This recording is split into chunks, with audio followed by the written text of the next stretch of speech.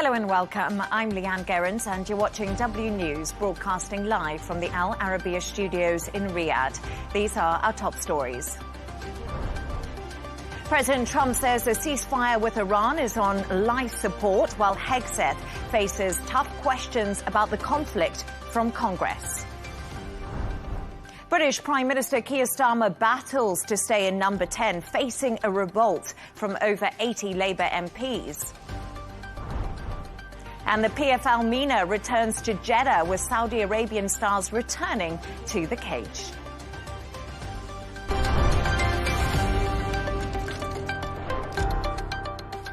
President Trump has said the US ceasefire with Iran is on life support, and Tehran says it will consider enriching uranium to the level required for nuclear weapons if the US attacks again. Meanwhile, US Defense Secretary Pete Hegseth is facing questions from Congress about the conflict. For more on this, I'm joined by Professor Michael Semple from Queen's University, Belfast. Michael, as always, great to have you on the show. Qatar and Turkey are warning against the resumption of war as negotiations between the US and Iran have reached a deadlock. Is a return to military action from both sides now looking more and more likely?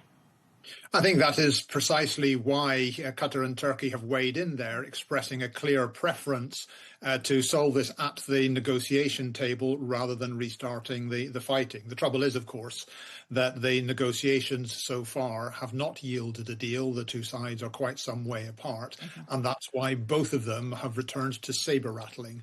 Both of them are trying to signal that they are prepared to fight again, and that's why the Turkey and Qatar have come in and said, you know, please keep trying. And it's really interesting. You talk about negotiations there, Turkey and Qatar coming in to keep trying. And we're just getting news lines through that Pakistan and China have also been holding talks today, discussing the Iran-US tensions. And of course, that comes ahead of President Donald Trump's visit to Beijing, which is happening at the end of the week, Thursday and Friday. So what do you think of the back-channel diplomacy happening at the moment? Yes, it's been quite clear that the Pakistan government has invested some effort in maintaining their communications with China, trying to make it clear that they have the backing for China for their facilitating and mediating role. We all know that China is also affected by the effective closure of the Straits of Hormuz, and the card that the Pakistanis have is that they have maintained relations with pretty much all people who are involved in or affected by this dispute. So yes, I mean this is an example of the Pakistanis saying, we have strong backing for this process, and we will try and see this through to get a negotiated outcome. Tehran says it's keeping its finger on the trigger and is considering enriching uranium to the level required for nuclear weapons if the US attacks again. You said it was saber-rattling, but are you surprised by this rhetoric coming out of Tehran after Donald Trump called Iran's response garbage, said it was stupid yesterday? I don't think it's surprising at all, and anybody who has followed the Iranian regime, over the decades, will know that they are masters at this kind of pseudo-revolutionary public diplomacy. It would be very surprising if they only projected their their calm diplomatic front. In a sense, the great thing about the Iranians is that they have something they call Yagbom do Hava in Farsi, that they the roof that's got two winds blowing on it. So they know how to project this message that they are experienced diplomatics, like a diplomatic superpower, while also being able to say that we've got military capabilities and we're not afraid to use them. So I think they're essentially answering the US administration at its own game. And that's clearly frustrating Donald Trump.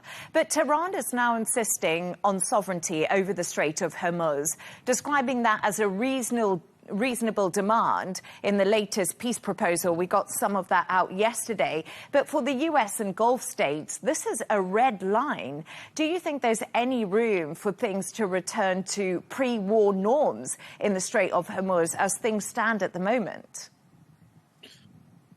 It is possible that what we have coming from the Iranians at the moment is what they call a maximalist position. Before you go to another round of negotiations, of course, that you assert your maximal demands. They know full well that that's a deal breaker. We also know that the Iranians are almost regarding their sort of ability to disrupt the Straits of Hormuz and therefore assert sovereignty of it as sort of another nuclear weapon or a sort of a nuclear threat.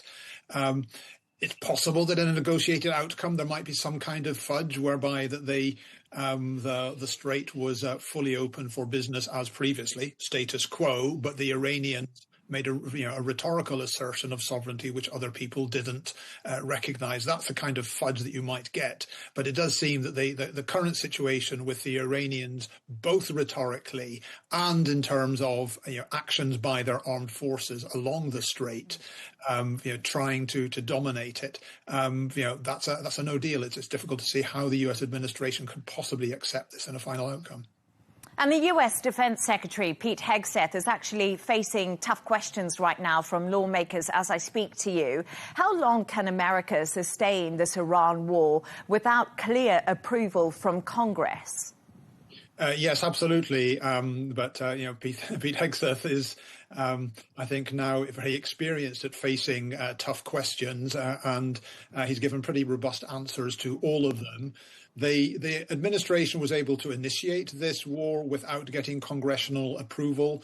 They have sustained it so far without that. Multiple attempts to get a vote on war powers in the Senate have failed. And I suspect that they will find a way of sustaining this without having to get congressional war powers officially. Or at least that most legal scholars have argued that the deadline for this expired on the 1st of May. They've come up with some arguments as why that doesn't apply. They've bought themselves a bit more time. But many of the Republicans are quite prepared to argue that the War Powers law from 1973 is actually unconstitutional.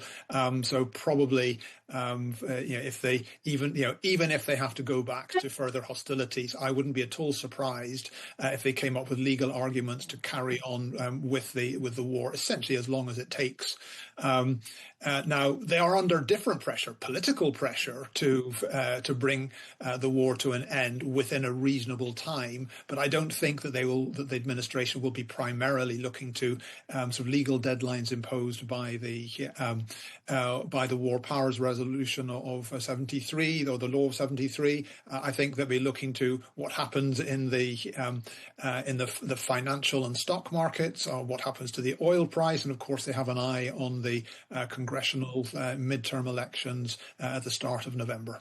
And that's such a good point, because according to sources, the Pentagon spent nearly $29 billion, and that's rising, on this Iran war since the beginning. And you talk about the price of gas in the US. This is always a big thing when it comes to midterm elections. We're also having a look today. We got some data through, CPI data, inflation in the US. That's up 3.8%, the highest it's been for a really long time. Donald Trump's approval rating is falling. How long can the Republicans sustain this for? Because the midterm elections are important, because Donald Trump doesn't want to become a lame duck president. Well, absolutely. And I mean, this is the sort of one of the the interesting facets of this war, that yes, there is an economic cost being imposed on Iran. We know that that's a deliberate move by the U.S. administration. We also know the price that Gulf states have faced, either through the direct conflict and also through economic disruption. But the U.S. is also paying a price, and I think that this $29 billion estimate is. That this really only speaks to a very small part of the overall cost, and within the context of a defense budget of around $1 trillion, $29 billion is small change, but the economic impact is far more severe, and that ultimately is what will be encouraging Republican leaders to say to the administration, find a good way out of this soon. But we know that that Donald Trump cannot just accept any deal. He's looking to get one which is he can present as being some kind of victory. Certainly, he wants to present as being better than the deal that the earlier predecessor Barack Obama signed off on, and probably he wants to get something which looks better than what was on the negotiating table before he decided to start the shooting war. No, absolutely. Michael Semple, as always, thank you so much for your analysis. Most welcome. I'm now joined by Camelia Enteka-Byford, who's an Iranian-American political analyst and editor-in-chief of Independent Persian. Camelia, as always, also good to have you on the show. Is President Donald Trump now seriously considering a return to major combat operations against Iran amid stalled nuclear talks and the worsening crisis in the Strait of Hormuz? Thank you very much, dearest Leigh Ann, for hosting me, and good evening to everyone in the region. President Trump seriously looking to return to former operations against of the regime and to open up the Strait of Hormuz. But he is delaying this decision until he is traveling to China and have some consultation with the Chinese counterpart, and to see if Chinese can use their own pressure on the Iranians in a way the U.S. can be walking out from this current deadlock with the diplomatic negotiations with Tehran. We can see that the same tone of pursuing war and opening the war at any frontiers from the Iranian side too. So I try to tell you it's not from the US side. We were hearing these voices strongly from the Iranian side too.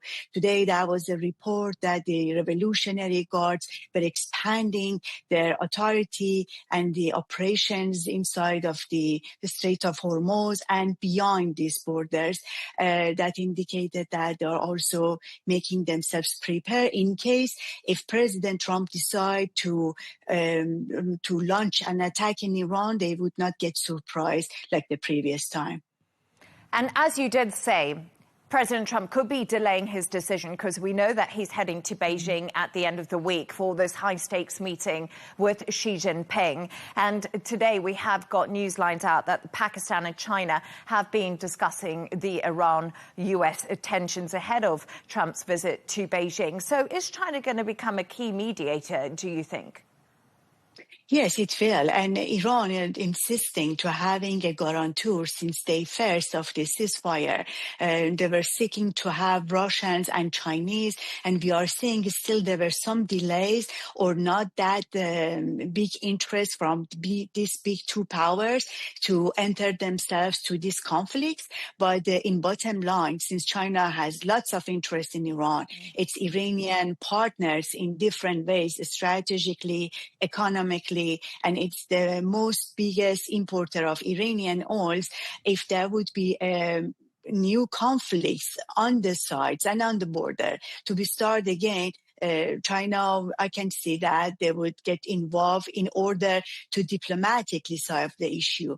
If this war resume again, it wouldn't be only limited, as we saw that inside of Iranian territories, American and Israeli attacking, and Iran has a limited attack against of the neighbors. They were threatening to have a massive attack against all of the regional countries, especially they were threatening to hit the pipelines of the regional countries. So which it means economically put the global economy in danger, the fertilities in danger, and also more importantly, the stability and security of everyone at this region. And this is not in the favor, at least the Chinese. And we should say Russians here have some interest too. They don't want to see the Chinese get so much involved and have so much influences.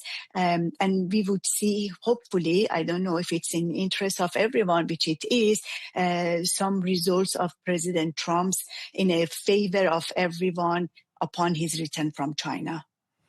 Iran is insisting the Strait of Hormuz now falls under its sovereign control. What will the UK-France-led multinational mission realistically achieve? We know they're holding talks in the Strait of Hormuz, because what can they do without US involvement? Nothing. You just answered the questions at the question. I always ask myself that Yeah. question. They can have these multinational meetings and they talk about No. talks, but what can they actually achieve? Nothing, and it's not by person. We know that this is virtual meetings, right? It's a Zoom meeting, or I don't know any tools. They just meet each other on computer things on the screens. They haven't had any engagement when President Trump asked them to help them to open a Strait of Hormuz before Trump having his own blockade against Iran, and President Trump frequently criticized them, and even considering to pulling out from the NATO. And now even they said this meeting they have is for the post-war of Iran and the US, to have kind of the rule militarily can guarantee in the future they would not face the same trouble as they have today. It's just mainly is a show to just showing themselves are actively engaged, at least in the dialogue of Strait of Hormuz initiatives.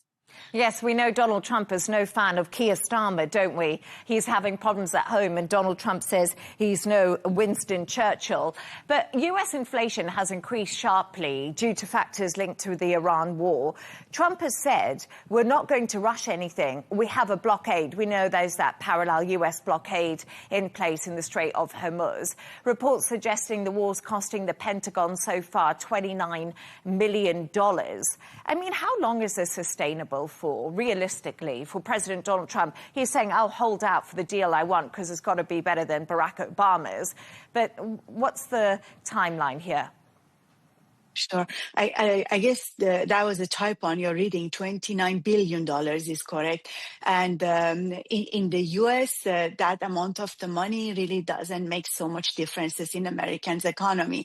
The global inflation is nothing to avoid to say is only limited to the American economies, but the U.S. has a very large economy with lots of tools and lots of assets. They can control this pressure, even if this war wants to continue for another year, let's say, in the short term, let's say for another few months. That was experience of previous wars, for example, Iraq, Afghanistan, and the U.S. economy still looks very sustainable.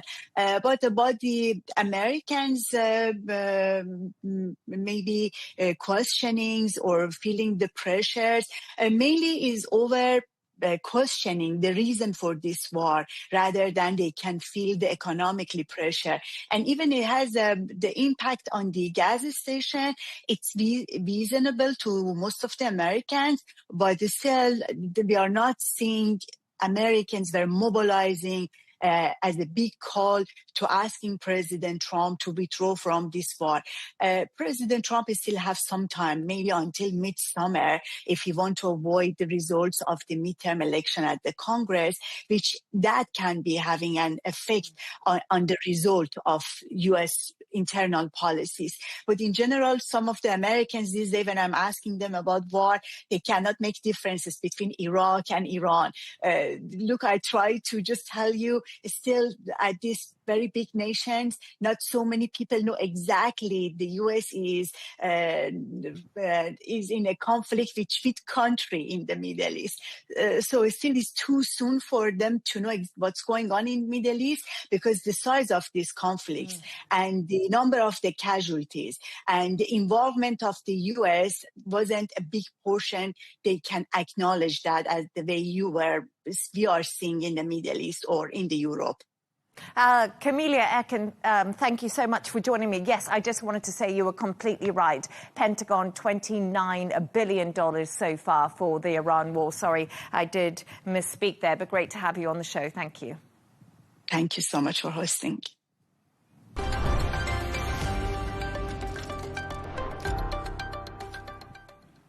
British Prime Minister Keir Starmer is fighting for political survival as over 80 Labour MPs are now demanding he resigns.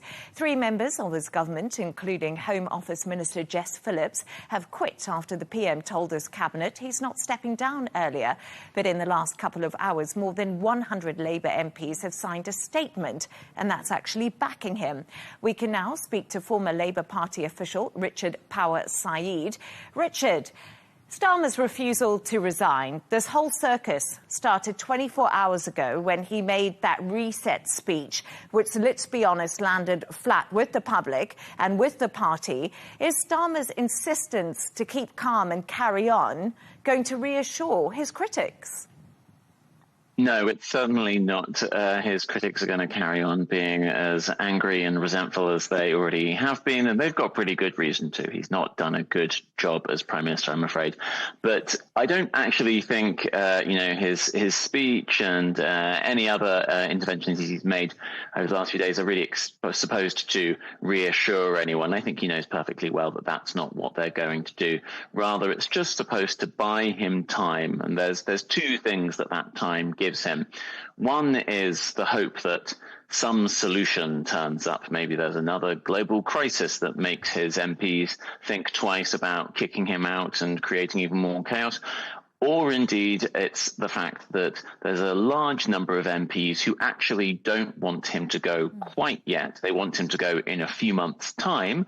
That's because those few months might give them time to get another candidate into Parliament, the Greater Manchester Mayor, Andy Burnham. He's not currently MP. He needs to be an MP if he's going to run in the leadership election to replace Starmer. So actually, a lot of Starmer's MPs don't want him in the job, but they want him to leave it in a few months' time. And it's so fascinating because I wanted to talk a little bit about Andy Burnham later on, but we'll get to it now. Because you speak about Andy Burnham, popular in the Labour Party. We look at Wes Streeting, Angela Rayner, the other runners and riders. Wes Streeting probably too right for what people are looking for in Labour. But in order for Burnham to actually become an MP, they'll need to trigger a by-election. But Reform did so well in that, in where Burnham's close to in the Greater Manchester area. So even if they trigger this by-election, it's not guaranteed that Burnham's actually going to become an MP. He could well lose that to Reform. I actually think this is a bit of jeopardy that British political journalists like to kind of talk about in order to make things sound more dramatic. But quite frankly, Andy Burnham isn't going to run in a by-election where he isn't relatively confident of winning. And also, Burnham's got a kind of name recognition and a kind of anti-Keir Starmer vibe that means that I think he'd be in a fairly strong position. Reform wouldn't do quite so well against Burnham as they would against a pro-Starmer Labour candidate, and also I don't think that the Greens would do very well or the Lib Dems, the other kind of progressive parties. They would see a lot of their votes go to Burnham in that context, I think. I'll hold you to that. Let's see what happens when it happens, right? But more than 80 MPs are now calling for Starmer to go. Let's be honest, between each other, those numbers are ticking up as the day goes on. How serious is the situation for the Prime Minister right now as the resignations also start pouring in? He's limping on, but it's just not a good look. Well, it's a terrible look, and it's a terrible look for the country as well as for Starmer and, of course, the Labour Party.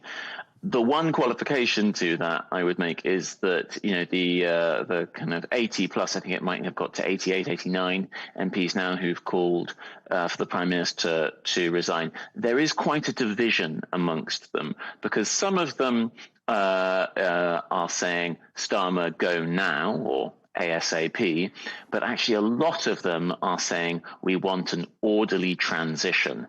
And to translate that into real human being speak for you, what that means is they want him to go in a few months' time so Andy Burnham can become an MP in the meantime. Whereas the ones who want him to go ASAP are the ones who want probably Wes Streeting to have a clear run at a leadership challenge. A few of them might be supporters of Angela Rayner or Ed Miliband, but both Rayner and Miliband seem at the moment to be looking at Burnham as the best bet to be leader of the party, and then they want to have senior roles in his cabinet. That's my interpretation, and that seems to be what their behaviour confirms. Richard, I'm just thinking about this right now, and I remember when I was in the UK, I was actually outside Downing Street covering the leadership contest when it came to the 1922 committee and Sir Graham Brady. I've sort of got flashbacks from this, and I always think the Conservatives are quicker to get rid of leaders, aren't they? They sort of hold, no bars. They just go for it. Where Labour seem to delay and delay, which is really interesting when we look at this right now. But for people who are not familiar with UK politics, can you just give us a little bit of context here? Because we must remember it was less than 2 years ago that Labour won this massive parliamentary landslide, and it's just unravelled. Why so quickly? It's unravelled extraordinarily fast. I think, it's a very long time since anything like this has happened in British politics, for somebody to apparently succeed so enormously with a huge landslide win and then, be very likely to lose their job as Prime Minister so quickly. The thing is, that landslide, it was very successful in terms of the number of MPs, but you've got to remember the UK's got this rather eccentric electoral system whereby a relatively low vote count can turn into an enormous number of MPs. And so from the beginning, everybody knew that support for Starmer was quite soft, basically. And I think that that's the thing that has always meant that Starmer was in a relatively vulnerable position. And it meant that he could go from a very successful general election win in 2024 to a terrible local election loss in 2026 without actually the numbers of votes declining incredibly dramatically. I mean, they've declined significantly, but not by the amount that the kind of number of seats gained or lost suggests. I think the reason that this has happened is kind of twofold. You described all of those Tory party leadership contests that you were in the UK for over the last several years, for the same reasons that they all found governing so difficult. Starmer's finding governing difficult. The UK has experienced a series of economic and political crises: the financial crisis, Brexit, cuts to public services, Ukraine, COVID. And then just we've got an aging society, but very anti-migrant social attitudes. And on top of that, we just haven't had enough investment in British business and British industry over several decades. It's a legacy of Thatcherism. And I'm afraid to say that any prime minister, left or right, would find that a really difficult situation to cope with. Prime Minister Keir Starmer has turned out to be exceptionally cautious, refusing to do the kinds of bold things that might possibly get Britain into a better place economically and politically, and that's why he's in this position he is in. Richard, I literally have 60 seconds, so you have to be really quick. Why has Reform done so well? Is it because Nigel Farage is charismatic? Is it because they actually have bold policies and they're willing to go for it? Because, as you say, Keir Starmer just doesn't... The Labour Party feels rudderless. They don't know what direction it's going in. So... absolutely, I think you've kind of hit the nail on the head. Reform's done well because people are looking for an anti-establishment figure. Nigel Farage is absolutely able to present himself as that. Some people want a leader who gives clean and easy answers. He says, let's get rid of the immigrants and then everything will be fine.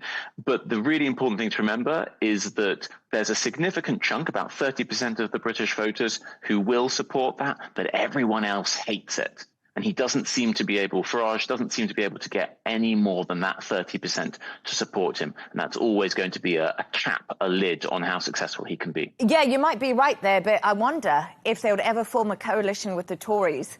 Speculation. We could go on about it for ages, but Richard Power Said, great to have you on the show. Thank you.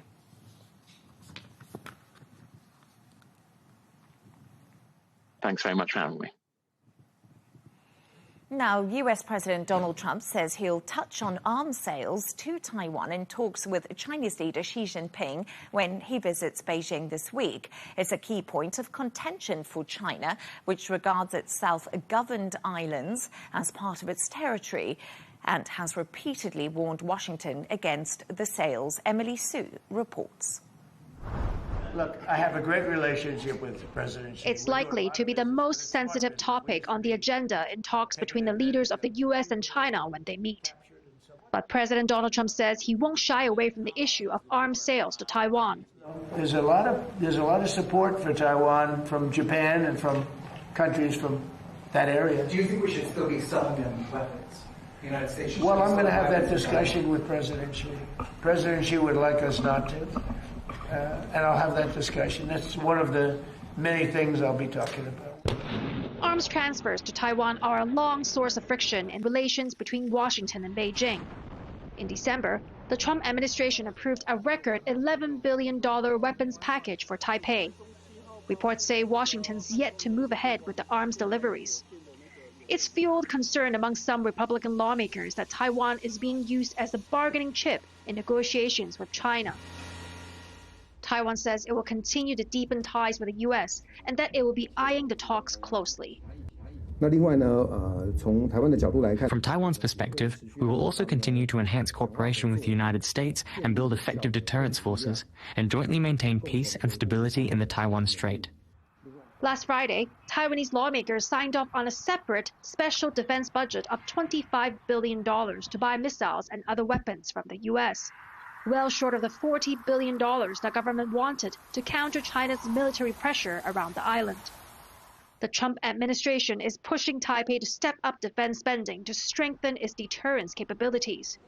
But any more to accelerate arms sales is likely to provoke a sharp response from Beijing, adding strain to already fragile ties between the world's two biggest powers. Emily Sue, Arabiya English.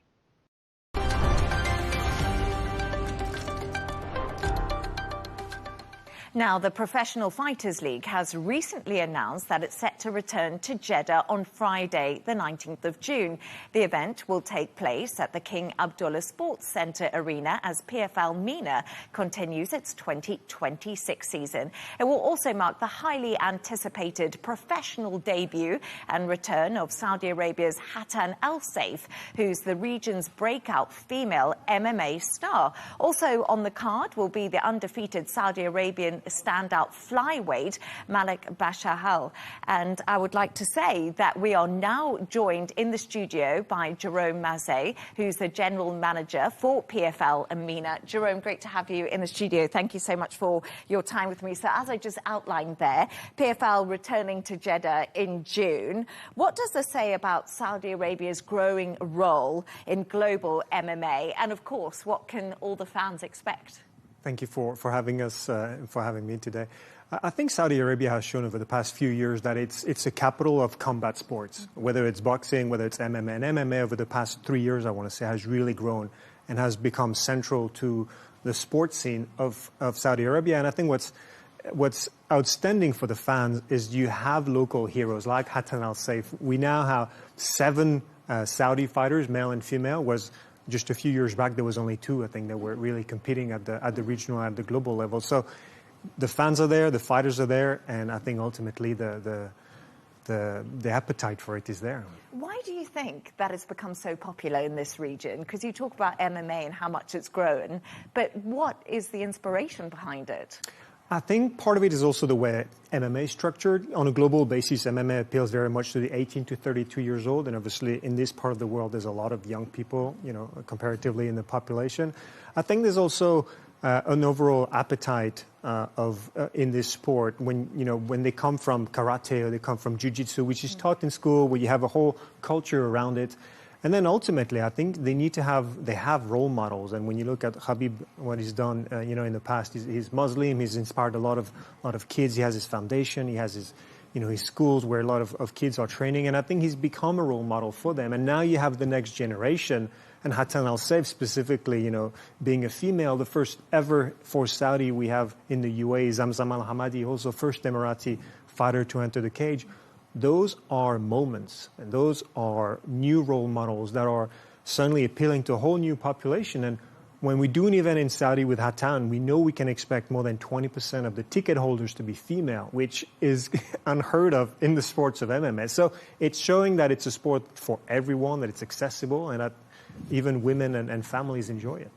And Hatan Al-Saif, let's talk a little bit about her, because you've obviously mentioned her. How do you think she's going to do under the pressure in Jeddah? Because this is her debut professional fight, so she's now stepping into the ring. How's it going to go for her? Hatan is one of those fighters that I found mesmerizing. There's a personality outside of the cage, and there's a personality inside the cage.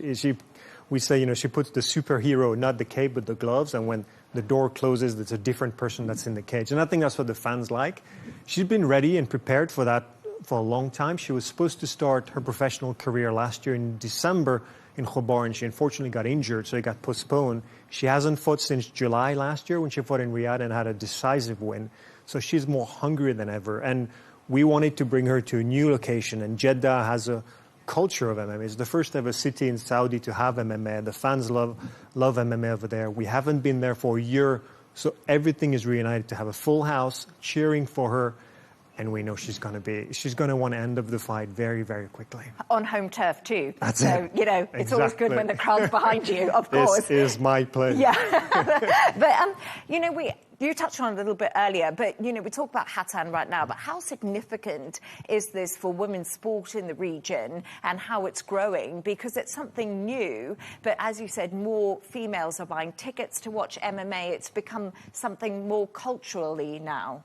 Absolutely, and I think it goes back to what sports is all about. It's to be a role model for the next generation. It's to instill values in the societies, and it's for people to aspire to become. And they are obviously the apex of all the other sports and the amateurs and anybody who's doing combat sport. And having somebody like Hatan, and I think what's important is how the reaction was. She immediately resonated with the public, and I don't think a lot of us were expecting it. We were not expecting it. We wanted to see what was possible, but she became arguably the most famous MMA fighter in Saudi and really became a sensation globally. And now we're seeing it with other fighters as well.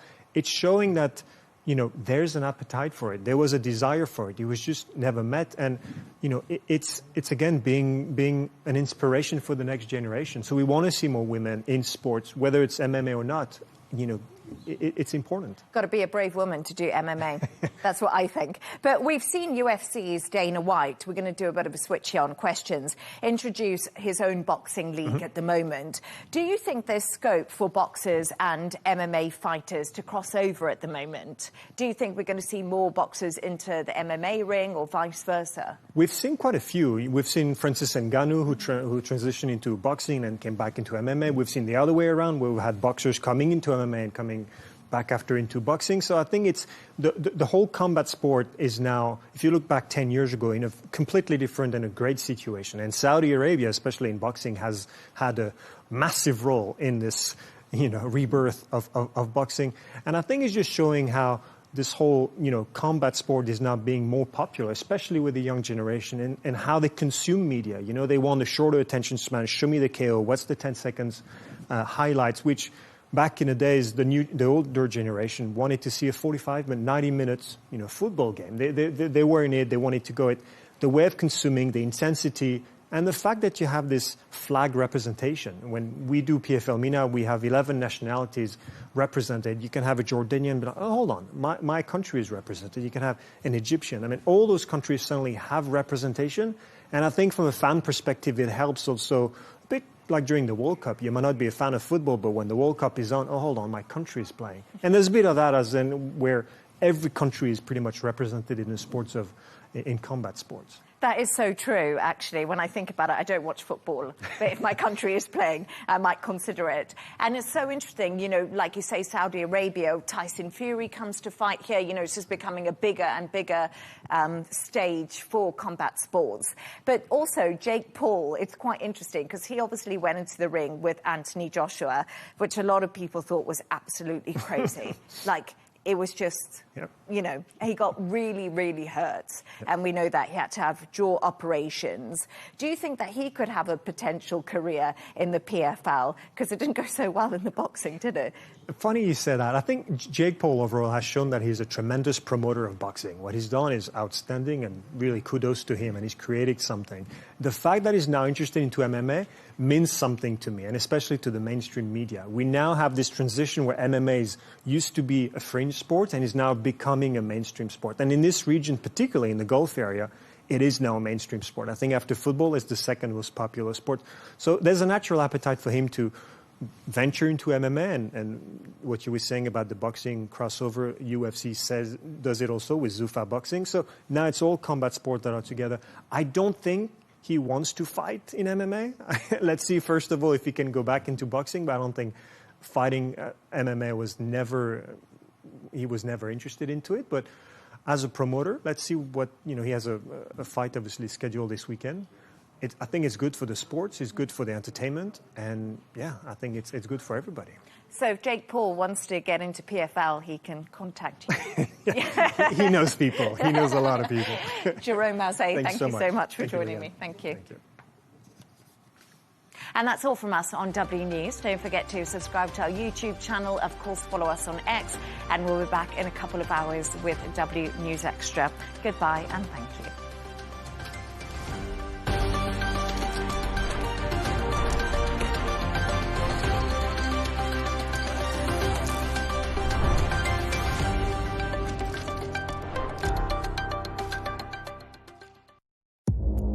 Our allies, in many cases, are worse than our enemies. Stay informed and connected with the latest international headlines. There obviously is a risk.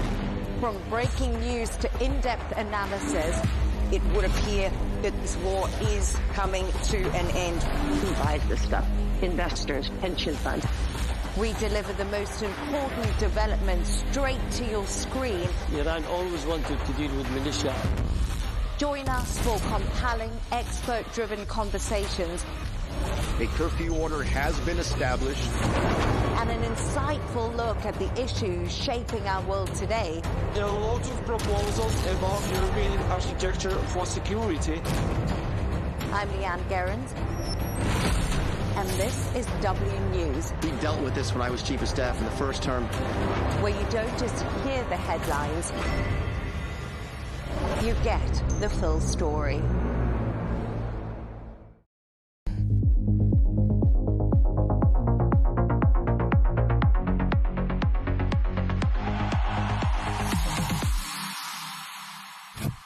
You had many crisis meetings when it ain't going your way. Really? Hello, Jason. Hope you're not wearing them ghastly pants. Ghastly!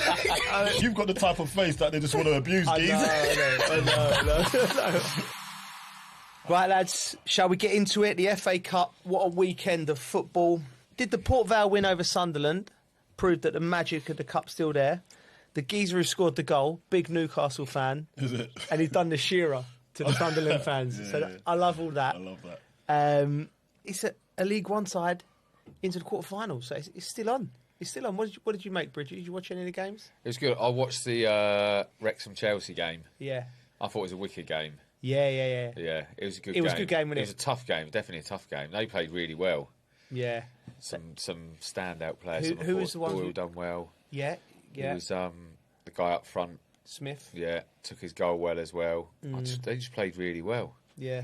I don't think the scoreline was just. To No, be honest, you know what I mean? It was touch and go, wasn't it? Do you know what I mean? Chelsea. Did you say Chelsea look always uncomfortable? Yeah, they always look uncomfortable. I said that earlier. You said They're not robust enough. They're like flimsy a little bit. Like, that's only I'd say defensively. Like you could get at them. You can get at them if you get it right. Kiefer Moore. Kiefer Moore was giving Badiashile some problems. When he come on, you know what I mean? So it just showed that if the tide was going in their way, they probably would have won the game. And it just shows you how far Wrexham is.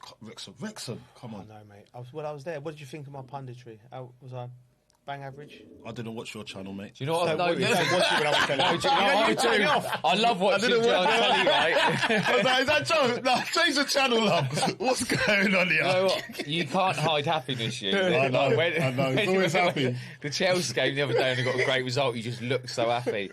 And then I see you at the Tottenham game. Oh, my and God. You couldn't hide your happiness. You couldn't hide it. Did you get any abuse? Did you get any abuse? Do you know what? It was like, we'll get into the Tottenham game later, but I think the whole stadium was just so perplexed with the team. Like, they didn't even muster up. I usually get a little bit of stick. I didn't even get nothing. What? I was like, they were just too hurt with what was going on. They've got bigger fish to fry.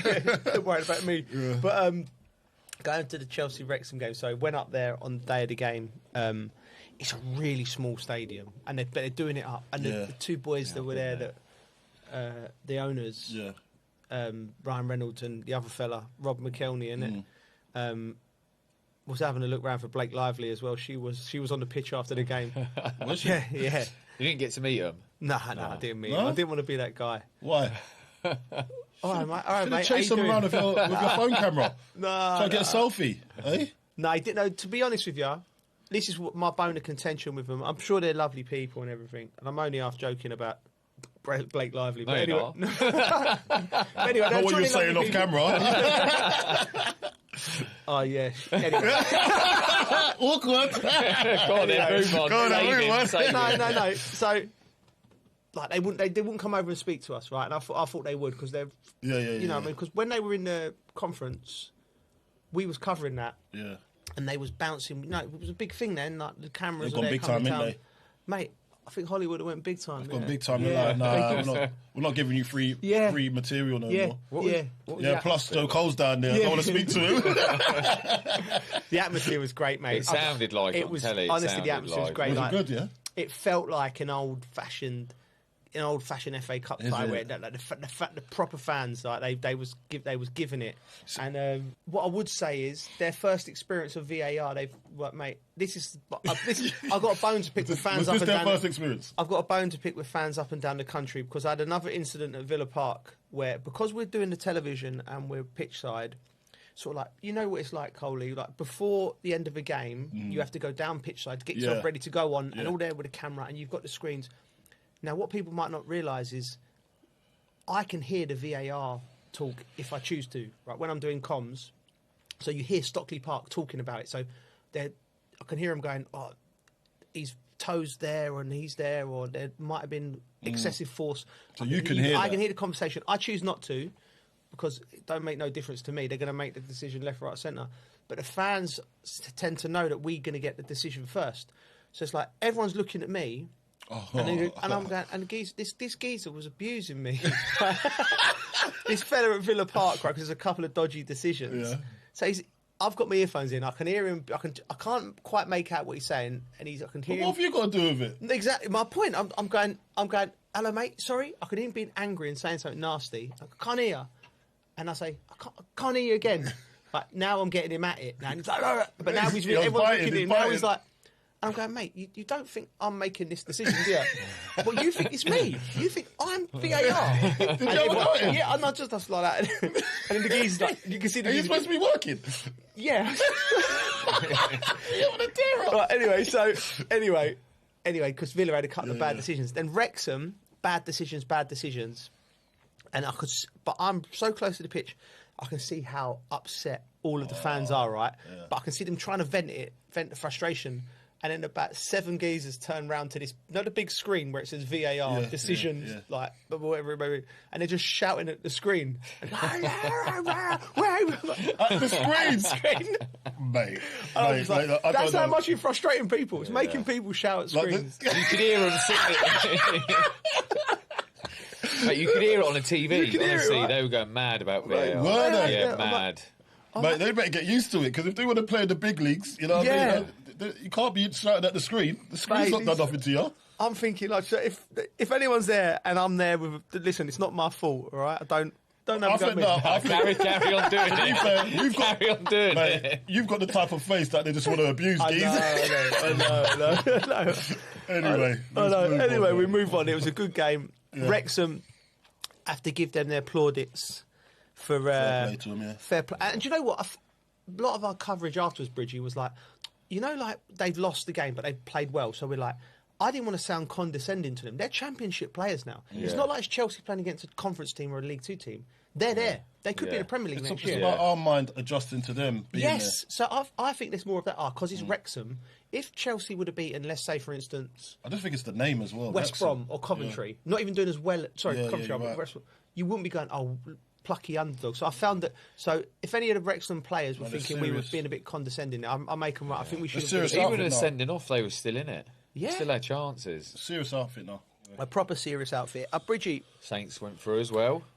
I know you the boys, Luke and that, did he go to the game? I don't think he went to the game. You would have had friends there. My dad watched it. I couldn't watch it. I was at kids' football. But Dad can be a bit biased. But yeah, the highlights that I see, they played really well. We were buzzing.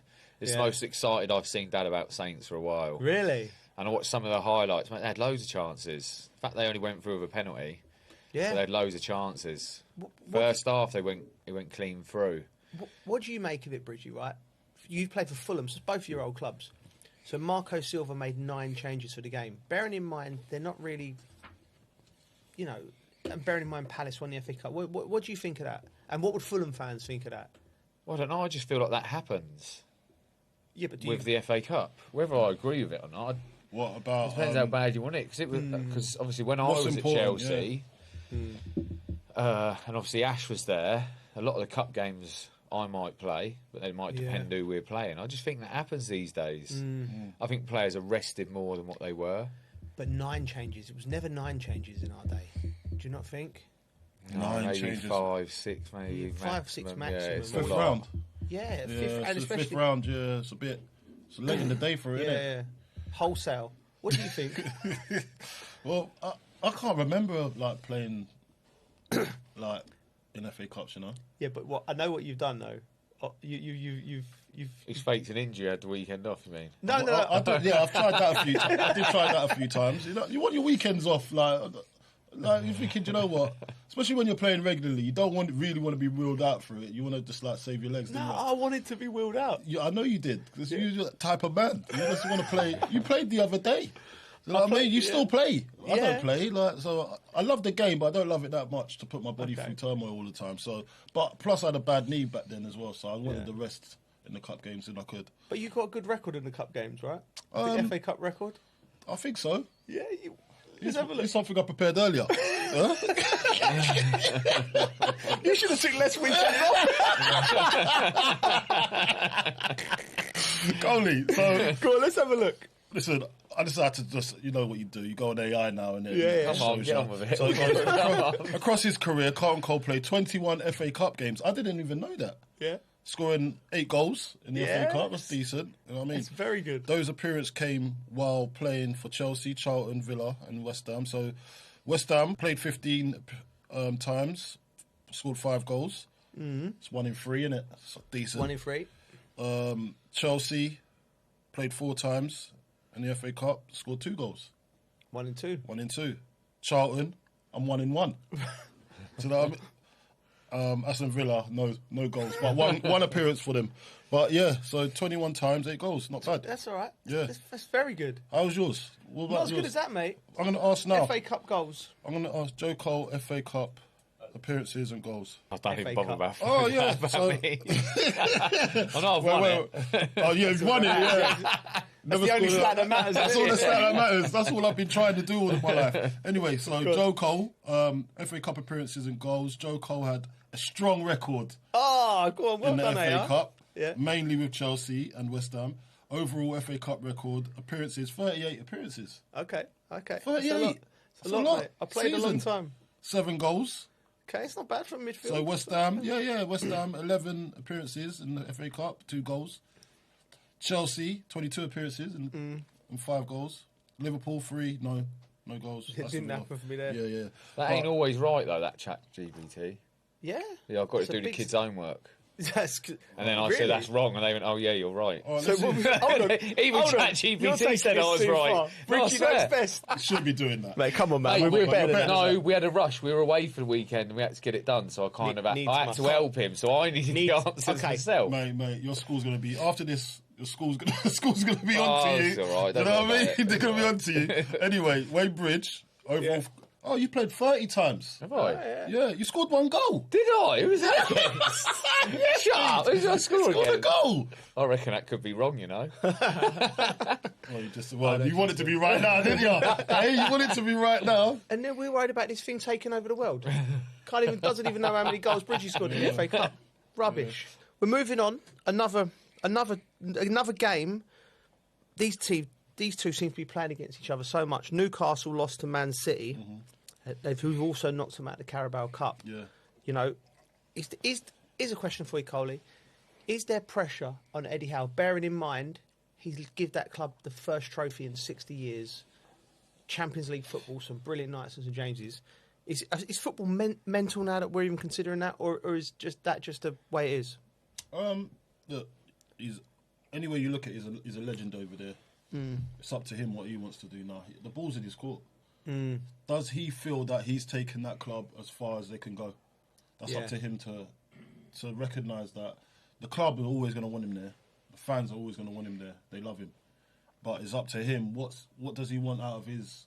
Does he think that he can win more trophies with Newcastle? And if so, stay. Because they'll always have you there because you've made your legacy there.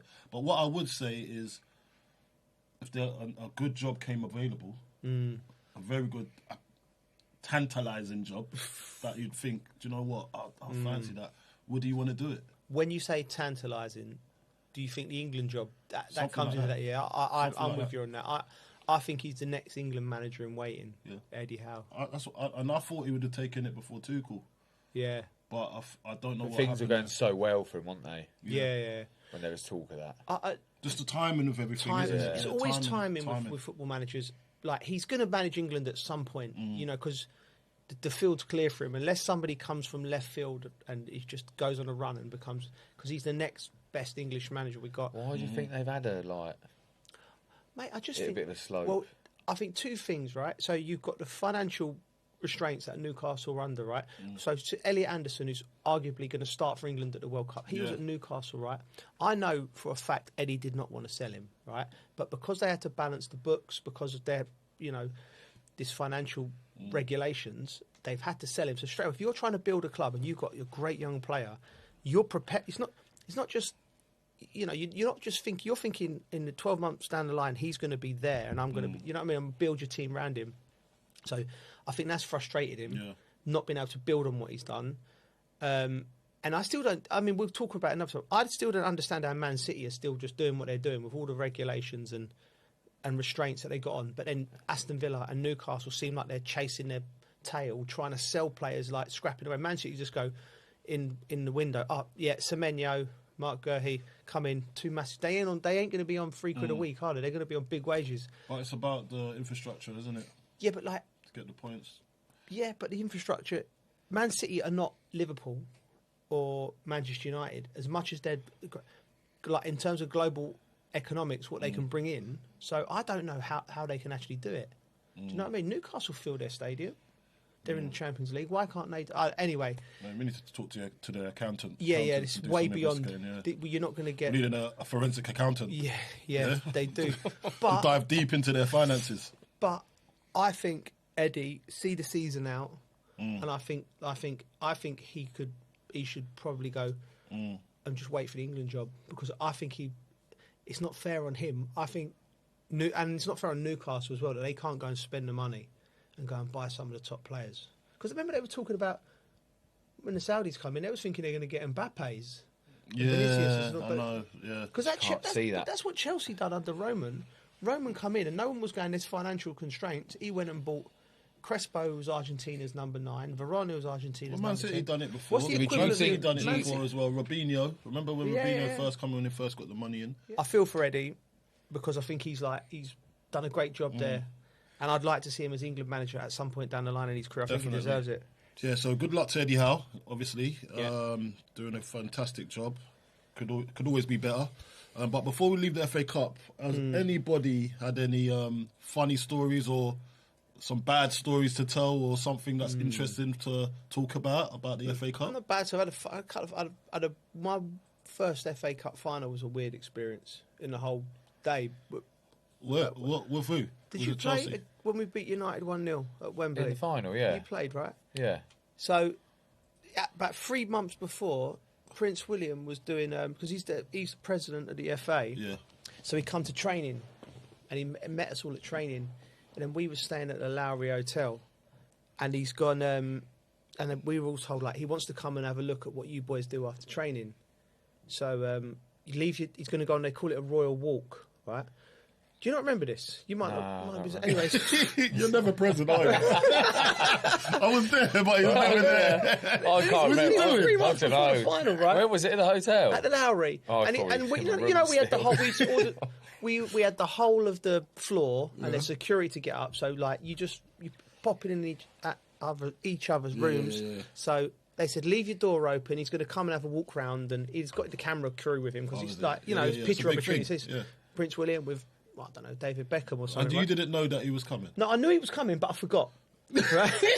What? So I've got times. This is a training ground. Nice to meet you. Yeah. Lovely. Yeah. Great. Thanks for being the president of the FA. Yeah. Blah, blah, blah. Right, go back on the coach at the hotel. Yeah. Get showered. I'm in my room. I remember enough to leave my door open. Got the telly on. And I forget he's coming. He was going to slip. I was in my slips, just my slips like that on the bed, like these little briefs, white briefs, like just forgot. I was watching Loose Women. Watching Loose Women? I do not remember this one bit. I must have been asleep or something. Mate, you shut your door. So anyway, I could hear a commotion at the door, and I'm thinking, what's that? What's going on, right? And as he's come round, and I just hear like people walking into my room, and it's too late now. I'm nearly naked. There's no robe. There's no robe. So, and he's just come walking round, followed by his camera crew, and I just thought I've got to front this now. So I've just bounced up. I would love to get this footage. Go on. So I've bounced up, right? I've gone, hello, William. Nice to meet you. Right? Nice to see you again. Right, shaking his hand in my pants, and he's laughing. Like, he's laughing, and the camera people are behind him, and they're going. And the camera people are like putting the camera down. I'm going, oh, sorry about that. And I'm like putting my trousers on while I was speaking to him. I forgot about it. Like I told the lads and that, and everything, and then we're getting ready. You forget about these things. Well, and then, I have. No, you definitely have. You had your door shut. So then, the FA Cup final, they come. I don't even like. They come along the line to shake your hands. Remember, it's a big day. I remember that bit. And he's shaking hands, and he's just shakes everyone's hands, but he stops and he leans into me. He went, hello, Joe. I said, I hope you're not wearing them ghastly pants. Ghastly! I went, yeah, I've got them on again. I'm on. Do you have them wide fronts on? Yeah. Them ones. Oh, my God. Yeah. Ghastly, yeah. Hey, can I just say... we should have said to him, what, you weren't rating the pants? We've got an FA Cup final to play. I'm spinning anyway. These guys, bantage up. I'm having banter with a future king. And do you know what? What a man. What a good man. Because that could have gone terribly wrong for me. No, come on, what I mean? man. He's one of the lads. He's one of the lads. He's a good lad, isn't he? He's a good lad, yeah. While you were chatting, I checked. I've not scored in the FA Cup. Oh, so Bridgie knows more than ChatGPT. Basically, yeah. Right, okay. Yeah, that's weird. Just thought I'd let you know, yeah. That's bad, isn't it, really? Right, we're going to do Spurs in a bit. Again. Again. Carlton's away days. You've been not as quite as glamorous as Bochum. You've been to Braintree Town. Oh, yeah, mate. It was... Mate, do you know what, yeah? I was pleasantly surprised by the town of Braintree. Really? Yeah. It was... So I've got on the train, Elizabeth line, all the way to Shenfield. Another train story. Yeah, I'm on the train again. You know the train stories, there's another train. So I get on the train, Shenfield, then I get on another train to... Why are your train stories so long? I know. I get on another one to... oh, my God. to Braintree. Every train's got three. Get off the train, I get to Braintree anyway. Right. Braintree Freeport, actually. So I was like, well, Braintree, there's Braintree and there's Braintree Freeport. So I get to Braintree. He's still not off the train. I get off and then I'm there. I just get Uber. But whilst I'm there, then I realise that I'm actually at a shopping place. Right. Okay. So it's like outlet centre.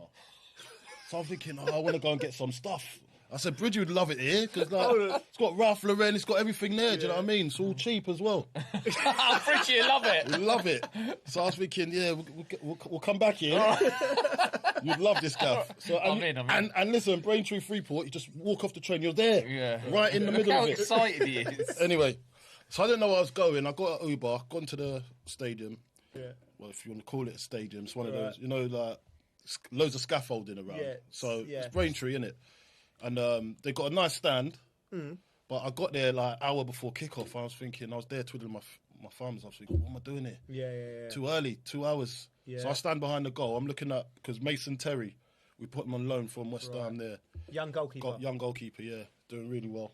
He's had 7. He scored a goal. As well over there. Yeah, he's had 7 appearances, man of the match appearances. So I've said, listen, go and have a look at him. Get there. He's there doing the warm up. I'm there behind the goal. Yeah, with my long Mac on, Arsene Wenger, Arsene Wenger style. Yeah, I had that on, and obviously, I think I'm the only black guy there, innit? So everyone's new to me. Again. Yeah. You said that last time. Yeah. Well, it's just the places I go, innit? Did they all buy you stuff? Like the Pocket fans? No, it wasn't. They were just friendly. Like, they was really friendly. So anyway, I stand up behind because it's all standing. It's all standing. The seats are over there, but all the rest around the stadium. If you're going to see the goalie, you've got to go and watch. So I'm behind. I'm behind him. Yeah. And he's come over. He's buzzing. I'm there. Everyone's buzzing, and I start taking pictures. I'm taking too many pictures now, I think. Yeah. Because I'm trying to work. To work. Yeah. Anyway, game starts. They go 1-0 up, and I'm thinking, cool. I feel a bit hungry now, because I can smell like the burger stand. Yeah. Do you know what I mean? So I'm thinking, can I just slip off to go and get a burger and just do what I'm supposed to do and try and sample the food as well. Get a tea, get a beer or whatever. But I couldn't because I had some guy talking to me all the time. And I didn't want to be rude, and I was giving him a bit back and was talking about Spurs, so it was kind of captivating. Yeah. You know what I mean?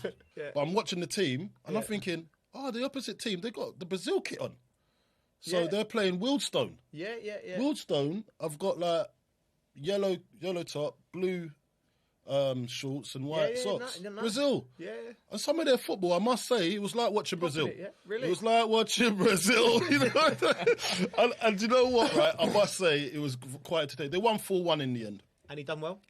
No, he didn't win. They lost 4-1. They lost 4-1? Yeah, but Wildstone won 4-1. And I'm thinking, do you know what? Yeah. It's unlucky. So you've had no food. I've had no food. No drink, and they lost 4-1. And I've had my ears chewed off. So anyway, you've got one job as a roaming reporter: check the beer and check the people. No, check the beer, the people, and the. Well, I check the people. People are really nice. All right, so have a rating on the people then. I'll give them a strong 8. 8? Well, ain't that more than where you went last week? Where'd you go last week? Yeah, they bought you food and drink last week, and you're giving these an 8. Yeah, wow. I know, but it was language barrier. Okay. Do you know what I mean? Okay, you like the vibes. I like the vibes. Yeah, I get it. I'll tell you what. We need to put a train section into this because I can tell you how to get to places around the whole of England by train. Right. Okay, Carl, you mentioned Spurs earlier. We're going to have to talk about them again. I do get quite bored about talking about them all the time, but you were there, Joe. And I'm hearing it was really toxic. You said captivating. It's a captivating story because of where they were. Europa League winners, massive club, new stadium. I've gone there, and it was honestly, it was like a morgue. Like, it was so quiet. It was the tension was palpable. The players, and I thought the choice of how to play, the style of play from Igor, is exactly how you cannot start a game at home when the tension's in the moment. You've got to give them something to get on, like a tackle. The players looked quite shackled when they played. He went to a free and he played Archie Gray as a right wing back, and Porro was inside. And I'm like, lots of really. I feel sorry for Archie Gray. He's played everywhere on that pitch. Archie Gray was the best player. He's a great footballer. He's a great footballer. Did you know who else is quite good? Go on. The cameraman. Yeah, the cameraman. The way he kept panning to these Tottenham Yeah, because fans. people need to. They were in pain, Was mate. it entertaining? I didn't get to see That it. is a true. That's a good point. That's a horrible cameraman, right? Yeah. there. He kept going back. Must have been a West Ham fan. Kept going back to this same guy with his hat and beard, mate. He was. I saw a guy with a hat on, and he had big spurs in gold across his, and he just looked miserable. Saw another guy like that. That's how it was all around me. Yeah. People were like in disbelief.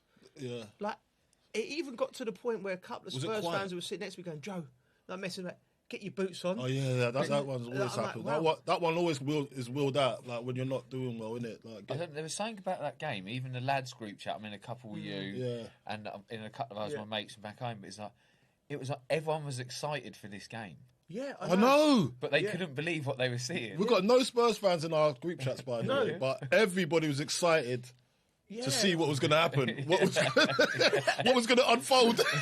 It's like the suspense of the whole day. It was like the UN trying to bring the thing that brings everyone together. You know what I mean? Everyone's bad with Arsenal, Millwall. We've got Millwall fans in our group. We've got all sorts going on. I think that's the first. We have actually got one Spurs fan, but he's really quiet. You know what we're talking about. Yeah. Tell. Oh, he's very quiet, isn't he? Very quiet. He's not even come in today. He's not even come in. Whenever he gets mentioned, he doesn't actually say anything, does he? No, he's chasing the pan note somewhere. We know that. Do you know what? I have to take his mind off things. I don't know. And I feel a bit bad saying, I actually felt from a little bit. No. I've never been in a stadium with that feeling because you know me. I work on feelings. Right? Yeah, vibes, and it was so strange. So strange, and it transmitted to the players. So you've never been in that environment like that? No, before? I've been in toxic environments where it's like anger. But this is not. This wasn't anger. This was like. They'd had enough. This was like. Was it like being at a funeral? Yes. Oh my God. Disenchantment. That's crazy. Did you notice it in the players being there and watching the way it's going, everything? Body language. Like even Mickey van der Ven, when he given away, when he got sent off, right? Because Mickey van der Ven, I think, is a fantastic footballer. Yeah. Right, but I question the attitude a little bit, right? Because of his actions, right? And that can be changed. I don't like to question players' attitudes, but when I see the behaviour, like, you know, when he with Thomas Frank, he done that, and there's a few little things, right? Not questioning his ability. I think he's outstanding. But his perception right now is not great. So here's what that does. That atmosphere, what it does to players, even of that quality. The ball goes over the top. Sarr takes a bad touch, right? And he grabs his arm with. There's no need. The goal is basically in the goalkeeper's hand. Sarr won't get in there. But like when we talk about atmospheres affecting the players, it's things like that, and little things like Cole. You know, like when they're Bridge. You know when you like. You've got the press on, you're in the low block, and you're a fullback, and you're pressing someone, they're going facing the wrong way. They can't get out, and you've got bodies, you're going to get them. And then they're just so anxious, scrambling all over, giving away a foul. And then the ball comes in the box, and then goalkeeper looks a mess for me. Do you know what I mean? The goalkeeper as well. But it was just strange. It was. They do need to address their defence, and I think the goalkeeper's a big one for them as well. But you say that Chelsea had Sanchez blundering for quite a while as well. But I think he's improved though. I think it's their like you said about it's their body language. If you're not gonna mindset, it's just mindset. You've got to get everything right. You've got to know what everyone's doing. Know your jobs. Do it, and it's kind of like can't let that head go down. Was it one of them like when the goal goes in? Do you reckon their heads? Could you see their heads just go like that? Yeah. Fear. You see fear in their eyes. I don't think people realise. They'll be better away from you'll look at the teams down there and you'll think, they can beat them, they can beat them. But you don't realise how much the fear of them, some of them players down there, they'll be thinking, mate, we can't lose today, That affects your game. Which is a strange. I don't know what Tottenham fans will think if they're listening to this. Richarlison not being picked is a strange one for me. He spent his whole career in the dogfights, Watford and Everton. Like he's the type of character that whatever's going to happen, he's going to have a go. He scored the other day, nearly had a row with someone. But that's the type of characters you need. Some people who are a little bit like they're not going to be fearful. They're going to be on the front foot. I just want to list this stat here. Since Pochettino's sacking in 2019, Spurs have spent 979 million on players with a net spend of 653 million. Only Chelsea, Manchester United, and Arsenal are ahead of them. That's quite incredible as well. And seeing where they're at. Really. Yeah, they've got. They've invested in the future apparently. but I just don't see no future. Sorry. That was a low blow. It's a low blow. Kick a dog while it's down, isn't it? Like. You look at some of the players. Look at some of the players they got. Yeah, mate, they got some good players. That's what I said. Have they? They got some good players. They got some. Mate, it ain't going their way at the moment. But they got some good players. They got Kudus is out at the moment. Kulusevski, Maddison, all out injured. That's three. That's three starters. Three very good players. Yeah. You know, there's that. Here's another stat. The top scorers from the last 3 seasons have all been sold. That never happens at a top club. You know what I mean? When you think about it logically, that's the guy that's banged in the most. Not a top club. No, of course they know that. They know that. They know where they are in the table. Spence is a good player, very good player. Jed Spence. Yeah, okay. You're not having him?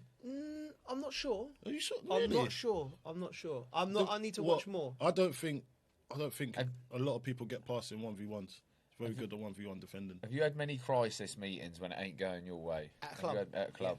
Yeah. Obviously. Really? Mate, it's one of them things that you go in and it's just, I can't describe the feeling, but you're going to have a chat. They need a night you know out. what? Do you know what? You walk out of their meetings. I walk out and I don't feel any better. No. I don't know if it's not done right. It just confirms. You've got to create togetherness. It confirms that you're crap. Like, it just, that's why it's what it is. It confirms why you're crap. And it doesn't give you no answers to get out of it. One of them things you've got to make your own luck sometimes, win it? Because when you're down there and you ain't right here, nothing seems to go your way. But when you're up there, things just seem to just click into place for you. First of all, explain a crisis meeting, Colin. Why are you picking on me for? Oh, because I've had my fair share. I would say in a crisis meeting. Look, what happened? There's 2 types. There are 2 types of crisis meetings, right? You got the one when you're about to fall into the mess and it's like pick it up, boys. Yeah. You got the one that when you're in the mess. Yeah. What do we do to get out of it? Yeah. And then you got the final boss. Yeah. When the manager. Brings out the table at the end. Right. And he's like, okay, we're gonna make this season into a mini league. So you got 4 teams here, yeah? Who's going to come out on top, yeah? And then these are the teams that are going to be coming out to you might get 17th place, and you just scrape it. Bridgie, crisis. Take us into the room of what a crisis meeting is. My experience is you go in the room and you know what's coming. There's a meeting. Yeah. So and nothing's going well, and you sit down. Everyone's there all nice and quiet, and the manager will say something like, so, you know, what are we going to do? And then all of a sudden there's just silence, and everyone's thinking, who's going to speak, who's speaking first? And there's usually one of the most senior players going to say something. Yeah, and that one I've been in a bit nicey nice. It was, where's the goal's going to come from? And everyone goes, tis. And then everyone's like, well, someone else has got to score. Do you know what I mean? But it's like, in that moment, we had players that all got on really well. Might have been 1 or 2, but every player then was just on each other's case. Like, we don't stop battling. There's too many heads that get down and stuff like that. So it was kind of a nicey way of doing it. But I think that's because the team got on so well. Yeah. But it starts off a little bit like that. No one wants to say anything, and then as soon as one person says something, so the conversation it went okay. Do you know what I mean? We got out of it in the end. But there's teams you'll go into, and this is happening, mate. Everyone's got an ego. Yeah. And as soon as someone says something about you and they take it the wrong way, and then the argument starts. Don't get me wrong, that argument can be fixed as long as you get that argument out of the way, and then you're friends, you get up and you're going out to battle for each other. But when you haven't got a tight unit, I would have said at West Ham, I would have said the problem was definitely people's heads going, and mentally they haven't got it right up there to go out on the pitch and just fight for each other and keep going and going and going and never give up. On the flip side, when I finished my career, because from a manager's perspective, them meetings, to anything that's underlined, you want to bring it up to the surface. So like, if I'm sitting there and I'm going, and I'm an attacker and I'm going, I don't think we're defending right, and you're going, hold on a minute, well, I need you to do that. And I'm saying, hold on a minute, and you find the solution. So that's basically what a crisis meeting is, and it's also if there's because sometimes you get two egos and they're like this they're peacocking around. Yeah. Do you know what I mean? You want it to put it on them, so no, you have to sort it out between you. You're the type of guy to line them up as well. Just like look at him walking around like he's the. I can't wait for the meeting. Mate, it's learning to take the criticism a bit, innit, and deal with it in the right way. And I think deep down, you know, if you're not pulling your weight or doing what you should be doing. You do. Coley, you mentioned the mini league being used in the crisis meeting, right? So before we come on air, we looked at the Spurs, Nottingham Forest, and the West Ham's remaining fixtures. And we think where they're going to get the points is where they're going to end up, right? Now, this is a really interesting... Is it? It's interesting. Like, so we've calculated what we think their results will be. And... Shall I go with me first? You go. Yeah, right. No. We'll go with you last. And I don't want you to explain yours. No, Joe first. I'll go first. This is me, right? I want him to explain himself. I'll explain myself, right? I've gone with Forest on 43 points. West Ham on 43. West Ham on 41 points, and Spurs on 38 points, being relegated. So it's going right down to the wire. Yeah. You boys have been. This is Carlton Cole, right? Go on. West Ham are going to finish the season on 45 points. Forest are going to get 37 points, and Spurs are going to be out of it by April on 32 points. Mate, just get the job done, innit? I think the fans want it. Bridges this is a quick death. It's a slow death for them. Bridges got like no hope for anyone down there, it seems. So West Ham will have 37 points. Mate. Forest will have 34 points.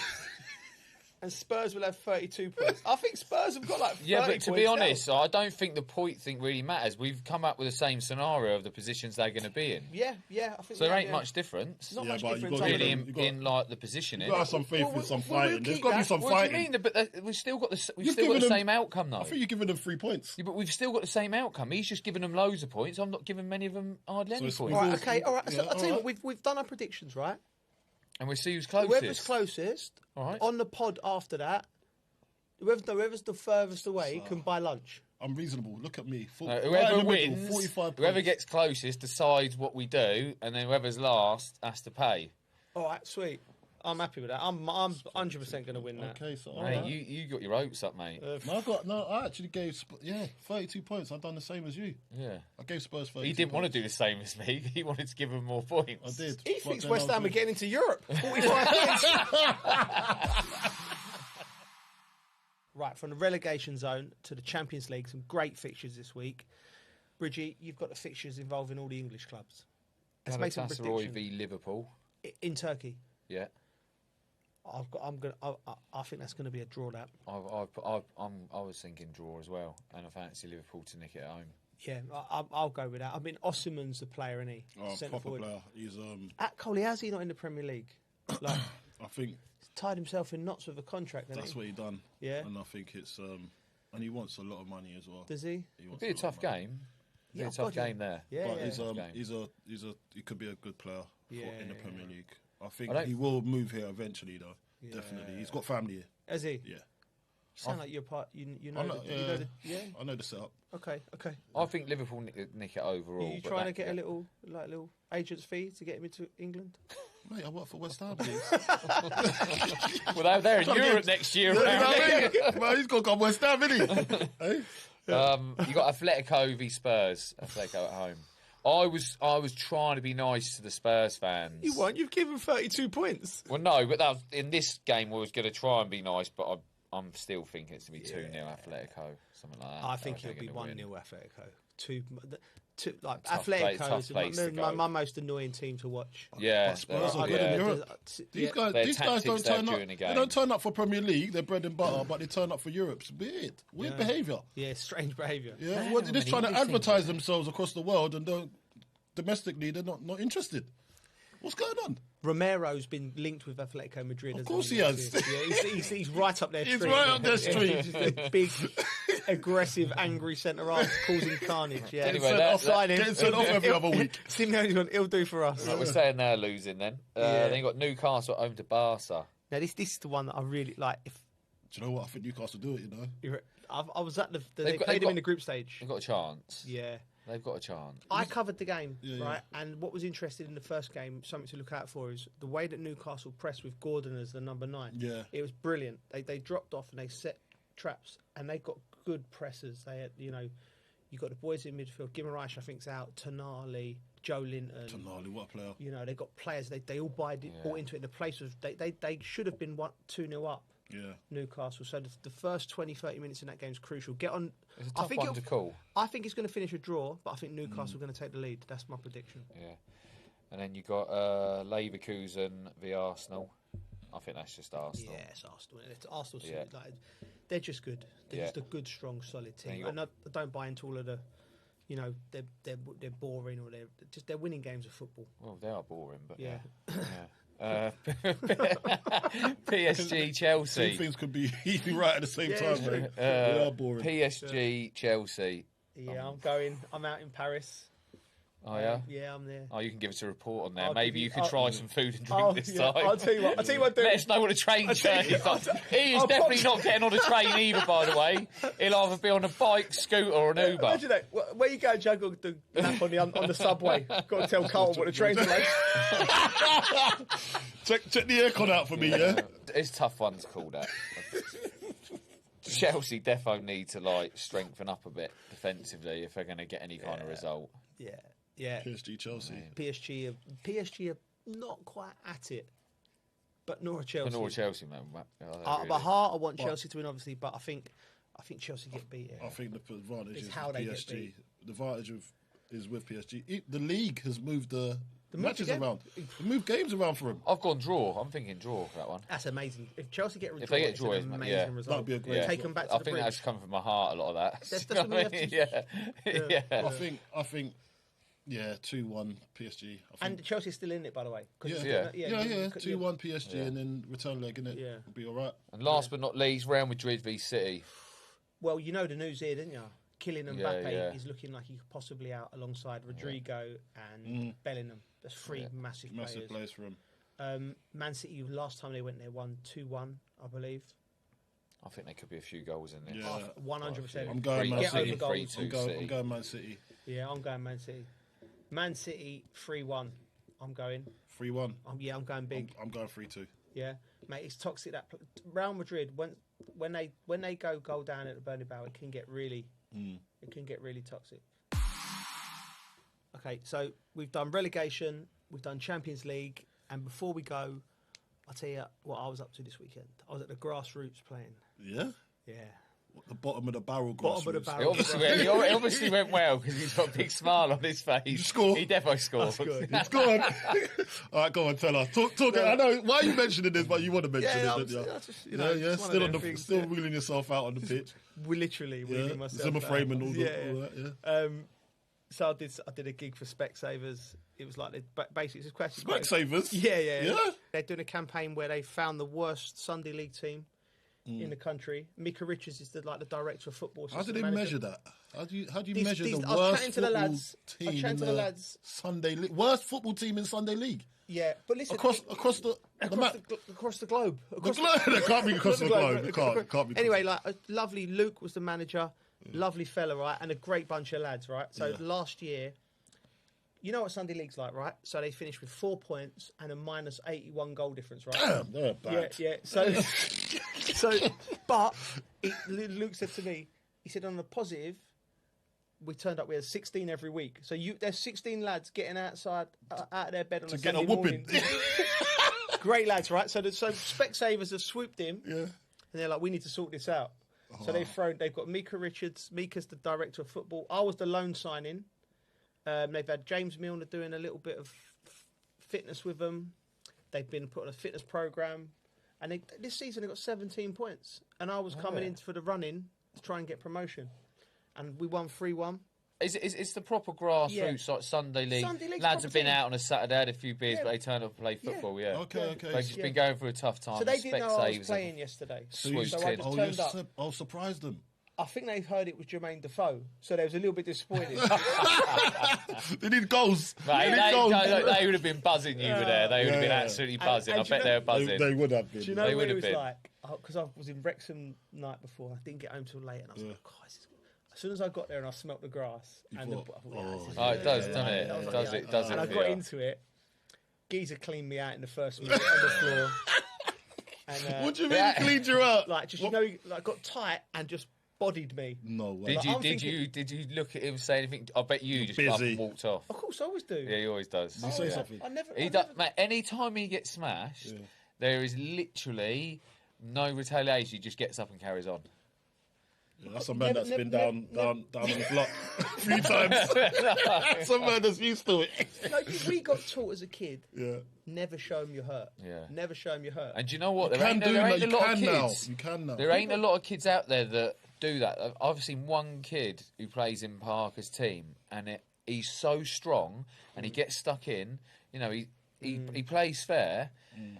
But he wins a lot of his battles. But when he gets smashed, mate, he just gets up and carries on. Does he? Yeah. So that's the opposite to one of our players that plays with my son. You've always been good at that. Yeah. Well, I've had a lot of practice keys. Yeah. You just get smashed all the time. My son's teammate, he's under 15s, right? Like, he gets smashed, like, because he's quite quick. Yeah. It's always like, but the type of scream when he gets smashed, the type of scream that comes out of his mouth, everyone thinks he's definitely injured. He ain't coming back on. This geezer comes back on and scores a hat-trick every time. I'm like that. So credit to you. Credit to you for not waning like that, because you just carry on with your job. Yeah. And you're a prime example to that kid to stop like moaning and just get on with it. Stop moaning. You might end up with 4 or 5. You can still play at a good level. Knees and shins still and banging goals in. Yeah. I listen. I had a great So you time. banged the goal. Big up the boys at Worley FC. I really had a good time. What was your goal like? Keeper should have done better. I can't lie. It's going to be out there, isn't it? It's going to be out there. Right, great pod. Love that. Bridgie, what do the people need to do? Yeah, make sure you like, subscribe, rate and review. And how do they get in contact, Carlton? You can email us on hello@thedressingroom@gmail.com. Right, lads, we'll be back next Tuesday. Let's hope we have some great football next week.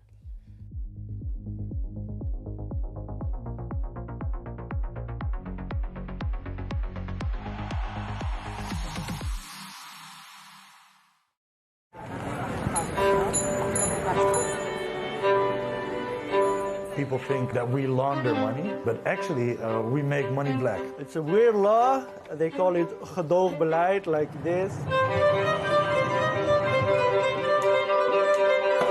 That is the law. So they say, okay, bye, but don't let us see you.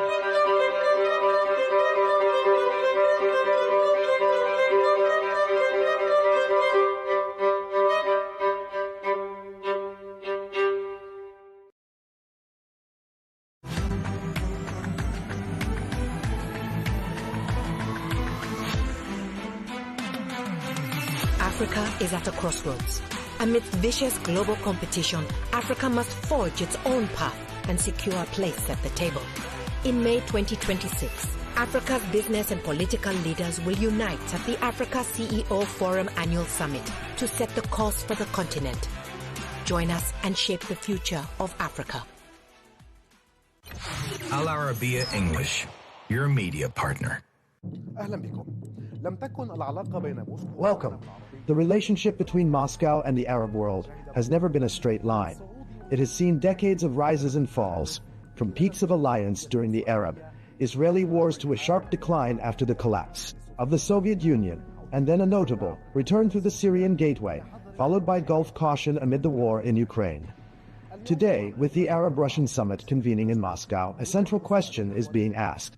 Is Russia seeking to restore its former glory in the region, or to build new partnerships that adapt to the transformations of the 21st century? Since the mid-20th century, the Soviet Union emerged in the Middle East as a pivotal player.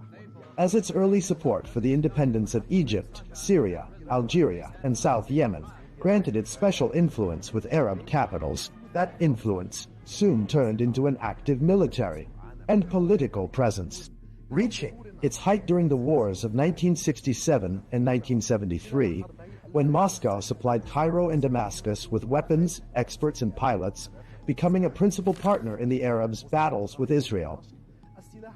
In that period, the depth of the alliance with Cairo was embodied in a historic visit by Soviet leader Nikita Khrushchev to Egypt in 1964, where he joined President Gamal Abdel Nasser to celebrate the diversion of the Nile as part of the Aswan High Dam project.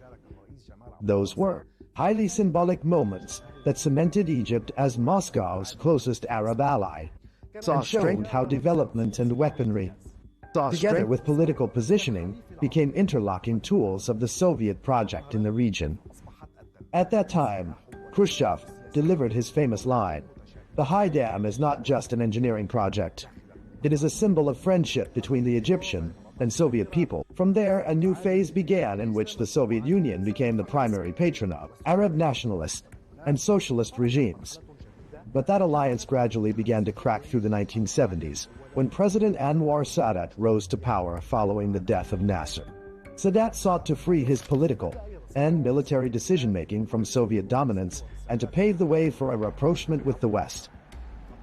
In 1972, he took a stunning step by ordering the expulsion of around 20,000 Soviet military experts and advisors from Egypt, a moment that marked the great rupture between Cairo and Moscow.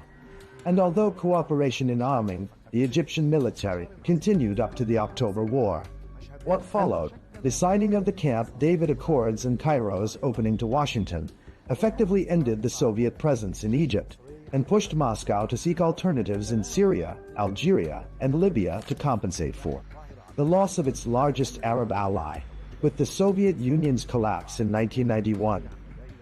Russia's presence in the Middle East receded, and Moscow withdrew from bases and ports that had underpinned its influence for 5 decades. With the dawn of the 2000s, Vladimir Putin redrew the compass of Russian foreign policy, seeking to regain influence lost with the Soviet collapse. Military cooperation revived with Algeria, Egypt, and Syria, and economic channels opened with the Arab Gulf in energy and grain, restoring Moscow's bridges of interest with the region. But the major shift came with the Arab uprisings of 2011, when Moscow saw a chance to cement its presence. Its direct military intervention in Syria in 2015 restored to it key strategic levers, most notably the bases of Tartus and Memim. This intervention reinforced Russia's image as a protector of its allies. Yet, at the same time, it raised caution among Arab capitals trying to balance relations between Washington and Moscow. Saudi Arabia, the UAE, and Qatar viewed Russia's military presence in Syria as deepening Iranian influence and keeping Assad in power. Despite political disagreements, Moscow's ties with the Gulf capitals remained pragmatic, maintaining close cooperation in the energy sector, along with Russian investments in gas and petrochemicals, and a limited degree of security and military coordination. With the eventual fall of the Assad regime, the scene shifted again. The new Syrian leadership rearranged its priorities, moving away from dependence on Moscow and opening up to Gulf capitals in search of reconstruction and investment. This shift cost Russia its Damascus card, the one that had given it prime influence in the Middle East equation, while the new Syrian leadership sought to redefine its relationship with the Kremlin on different terms, preserving security coordination and continued use of the Tartus and Memim bases in exchange for limited Russian support in infrastructure rehabilitation projects and the supply of wheat and fuel. Then came the outbreak of the Russia-Ukraine war in 2022, putting Russian and Arab relations to a severe test.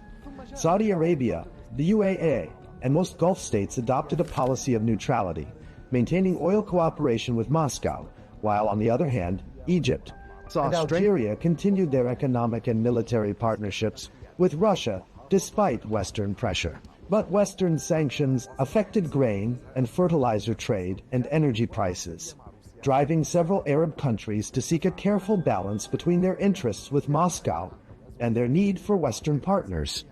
Despite the geopolitical complications, the last decade saw strengthened oil cooperation between Moscow and Riyadh through OPEC Plus agreements that helped stabilize the global energy market.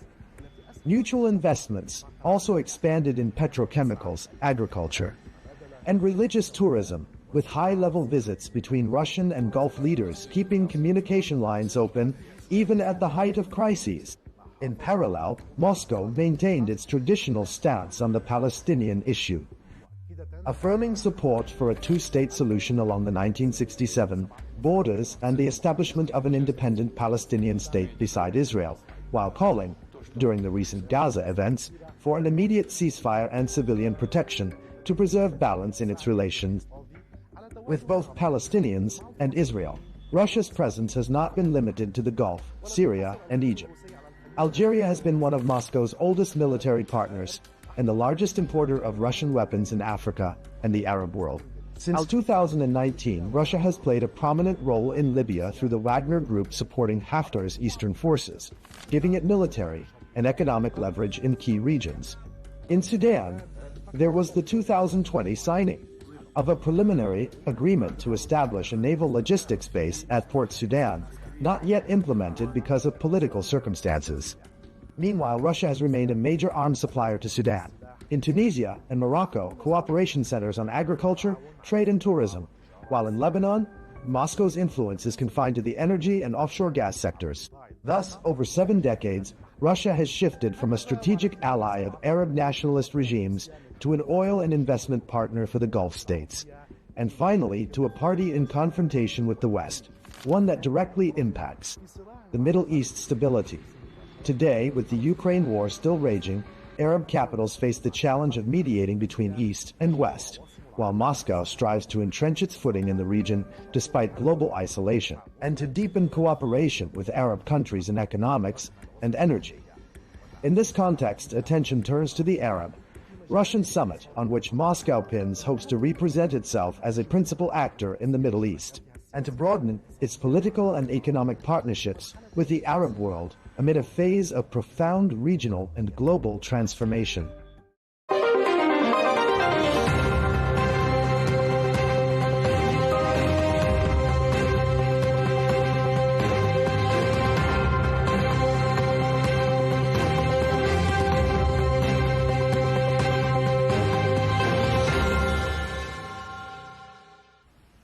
Hello and welcome to this special Counterpoints interview. I'm Melinda Nucifora. Well, leaders the world over have been walking a complex geopolitical tightrope of late. Allies of the US are juggling a particularly difficult set of competing demands. How to stay on the right side of a volatile US president and at the same time please their domestic constituents who are feeling the very real-world implications of global power struggles. For a unique analysis, I'm pleased to welcome Rory Stewart to Counterpoints, a former Conservative Party MP and well-known co-host of the popular podcast The Rest is Politics. Welcome to Counterpoints. Great to see you. Thank you. Wonderful. Well, President Trump has announced that he's putting Project Freedom on hold because negotiations with Iran are going so well. And the Secretary of State, Marco Rubio, said Operation Epic Fury is over because it's already been a success. What do you make of those assertions from the White House? Well, I think the first thing is that anyone honest has to admit that Trump is very, very difficult to predict. The world is littered with geopolitical experts getting it wrong. Remember, repeatedly over the last 2 months, he has announced that operations have ended, and then he's woken up the next day and threatened to drop bombs on Iran. He's said he's won, and then he's decided he hasn't won and he needs to continue. So I think at the moment at which we're recording, we need to be pretty cautious in assuming this whole war is over. We could have done that headline any time over the last 2 months and been wrong. And part of the reason is that the consequences of this are not really being felt properly in the United States. The rest of the world is feeling it. The Gulf is feeling it brutally. Asia is feeling it brutally. Europe is feeling it brutally. But the United States isn't really feeling the consequences, and therefore they can continue to be much more reckless, I think, than they would ordinarily be, and that's partly because they now have a form of energy independence. So why do you think the US continues to push this line, that it has been such a success? Iran's been decimated because it almost feels from the outside, if they need to labour the point so much, are they trying to convince us or are they trying to convince themselves? Well, listen, I mean, obviously it's a catastrophic failure. This was an unjustifiable, illegal war. which has just ended up not in what they predicted. They thought there was going to be regime change. They thought that they would be able to cripple any future nuclear ambitions, instead of which, not only have they failed to do those things, they've allowed Iran to develop much more control over the Straits of Hormuz than they had before and inflict incredible damage on the global economy. So it's a failure. But we have to hope that Trump thinks it's a success, because our best hope is for this thing to end. And that involves Trump saying it's a victory. And so long as he can convince three-quarters of the American public that he's won, good on him. What you don't want is people saying to him, you failed. The bar is almost unfairly low for Iran. Success for them, as I have heard you say and other commentators, success for them is merely survival. Success for the United States is far greater. So, I mean, we're not on a level battlefield here. We're not on a level battlefield. And the problem is that the kind of problem that people are trying to solve with Iran is not soluble. I mean, there will be moments, particularly when the Emiratis think, well, what they need to do is topple the regime. I don't think they're going to be able to topple the Iranian regime or guarantee the Straits of Hormuz can never be closed again. I don't think they can do that. Or guarantee that Iran will never again build a nuclear weapons program, which is what Israel is talking about. These are not achievable because Iran is a very, very large, complex country of 90 million people ruled by a pretty brutal revolutionary guard. And unfortunately, we need to accept the limits of our power. And that's going to be very, very painful. Persevere with that kind of uncertainty? Well, the world has persevered with Iran brutally since 1979. And until President Trump and Netanyahu decided to launch this war, it was managing it. It was managing it in a very difficult way. It was containing it. It contained it through JCPOA. Then it tried to contain it through Saudi and China and Iran making diplomatic negotiations. There have been airstrikes, but it needs to be contained. I mean, it's a fact. You can't just wish it away or imagine some world exists that doesn't exist. And I think just as America had to learn how to contain the Soviet Union, or how we learn how to contain North Korea or China, you have to learn how to manage and contain Iran, but you can't solve it. It's not something that's solvable. The regional implications have obviously been incredibly troubling. You've said in interviews with UK media that hosting US bases makes you a target. Do you think countries, including the UK, need to rethink their hosting of US bases? And would you welcome the UK moving to close those bases? Well, of course, the UK has not become a target. And so you're right. Hosting US bases, which people used to think was a guarantee against being attacked, turned out to create vulnerability. But that's particularly true, sadly, in the Middle East. That's where this has been felt most critically. And the problem, if you are any country, doesn't matter whether you're Britain or whether you are, for example, Qatar or Bahrain or Jordan, is that you face big vulnerability if you close the base, and you have a big vulnerability if you keep the base open. The only logical answer for all of us is to begin to develop independent sovereign capacity, which means we should not be overly dependent on the US or overly dependent on China.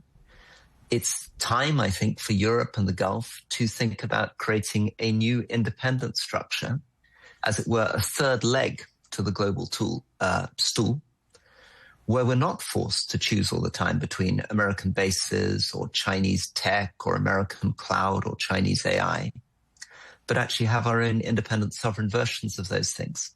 You're much safer if you've got three options rather than one.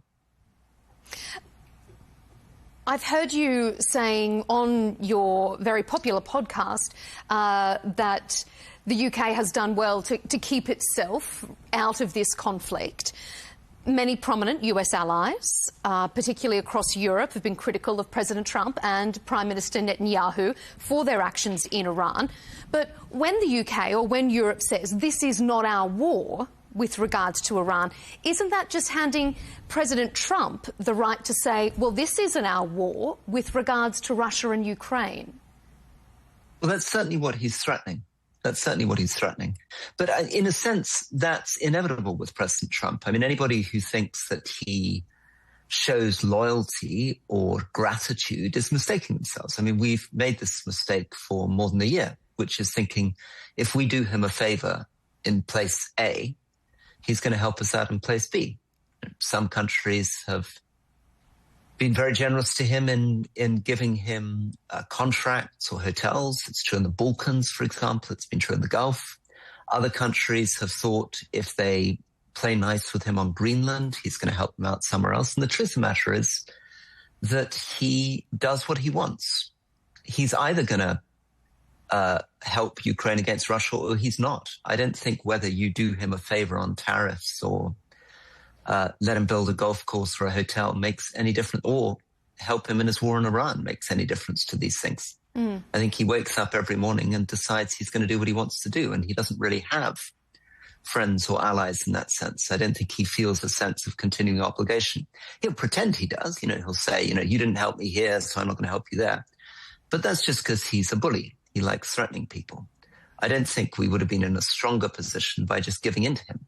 But there are people who did. Our ambassador in Washington, Peter Mandelson, essentially suggested we should hand over Greenland to the United States because he thought that would mean that Trump would help us against Russia. I think this is a fundamental misunderstanding. Trump will either help Ukraine against Russia or not, but it won't be anything to do with any other gifts you've given him.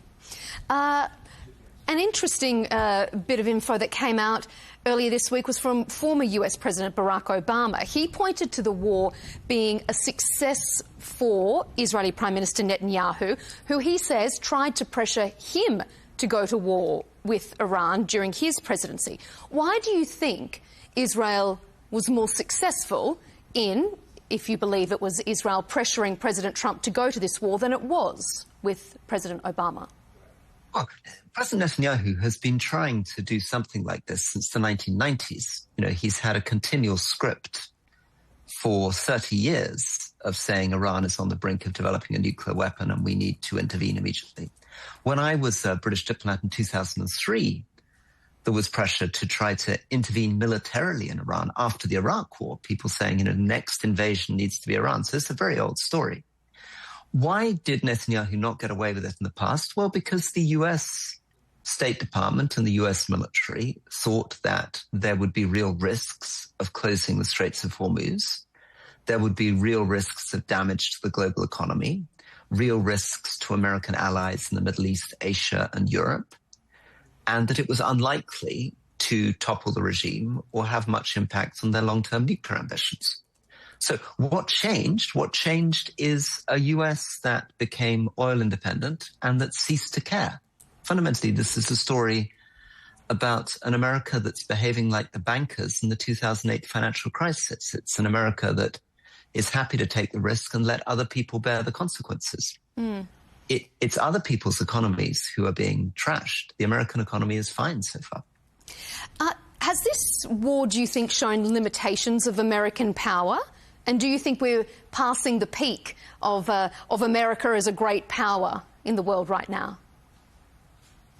Well, I think the limits on American power were demonstrated in Iraq and Afghanistan 20 years ago. I mean, we invaded Afghanistan to get rid of the Taliban, spent 20 years on the ground, spent $2 trillion, $2,000 billion, and then handed the country back to the Taliban again.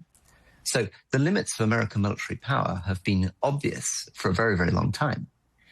What's changed is America's willingness to torch its allies, its willingness to humiliate the United Kingdom, insult Germany, destroy the economies of the Gulf, and pay no attention to anyone saying to them, you are destroying the economy of Dubai, you're destroying the economy of Doha, you are affecting the economies of South Korea, Japan, you're leading to shortage of fertilizer and ultimately food shortages in Africa, and America just paying no attention. So what's changed is that the United States now believes it can just go it alone, that it doesn't need any allies, and it can humiliate and abuse anyone it wants because it's behaving I think I sometimes think a little bit like a abusive husband saying to their partner, I can do what I like to you because you're never going to be able to make it on your own. You're never going to be able to afford to leave. You depend on us for AI. You depend on us for cloud computing. You depend on us for Patriot missiles. You need the dollar. You need the payment system. We can do what we want. So do you think Europe and the UK can go it alone? Maybe not right now, but are they on the right path to? Well, they must, but not just the US and UK. But even though they must, are they making the right steps? No.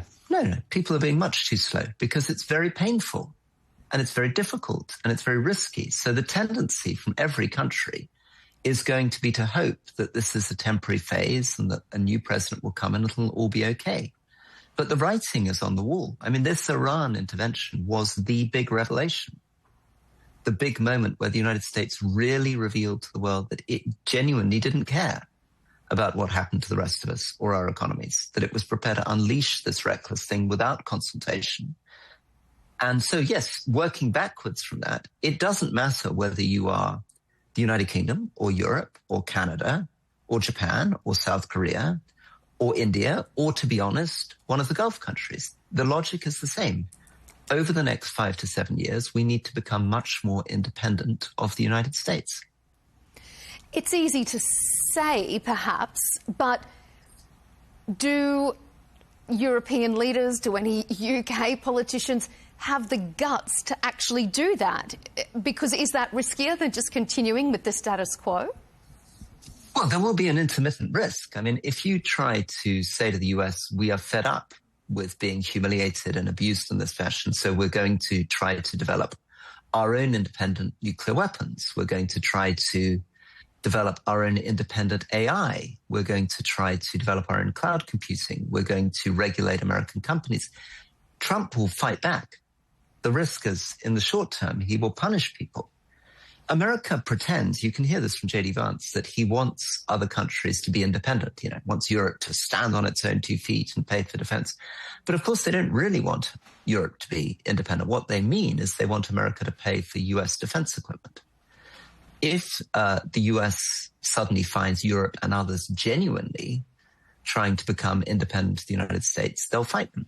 But we don't have any choice. I mean, we're stuck in we cannot continue to depend on a country which is weaponizing every form of dependency. We're just simply too vulnerable. We saw that with Greenland. We're seeing it with Iran. Again and again, we're seeing that it's just too dangerous to continue to be in this kind of relationship because Trump is demonstrating that America can do things which are massively against our own national interests. Are you seeing, or do you anticipate seeing, some European countries, maybe NATO members, seeking to improve relations with China as perhaps a new relationship that may be more mutually beneficial than, as you say, this dysfunctional relationship that perhaps they find themselves in? Is China the big winner here? Well, there will definitely be stronger links with China. You can see it already. You can see Spain, which has been very critical of the US, reaching out to China. You can see Canada immediately making big trade deals with India. You can see quite quickly people will start building AI models based on DeepSeek, which is the Chinese foundation system, not of US systems. You will see, but the bigger story has to be not being dependent on China or the US. And we 5 years ago, we were all talking about how we de-risk and de-leverage from China. Now we're talking about de-risking and de-leveraging from the US. But the story is the same. I mean, collectively, the Middle East and Europe and our allies, such as Canada, South Korea, and Japan, need to develop our own independent productive capacity. We need to be much less dependent on the US and China in general. What do you think has been the biggest hindrance to countries getting that message from the rhetoric to the actionable? Well, the pain of it, the cost of it. I mean, getting... The physical or the geopolitical cost? Well, physical is enormous. I mean, if we wanted collectively to build a foundation AI frontier model, you're competing with American companies that are spending hundreds of billions of dollars. I mean, enormous sums of money. Now, I think we could do it much more cheaply and much more effectively, but it would still be very expensive. It would also take a very long time for us to develop our own proper satellite intelligence system or Patriot defense missiles, which is part of the whole defense picture. It's very costly for us to get critical minerals and rare earths, so we're not dependent on China and critical minerals and rare earths. But we can do it if we have to do it. Of course we can do it. I mean, if North Korea can build a nuclear bomb, Sweden can build a nuclear bomb. And if we can put together the resources of the Gulf, the talent of Europe, of course we can create a sovereign independent strategy. The problem is the divide and rule. What the United States is going to try to do while we do this is play, say, well, let's get, they may think, okay, well, France and Germany and Britain are moving away, so why don't we try to bring Serbia on side or flirt with Poland? Or they may look at the Gulf and say, okay, maybe some countries in the Gulf are beginning to have second thoughts about the US, so why don't we bolt the United Arab Emirates more closely to us and to Israel? And you'll see the same plays happening in Asia. America will do all it can to try to stop other countries creating a unified coalition. And of course, national interests in our countries is going to be a problem. Because as soon as I start pushing with this plan, everyone will say, oh, yes, I love that plan, but it's Canada that's got to build the AI system, or it's France that's got to build the nuclear thing, or it's, the data centers have got to be in this country. Yeah, it's not easy. The UK ambassador to the US recently called into question this special relationship between the UK and the US, and he said the only special relationship the US has is with Israel. Do you think that this is a new and unfortunate development, or is it just that the UK is waking up to it now? I think that the special relationship with the UK was a product particularly of the Second World War. We were very, very close to each other in the Second World War. We fought alongside each other. And it was also something that was worked during the Cold War. It became much more difficult as we moved on from 2003 Iraq and the close relationship that Tony Blair had with George W. Bush. The relationship with Israel, on the other hand, I think is probably in trouble. My guess is it's the high watermark, that Netanyahu gambled that this is his one opportunity, that Trump at this moment is the moment that he can push it as far as he possibly can. But that's not sustainable either. I think there's increasing unhappiness in the United States with current policy towards Israel. You can see the changes in Congress people, where political donations are coming from. You can see shifts in US public opinion. So I think that Israel feels as though at the moment it's got this unbreakable relationship with the United States. But I think that will also may well fade away over 5 or 10 years. The conflict in Gaza, this new conflict, renewed conflict with Iran, has really changed a lot of global perspectives with regards to Israel's actions, the government of Israel's actions. Do you think there is a risk that Israel is losing its reputation on the world stage and is turning itself into a pariah, not just in the US, as you alluded to there, but more globally? Yeah. I mean, you can see there has been a big, big change in the number of European states that recognize the state of Palestine. You can see huge disagreements around the rulings of the International Criminal Court and the International Court of Justice. And increasingly, Israel, which would have portrayed itself as a close European ally and talked about common values in international law, even if it didn't always follow that playbook, is increasingly out on its own. I mean, but remember, this is happening at the same time that the US is also giving up on international law.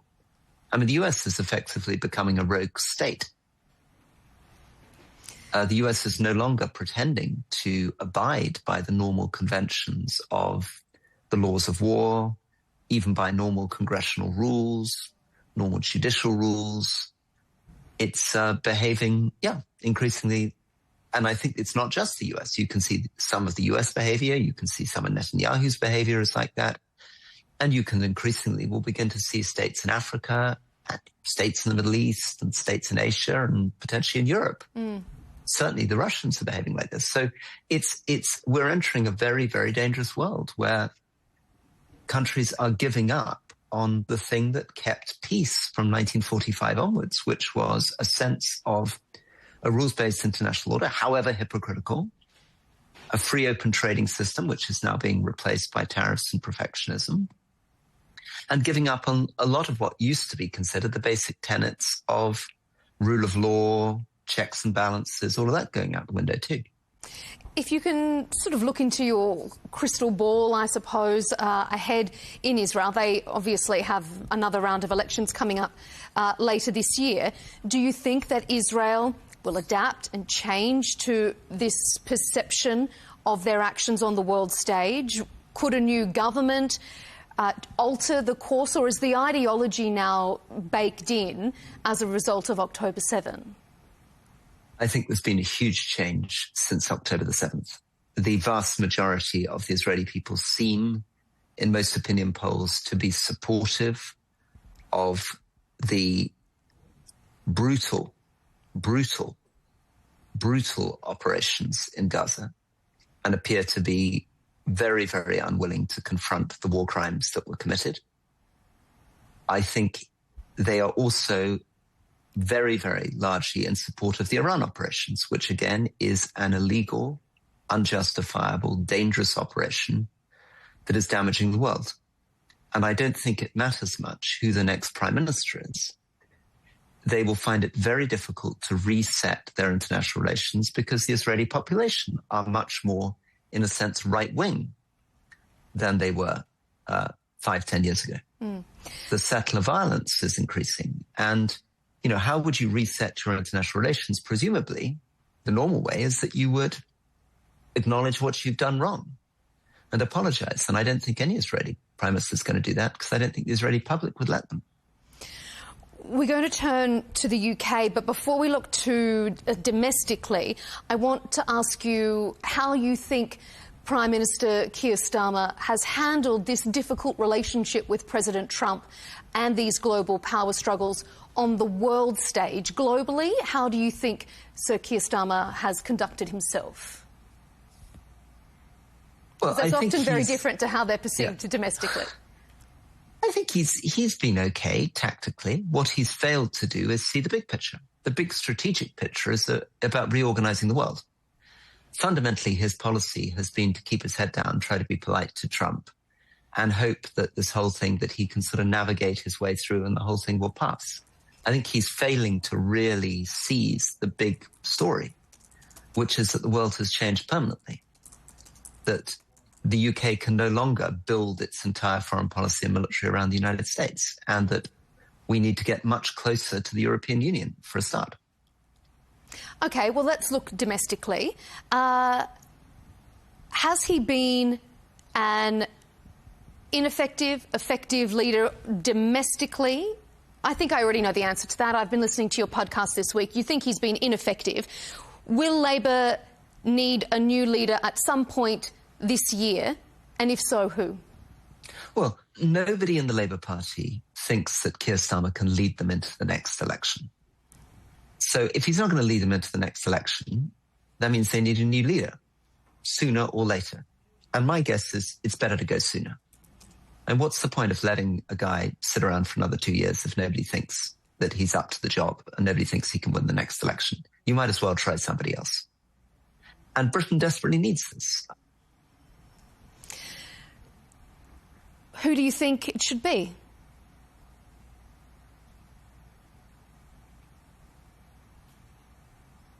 Oh, I think we may have lost... Real imagination and foreign policy. Oh, sorry, if I could just interrupt. We lost you. Your connection froze there at the very beginning, so I'll just re-ask you that question again. If it's not Keir Starmer, if the party doesn't think he can lead them to the next election, who should it be? I think that the big candidates that everyone's looking at is Wes Streeting, the Health Secretary, and Angela Rayner, who used to be the Deputy Prime Minister, one much more from the right, one much more from the traditional left. Are they going to be any better? Well, they're a bit more charismatic than Keir. They're better at making speeches. They have a little bit more about them.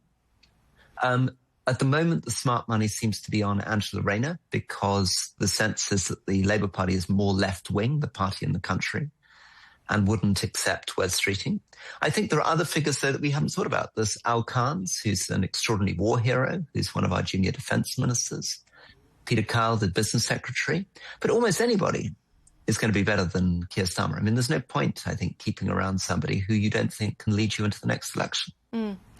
Do you think a new leader could change the fortunes of the party, of the country, or is it Britain's governance style that needs to change with this new political landscape? Absolutely, a new leader can change things. I mean, look at Mark Carney in Canada.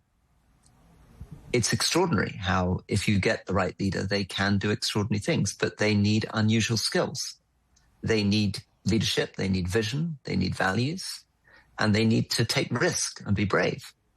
There are some very obvious things that people could do almost immediately in terms of deregulation, cutting expenditure, creating a more friendly business environment, attracting international investment, and not actually that politically costly. There's an enormous amount that Britain could do about getting closer to the European Union. You know, I think you could really get everybody going again by announcing that you were going to rejoin the European single market, for example. With the emergence of smaller parties, the Greens, Reform, certainly, is this first-past-the-post system somewhat outdated now? Does it reflect the true nature of the political sentiment in the country? No. I mean, Britain has gone from being a two-party system, Labour Conservative, to being now 5 or even 6-party system. And so it needs something much more like the New Zealand or Australian electoral system. It needs to balance first past the post with some other way that reflects more the proportions in the country. And it needs to get more used to that kind of coalition government. Well, we've touched on reform. Will Nigel Farage be the next Prime Minister? He well could be. I mean, I think it would be the most shocking disaster for the United Kingdom. Why? I mean, Robert Jenrick, his Chancellor of the Exchequer, has just given an interview in which he appears, and Fraser Nelson, who's a good journalist, has just reported this, appears to be suggesting that he is going to remove 2 million Muslims from the United Kingdom. That this is going to be ICE++. These are people who buy into the fringes of the most unpleasant view of the world. Have you suddenly lost my screen? No, Sorry, I've got you there. We've still got you. Got me. Yeah. Good. But if he is elected, if that's reflective of what the majority of the country wants, whether or not you may think it's unsavoury, is that just a bitter pill that perhaps people who vehemently disagree with him are going to have to swallow? And how do you unify a divided country? I think one of the key things is it's never going to be the majority view. I mean, these far-right parties in Europe, doesn't matter whether you're talking about the AfD in Germany or Le Pen in France, they tap out at less than 30% of the vote. Now, it's a strong 25, sometimes even 30% of the vote, but it's not the majority of the view. And we need to be clear about the fact that we care about our Muslim communities, that we care about our Jewish communities, that we care about our Hindu communities, we care about our Sikh communities. We are all equally British, and our rights should be protected. And religions, all religions, should be honoured and respected and given space in our country. And it's terrifying to hear people like Elon Musk endorsing figures like Tommy Robinson, who is a man who was in prison with the most unpleasant Islamophobic views in the world. Well, polarising politics, it's not isolated to the United States, obviously. It's something that the UK is grappling with as well. We're out of time, so we will have to leave it there. But I thank you so much for your wide-ranging views on so many topics we've covered. Thank you, Rory Stewart, former Conservative Party MP and co-host of the popular The Rest is Politics podcast. Thanks for being on Counterpoints.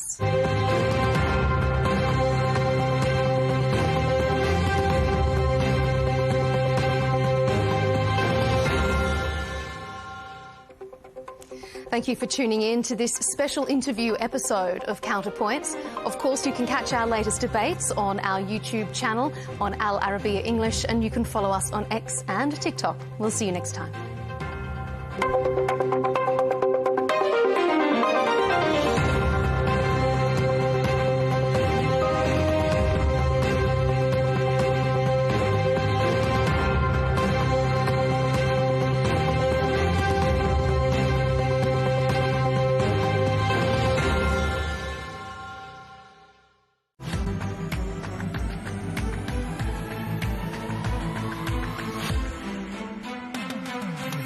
Africa is at a crossroads.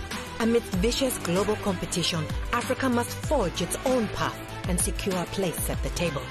In May 2026, Africa's business and political leaders will unite at the Africa CEO Forum Annual Summit to set the course for the continent. Join us and shape the future of Africa. Al Arabiya English, your media partner. Welcome. The relationship between Moscow and the Arab world has never been a straight line.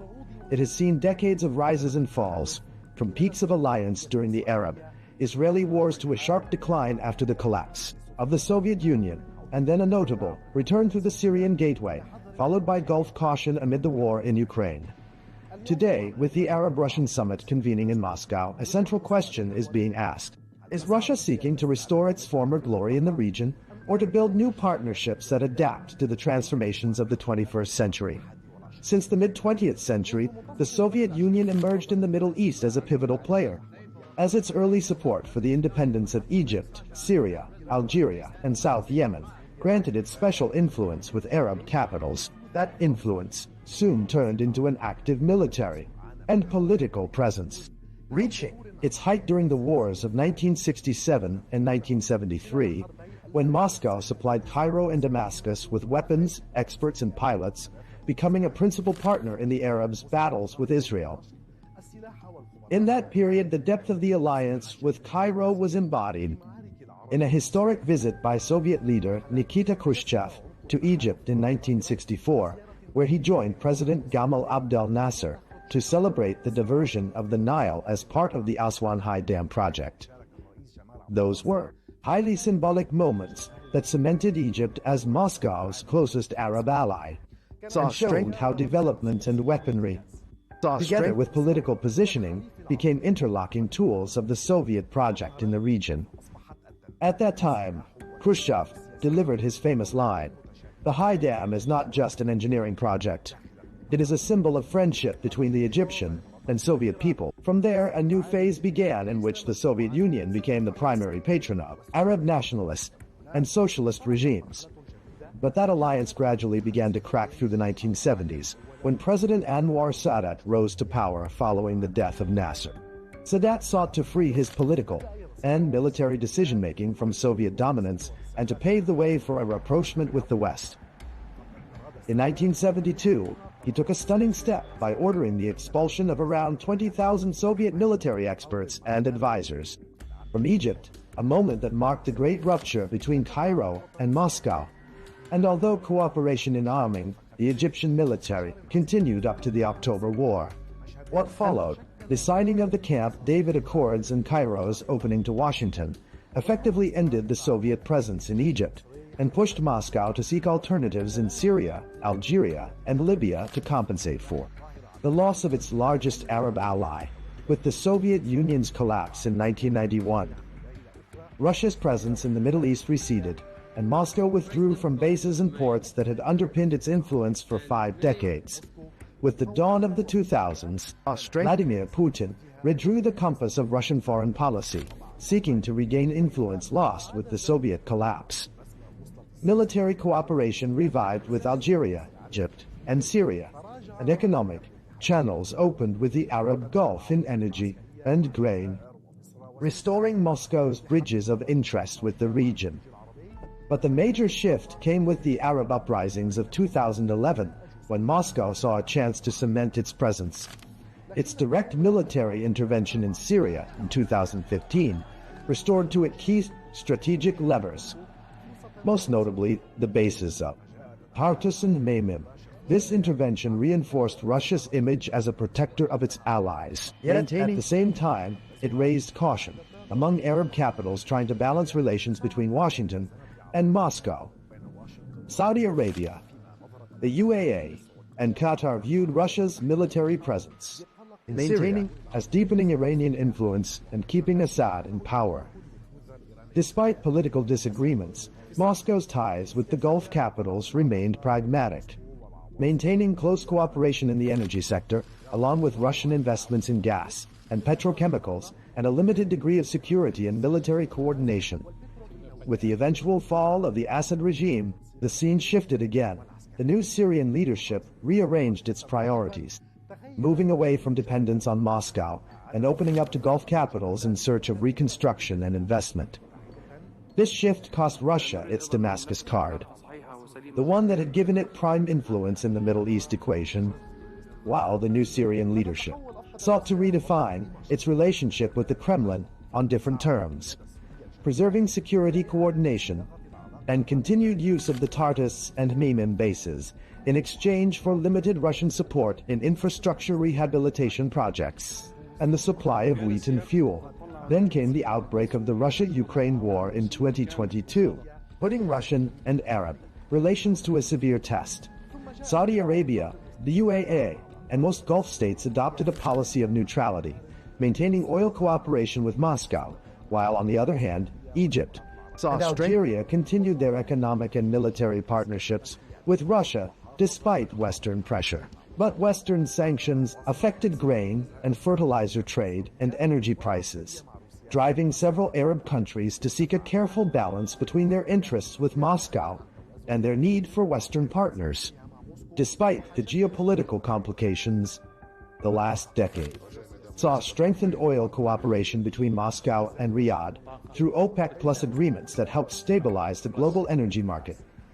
Mutual investments also expanded in petrochemicals, agriculture, and religious tourism, with high-level visits between Russian and Gulf leaders keeping communication lines open even at the height of crises.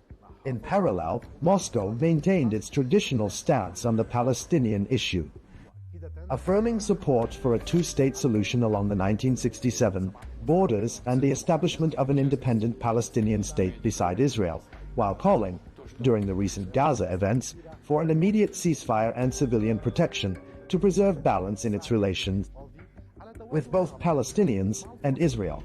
Russia's presence has not been limited to the Gulf, Syria, and Egypt.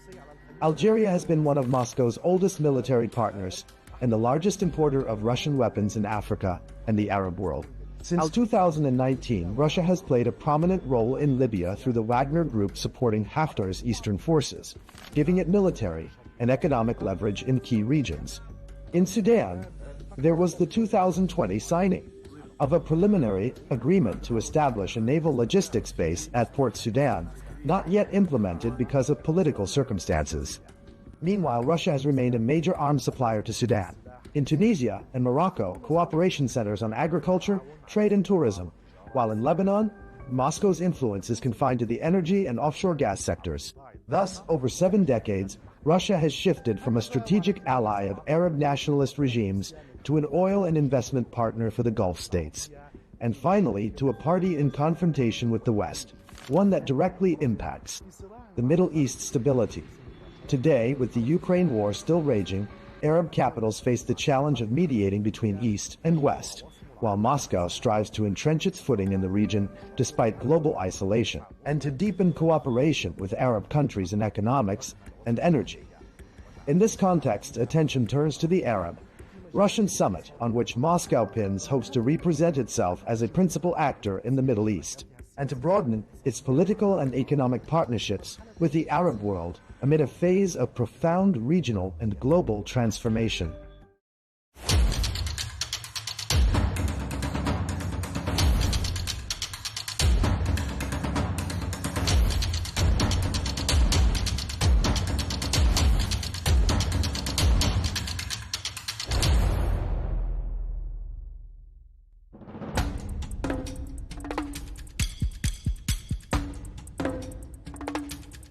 Here lies the homeland of the Kasi tribe.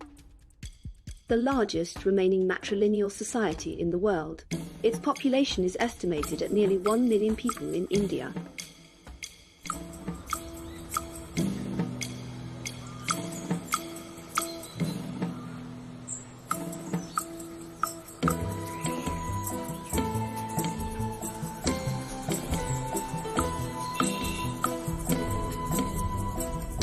Our travel team set out on a long journey.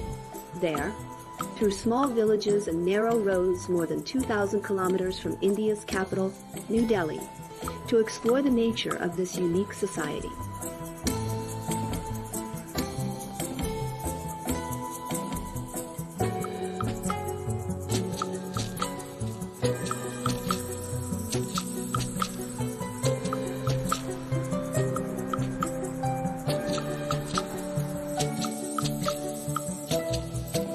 We've arrived at Molinong village, or as its people call it, God's own garden.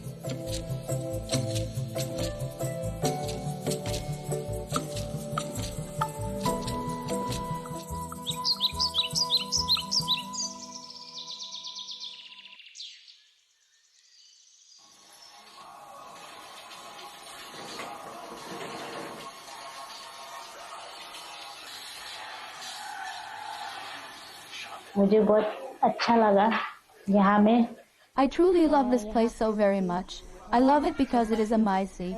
In our community, everything, absolutely everything, is run by the women. For example, the household work and the farming, all of it is managed by the women.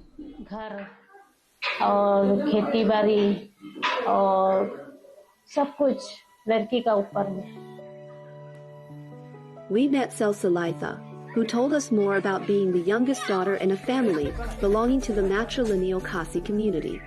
Being in a matrilineal society is a privilege for us women. It gives us inspiration to do more and to contribute more to society. Us girls, we inherited the property of our parents and the business that our parents work also, like the business that they are currently working also, like we get that. Being the youngest daughter or being the only girl, here we get the privilege of getting all the property of the parents. So eventually, you're gonna be rich because you need to inherit the lands, gold, and everything. So yeah, maybe finding a good husband also.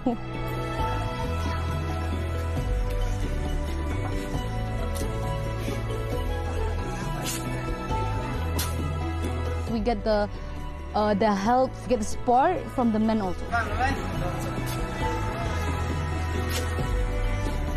Even the surname also to our mother, like to the woman, not like other place in India.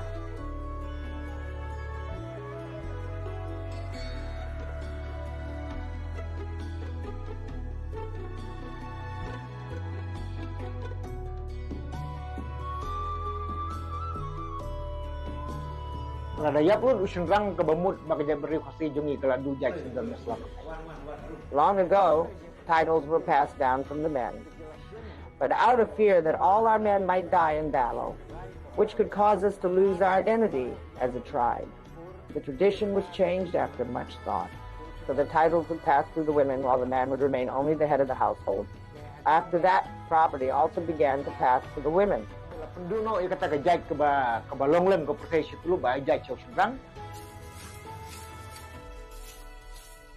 The title goes to the mother. We don't come up so much. Other people know those who have the title to the father, they become rich. Because his man, he takes the responsibility to make his family come up. Here, women hold power, property and wealth, raising many questions about the men's role. How do they view the matrilineal system they belong to? And what part do they play in it? The structure of the matrilineal society is still going on very good. Actually, we support it. We have been following this system for a long time, in this, in Khasi system, and then in this village also. For me, it's we have been following this tradition, so it's okay for me. The Khasi believe that daughters are the continuation of the family. which deepens the community's desire to have many girls, unlike most other Indian society.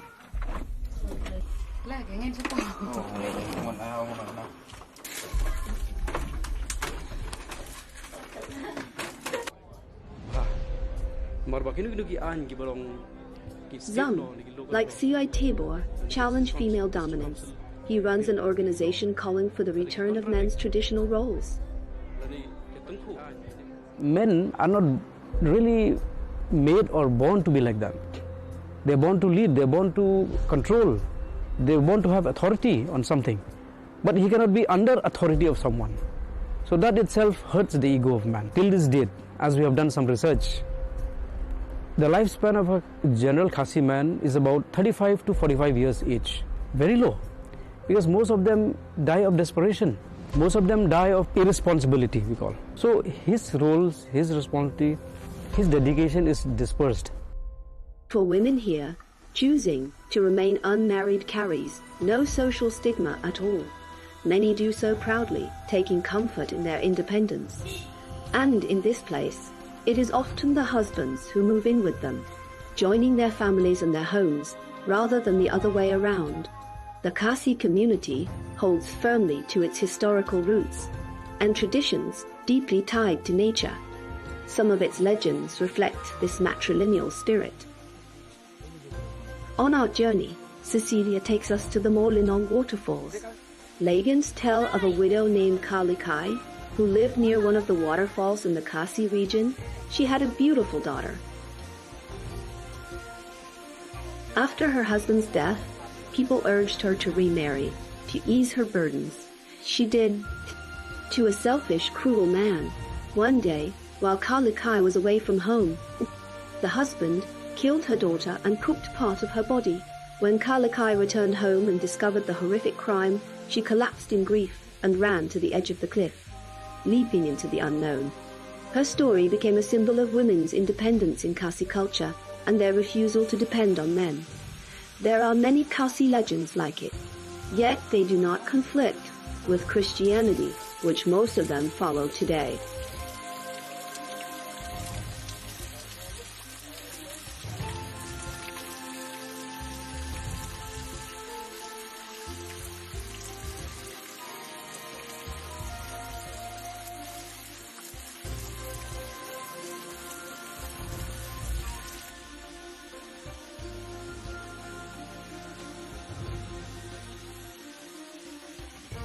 Some Christians being, like obsessed or possessed by, some spirit or demons, okay? Or they've got some kind of, we call tarot, some black magic happening to them. Then they resort to the help of the traditional people. So sometimes it becomes, we call it a little bit sacrilegious.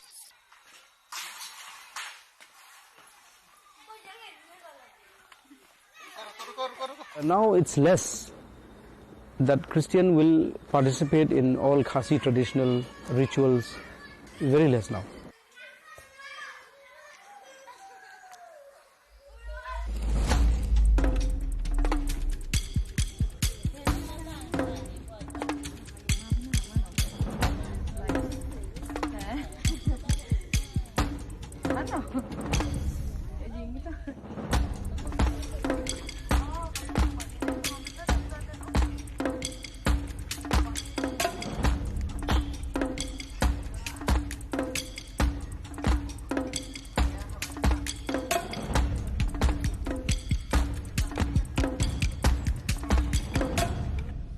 In the village market, we met the merchant Trinity, who sells small decorative souvenirs. She is the head of her household and fully supports her family, while her husband stays home and takes care of the children.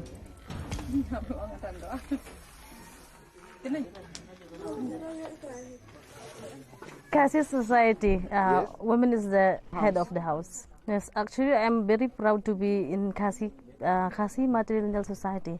Because in our Khasi society, we have responsible, even we women also, we have responsible to take care of our household.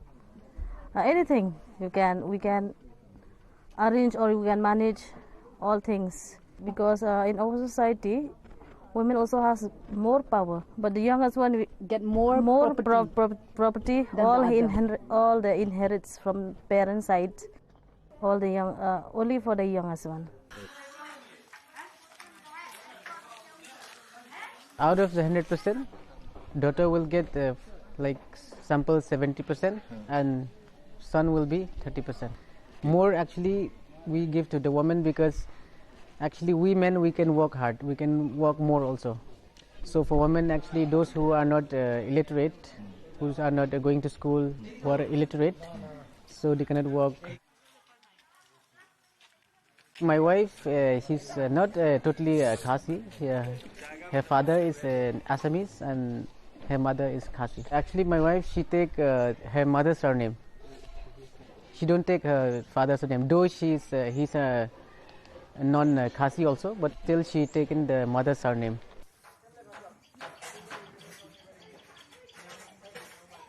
Those who marry our ladies, they enjoy, in fact, more than 200% of benefits. Property goes to the ladies, so whoever marry our ladies get the property. And the business they do in their wife's name. This trend is going through a dangerous phase, that I'm saying. Because if we continue to go in this manner, then one fine day, we will not find pure Khasis anymore. Due to mixed marriage, Khasi blood will be diluted. The social independence women enjoy here, this doesn't mean Khasi women have unlimited privileges or total freedom. Parents still worry when their daughters travel or move away.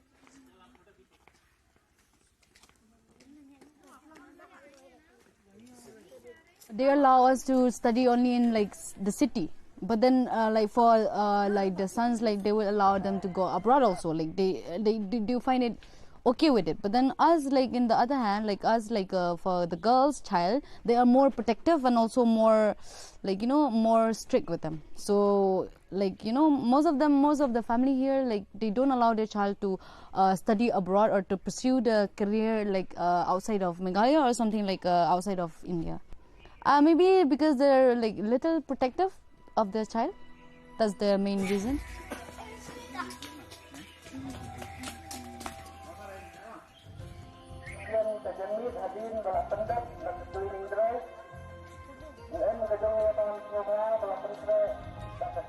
Poverty also plays a major role in limiting choices and lifestyles, hindering higher education for many girls and boys alike.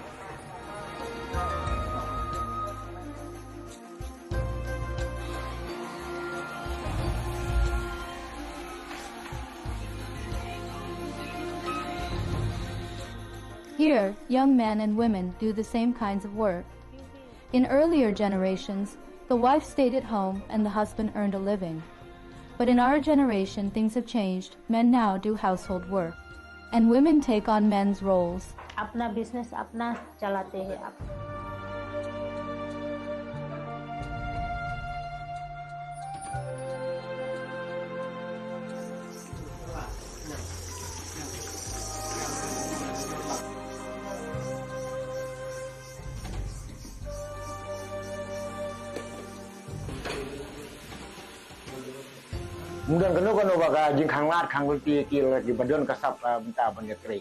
In our culture, women can take part in any job they want. There is no discrimination except for the local Khasi council, the Durbar. Although titles pass to the women, the Durbar, which sets the rules, fell under local men's authority.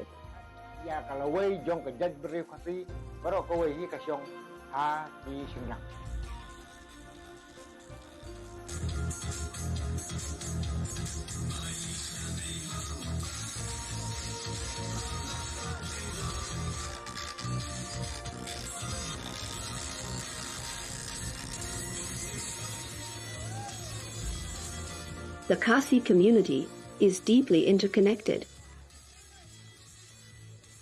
Men and women participate together in all village activities, local celebrations, communal cooking, and sports that last from early morning until nightfall.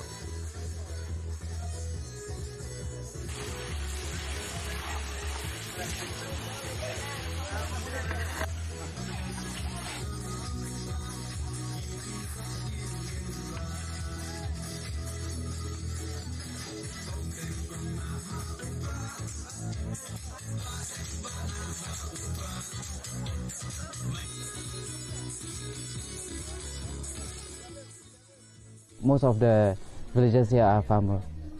So in farming we have to contribute both men and women, like they go together to the field also for the field work also. Like both men and women can give their idea for the betterment of the family and for the betterment of the society also. Here the young men and women also like participate the same role. Before, like the older generation, the wife always stay at home and then the husband like is the breadwinner. But then in our generation, like things change and then men do the household work and the women also do the men's work.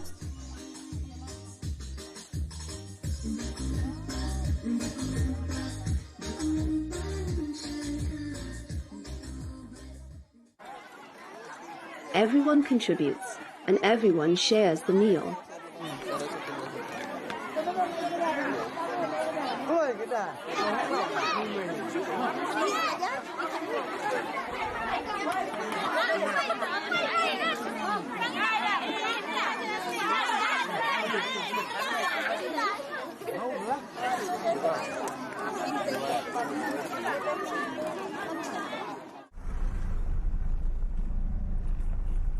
Today we are having this cleaning drive from Pongtung to Maolnong, which is 18 kilometers, and we are having all the way to Maolnong.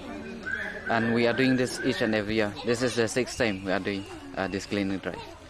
In 23, several local and international magazines named this village the cleanest in Asia, earning it national fame. This is how we are doing the cleaning drive. And you can see the people are still cleaning and picking up the plastics, mostly the plastics. Right now we don't have any recycle plant in the village. But we are very grateful to the Shillong Municipal Board. We have to go, we have to dump over for the plastics. It has since gained recognition among other towns and villages as a model to follow. Cleanliness here is a sacred ritual, cherished by the Khasi people, from young children to grandmothers, keeping the entire village spotless through collective effort. For now, we just clean the village. We can give some advice for the other people also. So this is our daily responsibilities because it gives us health also if we clean the village. So other people also from the outside, the people from outside, so they will see us, so they will get some advice from us. They don't see it as routine work, but as a sacred, enduring part of their tribal life. Most of the property right now, it's inherited by the youngest daughter. Because they think that the youngest daughter will be the one who will be looking after the parents after they grow old. But then right now it's different. Some of them, youngest daughter didn't have a good relationship with the parents. So the older daughter will look after the parents, right? So maybe the oldest daughter, the one who's looking after her parents, that daughter should be the one to inherit the property, right? I see in my areas also, the one who look after the parents after they're old, that one inherit most of the property, like golds and land and houses, because right now things have changed.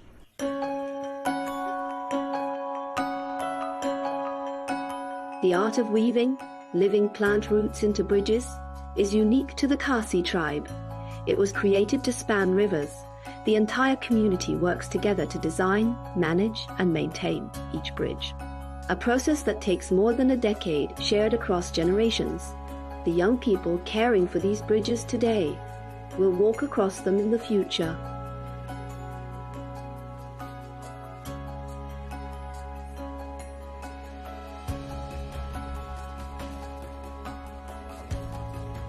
It's believed these bridges can last for hundreds of years. But will the Khasi traditions endure just as long? As the organization are trying our level best to fight this head on, so that we say, even if a foreigner, even if a male from another community marries a Khasi girl, they should not give the title of the Khasi. They should give the title of that Khasi male or that male from the other community. Material society, it will be different afterwards, but then maternal passes will still go on, but then I think that some of them will also, like, as I've seen now also, like some of my friends like inherited the father's title, their father's titles. But then I think that this will go on and on in our state. I think it will go on for ages, and there will be difference here and there. I mean, there will be difference in sharing property and in sharing like the power in the household and in the society.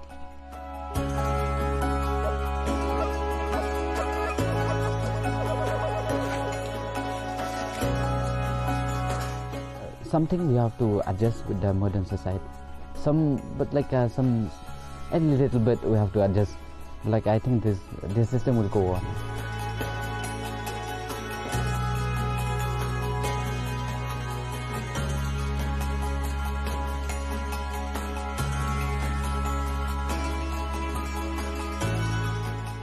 Changes regarding to the culture, and then the way of livelihood, the way of eating, the way of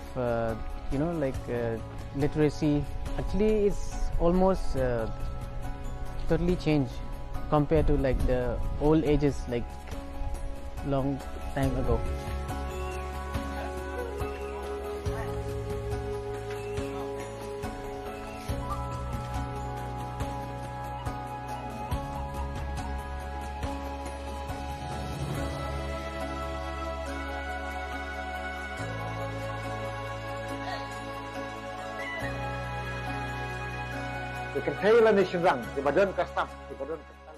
We hope women will come forward to join the village Durbar.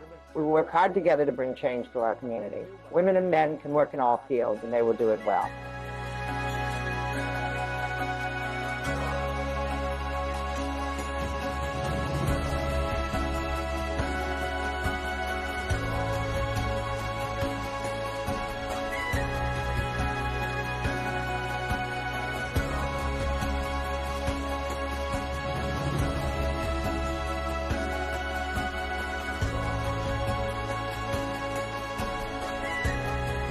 Everything will be changed because of this technologies also, no?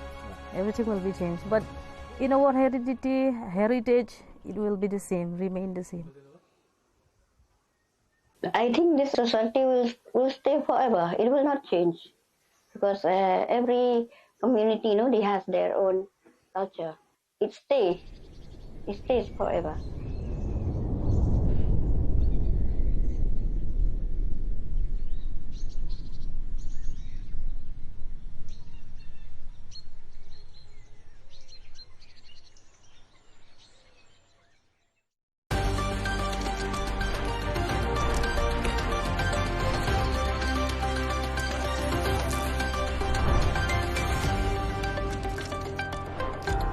Hello and welcome. I'm Leigh Ann Gerrans and you're watching W News Extra, broadcasting live from the Al Arabiya studios in Riyadh. These are our top stories. President Trump says the ceasefire with Iran is on life support, while Hegseth faces tough questions about the conflict from Congress.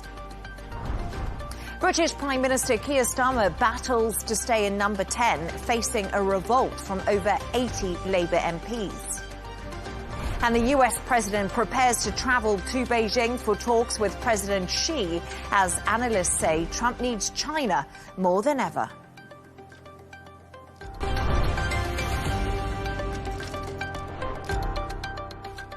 President Trump has said the US ceasefire with Iran is on life support, and Tehran says it will consider enriching uranium to the level required for nuclear weapons if the US attacks again.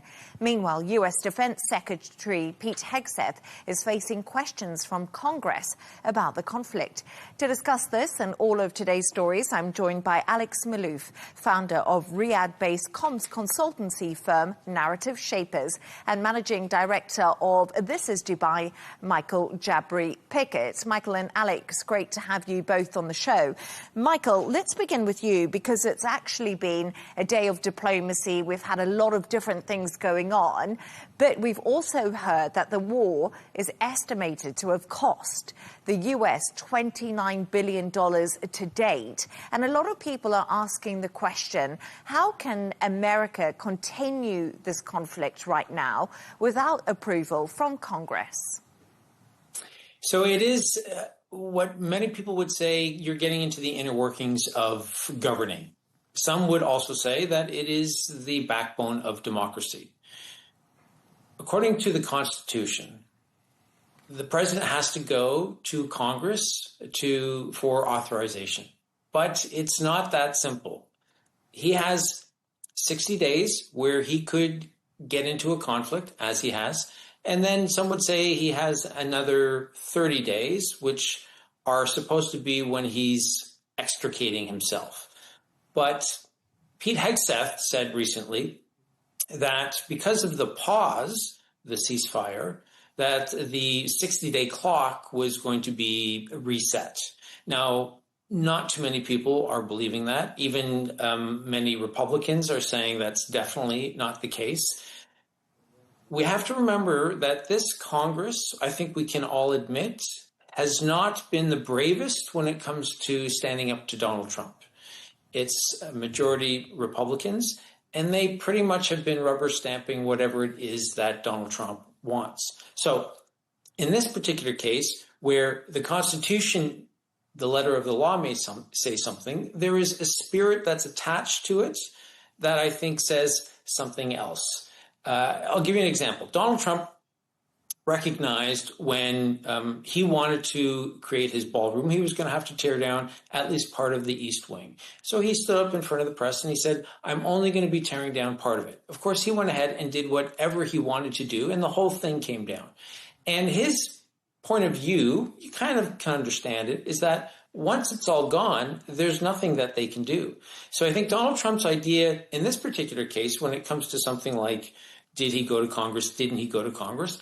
If he absolutely has to, it's something that he can talk about or try and figure out after the fact.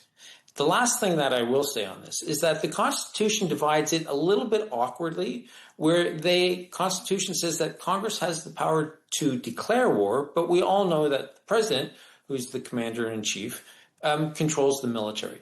So you're stuck with a lack of clarity. And what's supposed to happen is that the spirit is supposed to come into play, where you're supposed to come together, Republicans and Democrats, and figure out what's best. But that's certainly not, we're not in that environment in America in 2026, where you're going to have a lot of compromise on either side. And it's fascinating, Alex, that Michael talks about the spirit of diplomacy. And I think when we have a look at some data coming in from the US today, inflation is up 3.8%. People are feeling it at the pumps in America. They also feeling it when they go to the grocery store. So we can talk about the bureaucratic side of things. But I think a lot of people are going to be asking the question, could Donald Trump possibly lose this on the fact that people in America are being domestically hit? President Trump, he cares about domestic sentiment. That's his driver. One is obviously inflation. And we've seen the battles he's had with the Fed in terms of inflation and in terms of bringing interest rates down. And they've said, we cannot do this because inflation is too high. And with the energy piece feeding into that, and energy was the real spike in terms of latest inflation numbers, there's no way the Fed is going to be looking at bringing down the interest rates anytime soon. So that's one. And then second is the stock market. He's very sensitive in terms of what is happening to the stock market. One of the talking points from the White House has been, look how strong our economy is. The longer the conflict goes on, the more likely we are going to see a correction, because what you're seeing right now in terms of reporting in New York, the stock exchange, they're from Q1. The longer this goes on, the more we're going to see impacts feeding through even to the US. So, it's a concern that the White House, I'm sure, is thinking about, especially as we get closer and closer to November and the midterm elections. It's absolutely fascinating when you look at the markets. Oil up about $108 a barrel. And US stock market's higher than ever. It's been something that lots of people It's baffling. And like Donald Trump keeps on saying when he goes all around the world, we've got the hottest country right now. But let's talk about some other things that have been happening today, because there's a lot of back-channel diplomacy going on. We've seen Qatar and Turkey meeting. We've also had talks between Pakistan and China. And Qatar and Turkey have raised concerns about the resumption of military action. How likely is a return to military action? Because we've seemed to be in this stalemate that's not really moving anywhere. So the Gulf and the wider region, there's two concerns here. So first is the economic impact. Pre the war, the GCC was forecast to grow by 3 to 4% overall economy.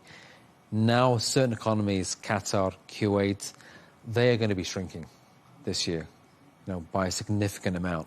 And then you throw in Iraq as well. So one is they need to get the Strait open just to resume trade. And it's not just oil, it's fertilizer, it's other commodities which need to be shipped out as well, which the rest of the world is essentially reliant on. That's the first thing. The second is the longer this goes on, the more likely somebody will pull the trigger, and we are going to see a resumption in hostilities. We had this morning Kuwait report that there was an Iranian cell which was captured, basically 4 Iranians who had come in on a boat. They were trying to infiltrate Bubiyan Island, which is just off the coastline, and basically go in there, sabotage American equipment on the island. So again, the concern is the longer this goes on, this stalemate, the longer that there are talks which basically have nothing coming out of them, nothing to show. And the mistrust that we're seeing from both sides, the more likely that something will happen, and then hostilities will, I'm not going to say pick up or spike, but increase in a way which we don't want to see again, as we've seen in February and March. And I think, Michael, we'll bring you in here because we talk about the resumption of war. I don't know where you stand on this, but Donald Trump actually said today, too, that we are in no rush. We have our own blockade in place. We know there's these parallel blockades happening in the Strait of Hormuz. Iran's trying to claim sovereignty over the Strait of Hormuz. Donald Trump feels he can wait it out, but something's going to have to break this deadlock at some point. I think I'm too much of an optimist when it comes to these moments in history. I feel different than Alex feels. In fact, I believe that it's going to require an incredible moment for one side to start shooting again, to start firing missiles. Again, you could have someone like Israel who can sort of play by their own playbook. But I kind of feel like Iran and the U.S. almost have an understanding that we're going to play tough when it comes to social media posts. We're going to be difficult when it comes to the rhetoric. We're going to be aggressive with all the propagandizing that's going on. But we're not going to step over the line. And of course, some would say that both sides have already stepped over the line. But I think because we've gone through a few weeks now of relatively peace and quiet in the UAE and Dubai, we've only had one. The alarms sounded last week. That was, I think, the only time in the past 2 or 3 weeks. Mm-hmm. So it takes something to get people back into that, we're in full, hostility mode again. I can't see it happening because I think there are, when Donald Trump is in China, and I know we'll be talking about that, I think that that's going to be a conversation between the Chinese president and Donald Trump, and I don't think the Chinese are going to want that for hostilities to resume. I can't imagine anyone in the Gulf, at least from the GCC side, they're going to want it. And this is also costing America an awful lot of money, as we've talked about. And the midterms are coming up, and Donald Trump doesn't want to be a lame duck president, and. So I really think that it's not going to resume, is my short answer. I had a guest on a little bit earlier, and he did describe to me as Iran and the US right now. There's a lot of saber rattling going on, and I think that reflects, Michael, what you were saying there. Also had another guest who said if the US were to resume military action, it will be after President Donald Trump's visit to Beijing. So there's a lot of school of thoughts coming from analysts on both sides. But thank you so much for your thoughts on that. Stay right there as we move on to another story now. And the British Prime Minister, Keir Starmer, is fighting for political survival as over 80 Labour MPs are now demanding he resigns. 3 members of his government, including Home Office Minister Jess Phillips, have quit after the PM told his cabinet he's not stepping down earlier today. But in the last couple of hours, more than 100 Labour MPs have signed a statement backing him. Oh, Alex, it's been a real tough day for Keir Starmer. He's surviving, he's hanging on, and a lot of political insiders today. And last night, we were actually hearing from Labour sources ourselves when we were on air that Starmer was planning to resign. He hasn't. And I think a lot of people are like, what is he doing? You know, who needs Coronation Street? Who needs EastEnders? You've got number 10 Downing Street. You know, just thinking back, I know we discussed this, but when I was younger, we had Margaret Thatcher in there for over a decade. We had John Major, Tony Blair for 3 elections, then Gordon Brown. And within recent memory, the only Prime Minister who has actually gone through an election has been Rishi Sunak. Everybody else has been removed in pretty quick order. So it's incredible how quickly things move. It's a very demanding job. It's becoming more demanding as well. But he seems determined to tough it out. There is no obvious candidate to succeed him. I think that's one thing he's banking on. He does have support of a number of MPs. You just said over 100, 110 have signed a letter to say they support him. I think many are worried about an early election being called and losing their jobs, because right now, if you look at the polling, Reform would be taking many of their seats. So, what is the best option right now? And I think they see the best option, or probably the least worst option, being to stick with Sir Keir Starmer as Prime Minister. Yeah, absolutely. That's the thing at the moment that is so baffling, isn't it? Because we see over 80 Labour MPs calling for him to go, so they clearly do not have faith in him. We have a look at the local elections. Reform surged ahead of Labour by 1 million votes, so the public have spoken. And right now, it doesn't feel like the Labour Party are really listening to the public. No. But then on the other hand, there's no one to replace Keir Starmer. But we are hearing latest lines coming out of this is the UK Energy Minister, Ed Miliband, is ready to run for the Labour leadership. His name's been touted around, and that's according to the Times newspaper. And also, Michael, tomorrow, Wes Streeting, who's the Health Minister, is apparently going to have a showdown with the Prime Minister, Keir Starmer. Wes Streeting also hat in the ring. Oh, gosh, he's still got a lot of Labour MPs on side for now, Keir Starmer. But for how long can he last? Because we've seen this before in the UK when it came to Boris Johnson, the 1922 committee. It took ages to get rid of him. But the question was, it's not if, it's when, I guess, Michael.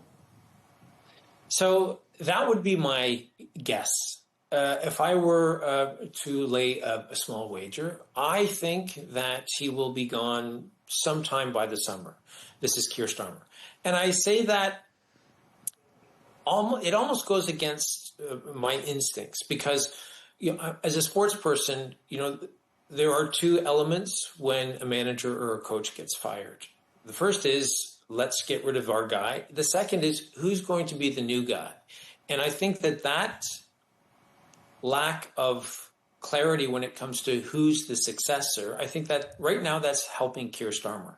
I'm also a little bit surprised that the MPs don't recognize that there's self-preservation at play, and that their best bet for now is to stay together, to be unified, to show a united front, and to support the Prime Minister so that they can, as a party, get through this. Because if he goes, when he goes, what's going to happen is that there's going to be tremendous pressure from the other parties, from the media, and probably from the public for there to be a general election.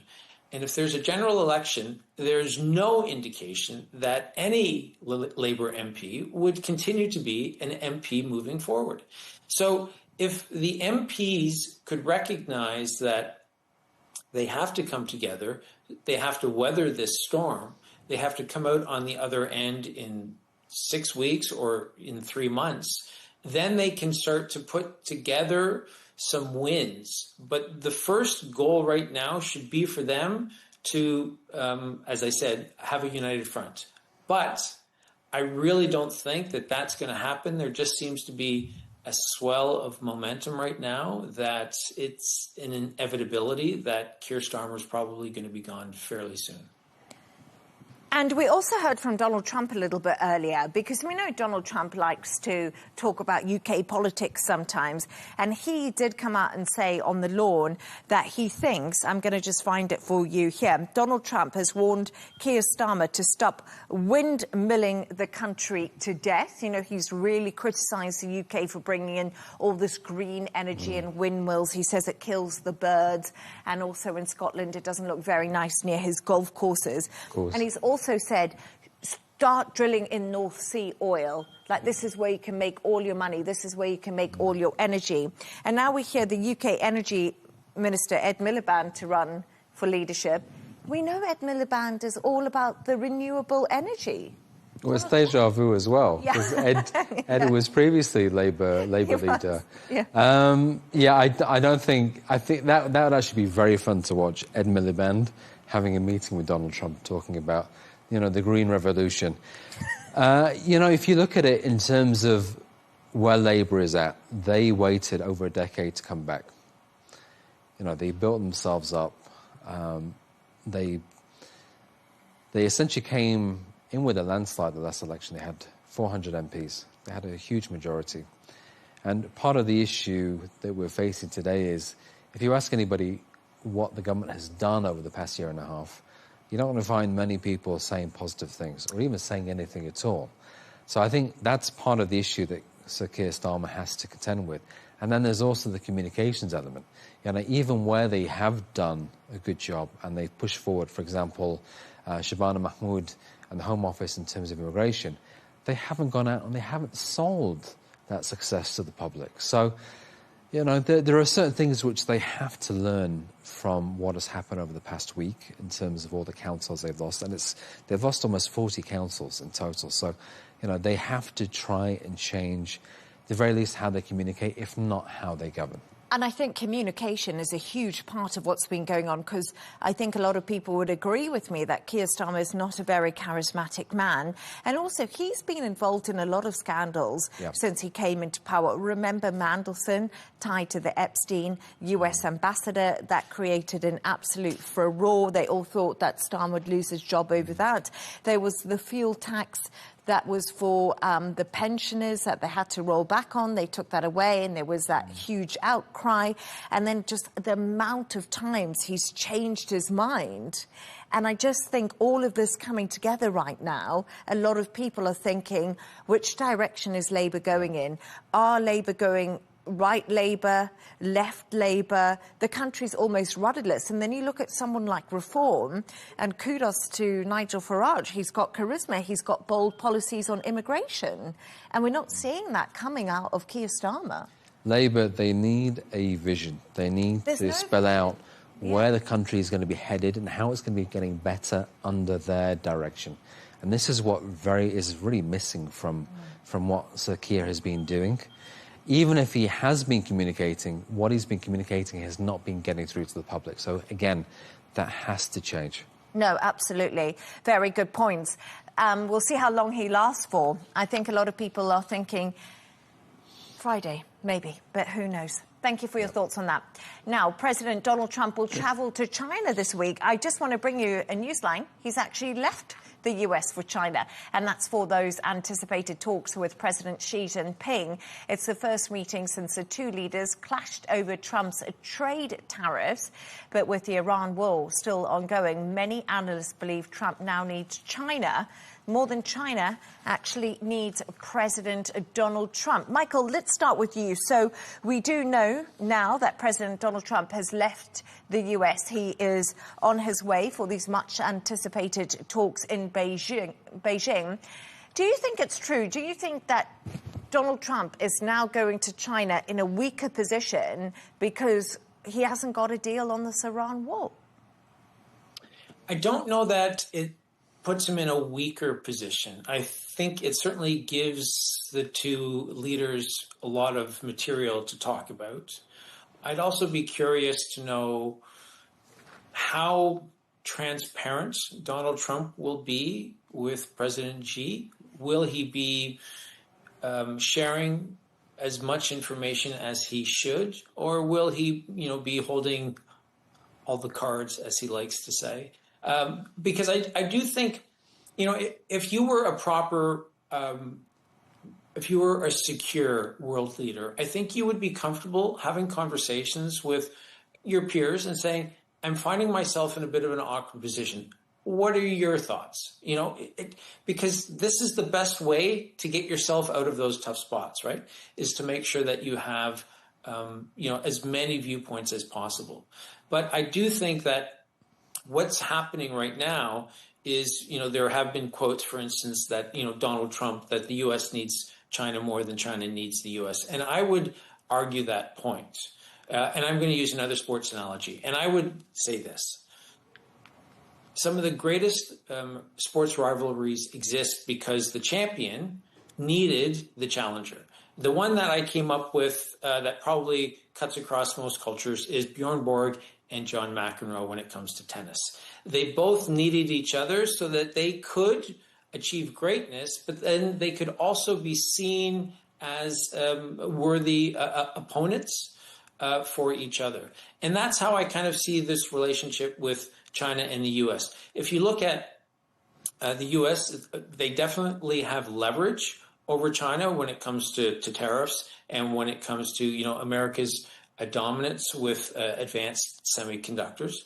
China, on the other hand, of course, has benefited recently from some of the missteps, some would argue, that Donald Trump has taken on the world stage. They've remained quiet, and that certainly helped them. But China also has dominance when it comes to a couple of other sectors, the rare earths processing, and of course the manufacturing of consumer goods.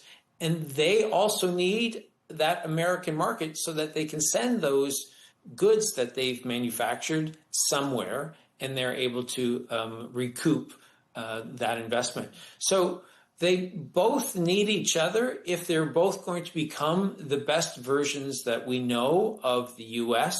and of China. And actually, Donald Trump was saying before he headed off to Beijing, he said, we'll have a long talk with Xi about the Iran war. Don't think we need Xi's help on Iran. And also, we're just looking at those pictures on the screen. Melania will not be going with Donald Trump this time around to Beijing. But we've heard some names, Alex, that could be joining Donald Trump on this visit. Elon Musk, Tim Cook, but Jensen Huang will not be going. I mean, what do you make of that? Surprising? The trade piece is the big conversation they need to have. So, in terms of what they should be discussing, it's going to be very much economics focused. Where it gets very interesting is when it comes to the AI and the tech play. The US has put a ban on NVIDIA, who Jensen Huang is the CEO of, exporting their latest chips, AI chips, or GPUs, to China for them to use. What China has been doing over the past couple of years is developing its own semiconductor industry with the likes of Huawei.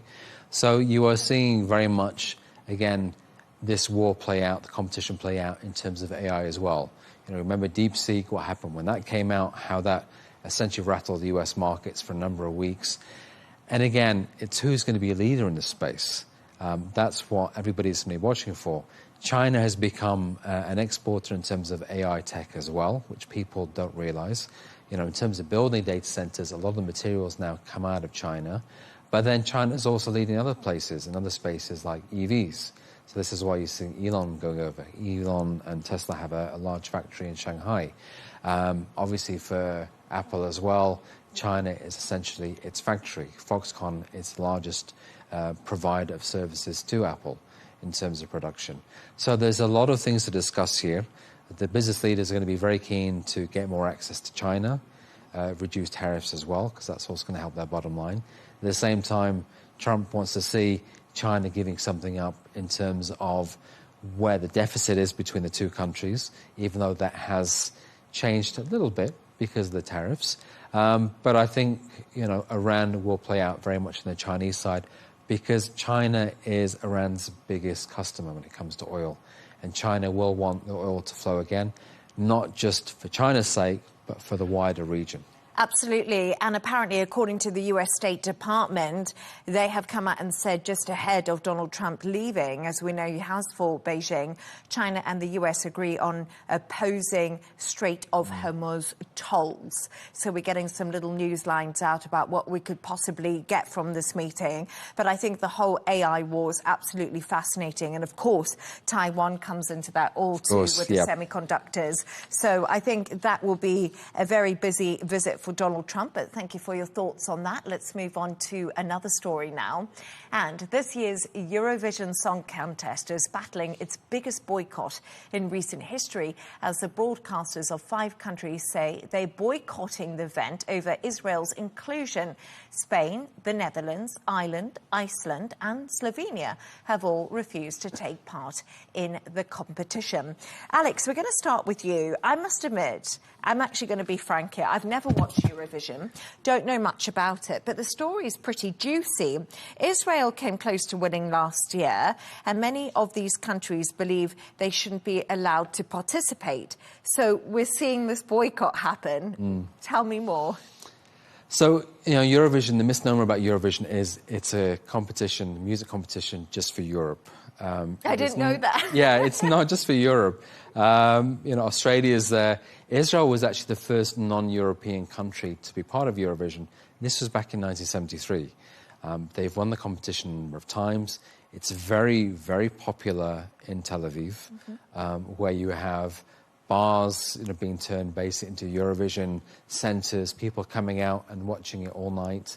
Now, there's also the politics of arts, arts. The argument goes that arts should be separate. Arts and entertainment rarely are. There's always a political theme running through. When Russia conducted its special operation, as it calls it, the invasion of Ukraine, Russia was kicked out of Eurovision because Russia was a competitor. And the argument goes that Israel should also be kicked out of the competition because of what happened in Gaza. There's other discussions going on, other accusations which are being made in terms of what happened last year and also the year before in terms of Israel pushing for additional voting being made by the public. So there's 2 types of voting for Eurovision. One by the judges, by the countries basically, and then 2 by the publics of each country. And essentially, the accusation goes that Israel was trying to rig the voting on the public side by telling people to vote up to 20 times, which is the limit in terms of how many times they can vote. And as well, the singer for last year, she was a survivor of the October the 7th massacre from the music festival. And even her song, the title, again, there were political elements to this. So you could read more than what was being suggested, essentially. So, yeah, again, there's a lot of drama, which really suits Eurovision around this, around Israel being part of it. A lot of countries are not happy in terms of Israel being there, and this is why we're having this boycott now. There's also countries which support Israel being there, for example, Germany and Austria. It's going to be a very interesting year. And let's see if Israel comes close to the top. If Israel wins, that would be the biggest political drama for Eurovision so far. I find it just, like you say, it's really art meets politics, and it's something that we don't see every day, but it's absolutely fascinating how it all comes together. And Michael, the Eurovision Song Contest has always been more about politics than performance. We were just speaking about that here with Alex, when art meets entertainment. Let me get my words out. What are your thoughts on Eurovision? Do you think Israel should be there? Do you think Russia should have stayed? It becomes quite complicated. So I'll try not to get too political, but I would say this. From a body's point of view, I think it would be essential, excuse me, for the consistency, right? So if you were to ban, as they did, Russia when they invaded Ukraine, then, when you have what's going on between Israel and, Gaza, Palestinians, Hamas, however you want to frame it, that should, I think, exclude Israel as well. And I think that's one of the frustrating aspects of this for so many people, is it's what they would see as hypocrisy. They would see the double standards. And they think that that's not the way that it should be. It should be the same for both. And Eurovision, unfortunately, opens itself up to criticism when there is the double standard. But I would also want everybody to remember that from its inception in '56, right, that was just a decade after the end of the Second World War, Eurovision has been designed to be a political force. You're trying to bring all of Europe together after the horror of World War II, when you had so many nations going through their own inner turmoil. And so you had the thinking that an event that was supposed to be focused on art and music, if everybody could come together to get behind that, then they would put aside some of the differences that separate them. The problem is that when you have differences that separate each other, that becomes the lightning rods that inspire people to be a little bit more nationalistic. And I think that's what consistently happens during the Eurovision contest each year, is that different countries will come in and they will want to not only support their own representative, but they'll also want to take shots at another representative from a different country. And no doubt there would be some history between those two countries that would make what is supposed to be, a music event, it becomes a more obviously political event. Let's see what happens. Let's see who manages to win. But really interesting conversation. I've learned a lot from that. I didn't know much about Eurovision, so thank you to both of you. Now, it's that time of the show where Michael and Alex have chosen two of their quirkiest stories of the day. And Michael, yours is about Matt Damon and Ben Affleck are being sued by two South Florida police officers. Tell us why, because it relates to a film that was on Netflix. So I should say that there's a spoiler alert as I'm going through this story. I will have to talk about the ending. So the movie is called The Rip. And as you said, it's on Netflix. And the director of this movie has said that the movie is about temptation and what money can do to you. So it's based on an actual event from June 2016, when police officers in Miami-Dade went to make an arrest, a regular drug bust, I guess as regular as they can be. They didn't think it would be an eventful drug bust, let's put it that way. And they go into the house and they end up finding the largest amount in the history of Miami-Dade police. They found cash and $21 million. And the Miami Herald reported that it took them 42 hours to count the money, because policy dictates that not only do you have to count the money, but the people who are there, who arrive on the scene, have to stay and count the money twice. And that's what happened. Now, let's fast forward to 2026. This movie comes out on Netflix, and the production company that Matt Damon and Ben Affleck started is being sued by two officers, one who was part of that raid and another officer who supervised it. And they are saying that because of the way the movie ends, they are suing for damages because they now have had their reputation damaged because everybody thinks that they were in fact part of the crew that would have stolen money and killed colleagues. I must admit, I actually forgot that I'd watched that film. And then when I saw the trailer, I was like, oh, I've watched it. And it was really good. And all the way through the film, you don't know who to trust. But also, that is a huge amount of money. What would you do? Think about it. Alex is not answering. Be honest. Alex is keeping quiet. But Michael, what would you do? So, it's funny you asked me this because I've thought about this. Not so much 21 million. So I lived in Japan for many years in the early 90s, as I mentioned before. And the Yakuza were quite active. And they would use cash. And you would hear and read about reports where bags of cash were found in the park. And I would have conversations with my wife to try to figure out, okay, if we found this cash, how is it that we would be able to use it so that we wouldn't attract attention? In my mind, Leigh Ann, I have it all worked out. Alex? I need to speak to my wife about that one. Oh, we need to speak to his wife. Yeah. But I'm a bit like you, Michael. I've got it all mapped out in my mind. I know exactly what I'll do if I find cash. But I'm not going to tell you. You have to figure it out first. And Alex, your story, I just absolutely love it because I watched the video. Tell us about the Chinese beauty influencer. She lost 140,000 followers because of a tech glitch. But this was just no tech glitch. This was a real tech glitch. Yeah, this was a, I think, put it this way, this was a big shock in terms of the people who were on the live stream. So, they sort of, we joke, beauty's in the eye of the beholder. But in China, there's a huge cottage industry where people go online and basically they're sent gifts of money for, basically for putting on a show, for entertaining others.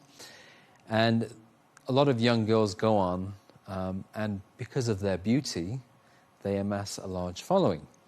Now, this lady was perceived to be a beauty. She had lots of people following her, several 100,000. But what people didn't realize was she was using basically software filters to change how she looked. And her age. She put it, I think the saying goes that, a lot happens, decades can happen in the space of a couple of minutes, for example. And for her, decades really did happen in the space of a couple of seconds. The filter basically glitched, and they saw the real lady. And she definitely wasn't what I think most of her followers were expecting. She went from in her 20s to easily being in her 50s, easily. And we can see that on screen. And I must say, when I watched, I actually got a bit of a fright because the age difference was so dramatic. And I was also thinking... I think she got a fright as well. Yeah, she did, and the person that she was talking to. But I was like, I never knew about this age filter, how much money people make. It's crazy. It's absolutely fascinating. Thank you so much to both of you for those stories. And I'd also like to say thanks to our guest, Alex Malouf, a founder of Riyadh-based comms consultancy firm, Narrative Shapers, and managing director of This Is Dubai, Michael Jabri-Pickett. And that's all from us on W News Extra. Don't forget to subscribe to our YouTube channel. Of course, follow us on X, G&T. That's coming up next. Goodbye and thank you.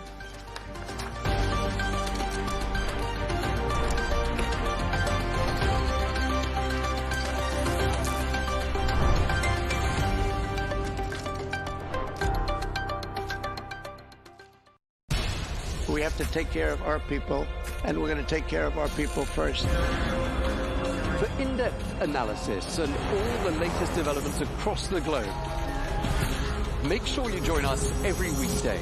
President Trump is trying to negotiate a ceasefire. with so much happening, so much information, and so much noise. International law will have no part in his administration. It can be hard to keep track. Tariffs will just fuel inflation. We're going to fight these tariffs. But you can count on us to tell you what you need to know. We stand by your side. Join me, Tom Burges Watson, for Global News Today, right here on Al Arabiya News.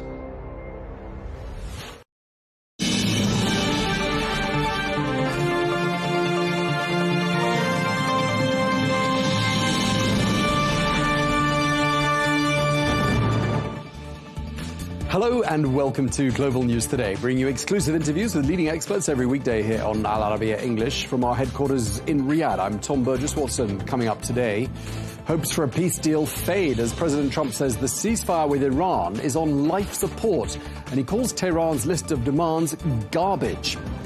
Well, ahead of his visit to Beijing on Wednesday, we ask, could China hold the key to finding a satisfactory end to this conflict?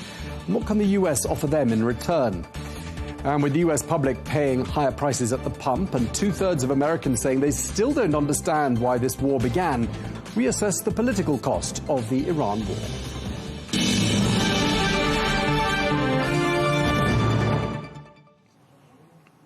Hello and welcome to the programme. Talks with Iran appear now to be losing momentum, and the US President Donald Trump seems to be running out of patience.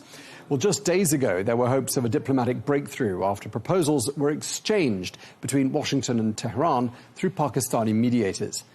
But now tensions are rising once again. Iran has responded to the latest US proposal, and it's clear that Washington did not like the answer. Tehran says that any peace deal must include full sovereignty over the Strait of Hormuz.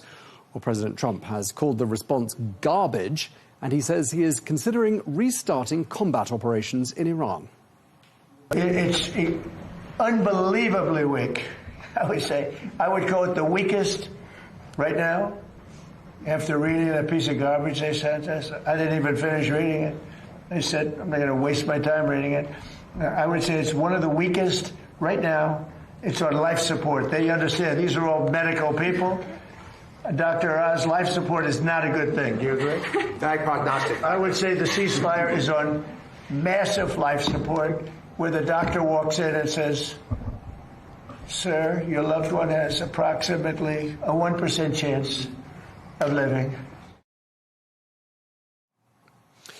Well, let's get more now. We can speak to Van Hipp, who is the former Deputy Assistant Secretary of the U.S. Army and former chairman of the South Carolina Republican Party. He joins us from D.C. Thank you very much indeed for joining us once again on this program. Great to have you with us again. Thank you. President Trump says Iran is under enormous pressure, and yet Tehran still appears to be able to disrupt global energy markets, appears to have the upper hand in the Strait of Hormuz. Who really holds the stronger hand right now? Well, time is not on Iran's side right now. They've got a food inflation at 115%. The value of the rial is less than 1 cent of a U.S. dollar. Police and some of the law enforcement are complaining they're not getting paid. President Pezeshkian has told folks to conserve electricity because they're having trouble with their grid. But I believe, Tom, there's a real rift right now going on between the IRGC and a lot of the civilian leadership in Iran. Go back just a couple of weeks ago when Arabiya, the foreign minister, said the Strait of Hormuz is open within 2 hours. The IRG was sending out maritime cables. No, it's closed. The IRGC has now cut off Pezeshkian from having any communications with the Supreme Leader, Mojtaba Khomeini. So there's a lot of friction going on, I think, between the two. And now the Speaker of the House, of the Speaker of the Parliament, and the President are now suspicious of Arabiya. They've called him an aide of the IRGC's. I think now's the time for the United States to engage in big-time psychological operations. I believe that we should let this regime know that when this is over with, Nuremberg-style trials are coming. They will be held accountable. They will be held accountable for their terrorist activities all over the world and for the atrocities they've committed on their own people. Let's pour kerosene on that situation, on that friction that's between the IRGC and a lot of the civilian leadership there. You make some really good points, and you know we can all speculate as to what's happening behind closed doors in Tehran, and you know some people might dispute some of the theories you put forward there. But one thing is really clear, and that is that the battle at the moment appears to be more about one thing than anything else, and that is control of the Strait of Hormuz. Do you think that's a step backwards, given that the Strait of Hormuz and access to it was not an issue until the United States and Israel began their military operation? Well, the income is on a daily basis to Iran that they're being deprived of now is close to $500 million a day. So I think the president made the right decision to do the blockade with the Strait of Hormuz. And I think it sent a message to China. I think the president was thinking very strategically. Let me tell you what I'm talking about. I'm talking about the South China Sea, where $5 trillion worth of cargo a year goes through there, vital to the economy of the free world. What if China pulled the same kind of stunt? And they've hinted that they would in the past. But what if they pulled the same kind of stunt there? So I think they took note of this. And I do think the president has got some stronger allies there in that region, not just Taiwan, but the president of the Philippines. I've been very proud of President Marcos and what he's done. He's been standing up to China, and also the new prime minister of Japan. But isn't President Trump going to be going to China tomorrow? Slightly on bended knee, in the sense that doesn't he need some help from Beijing? Is there not a theory that Beijing could hold the key to finding a way out of this?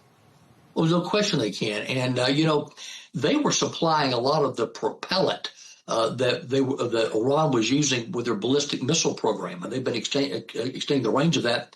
In fact, it was satellite imagery that caught and showed that coming on ships from China to Iran, I think back in October or November of last year. And then just yesterday, the United States put sanctions on either 11 or 12 individuals and entities with close ties to China who were basically trying to ship Iranian oil to China. So there's no question. There's a lot of things at play here. It's a very complicated landscape, but no question, China, if they want to, they could help us in this thing like that. Do you see Taiwan becoming a bargaining chip in all of this when President Trump is in Beijing? I mean, could the Chinese say, we'll help you, but we want something in return? Yeah, but you know, I got to tell you, I went to Taiwan last fall, and I had the privilege of giving one of the keynote addresses there at their annual National Security Summit. And I got to tell you, I came away feeling much better about the defense of Taiwan and the high cost that it would cause China to try and take that.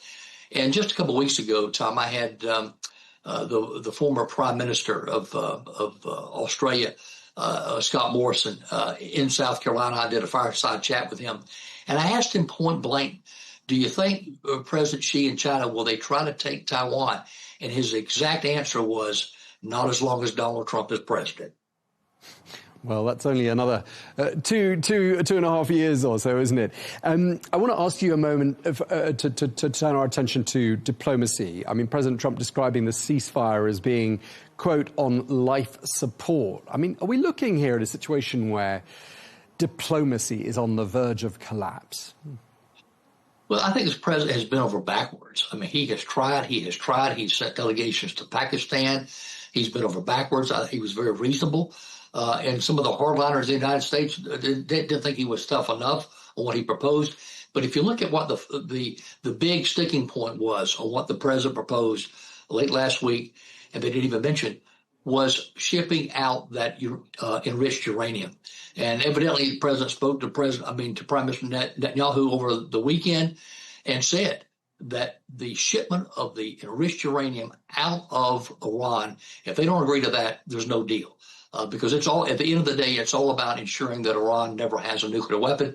And I think that's the number one key thing the president has focused on. Right. I mean, finding those 400 kilos of highly enriched uranium can be very difficult, very hazardous to get it out of the country as well. Yeah. We know where they are, Tom. We know where they are. The problem is getting them out. It's a very, very complicated process. Right. It certainly sounds hazardous as well.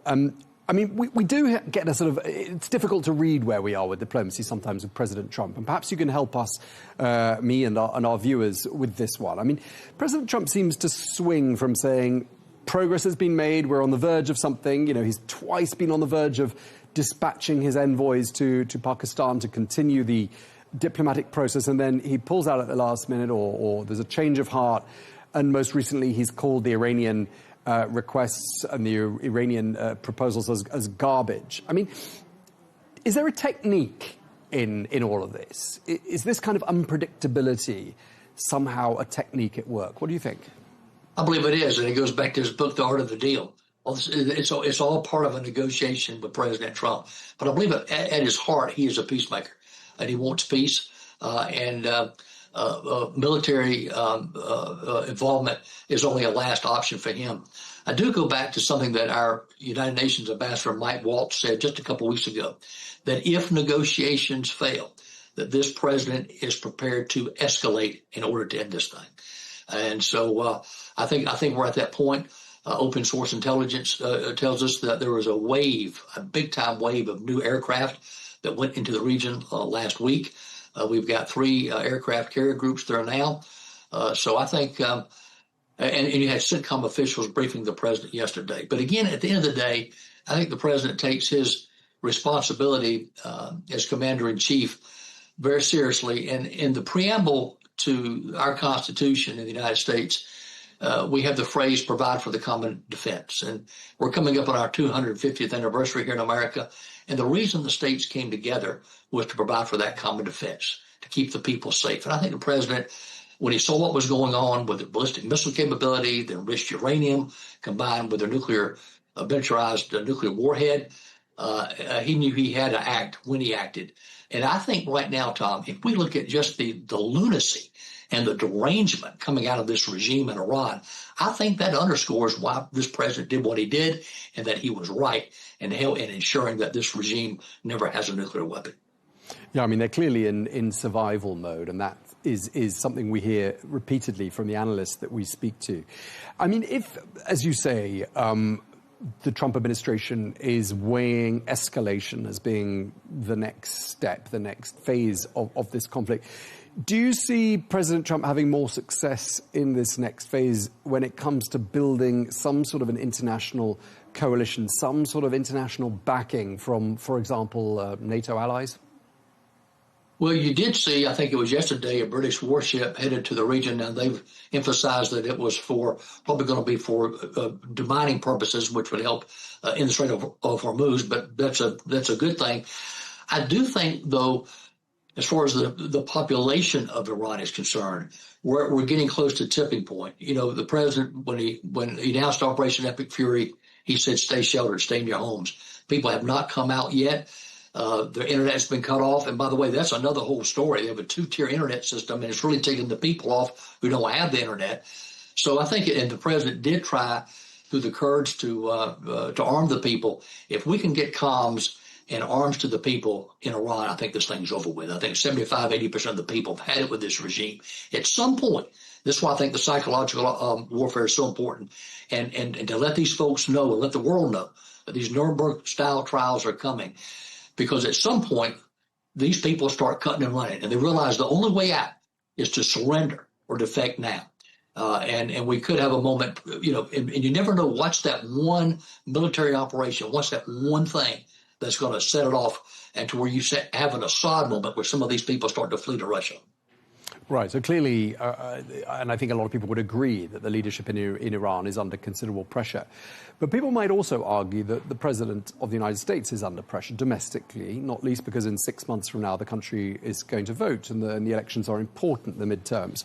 I mean, in the face of high fuel prices, which are impacting U.S. households and U.S. consumers, and some public frustration, the latest poll suggests the majority of Americans don't yet or still understand the reasons for going to war with Iran. I mean, do you think President Trump is feeling the heat domestically? I think he's hanging tough. He was asked about this yesterday by some reporters. Well, what about the polls, and what about this, and what about that? He said Iran is not going to have a nuclear weapon. He said, and he said that the fact that they would not agree to ship out the enriched uranium, which evidently they'd agreed to before. That was a non-starter. So I think that's what he's focused on. And again, it gets back to his job as commander-in-chief, and it shows that his number one responsibility is keeping the American people safe. But one of the things that in the United States, I think we're a lot better off than most countries because we are a net exporter of energy. And it goes back to the things that President Trump did in his first term so that America would be energy independent. So the United States, yes, people are feeling it at the pump, but I think we're in a lot better shape because we are net exporter of energy. But there will be people amongst President Trump's support base, I mean, a key element of his support base who voted for him precisely because they wanted prices to be brought down, inflation to be tackled, and for America not to enter into any more overseas military conflicts. And President Trump has gone against those two key pillars. I mean, is that going to have blowback for him, do you think? You know, I've talked to people, Tom, in the last week or so on different sides of the political aisle, different liberals, conservatives, you name it. And what was so interesting to me was even the people who were opposed and didn't think the president should have done what he did, they all want him to finish the job. Finish the job. You cannot let this regime survive with a nuclear weapon. You cannot do that. So I'm hearing from people from both sides of the political spectrum who want him to finish the job. But I think it was Condoleezza Rice, George W. Bush's Secretary of State, who said it best, that not only had the president done the right thing, but she urged him to finish the job, or she said, finish Iran. So I think she's right. The president has two favorite generals. One was General George S. Patton, and the other is Douglas MacArthur. General MacArthur said, in war, there is no substitute for victory. And I think that's what we need to focus on right now. Okay, well, leaving this unresolved, clearly not an option, and I think everyone would agree with you on that. Sounds like they do on both sides of the aisle. Just to wrap up our conversation, I mean, from a military standpoint, what does success look like? I think success looks like one of two things. Either some semi-normal people come to power in Iran and they realize they need to give up their enriched uranium, or this regime totally collapses. Okay, and you are forecasting escalation, and you're not seeing any signs of perhaps compromise or an unstable, long drawn-out stalemate. Those aren't scenarios you envisage.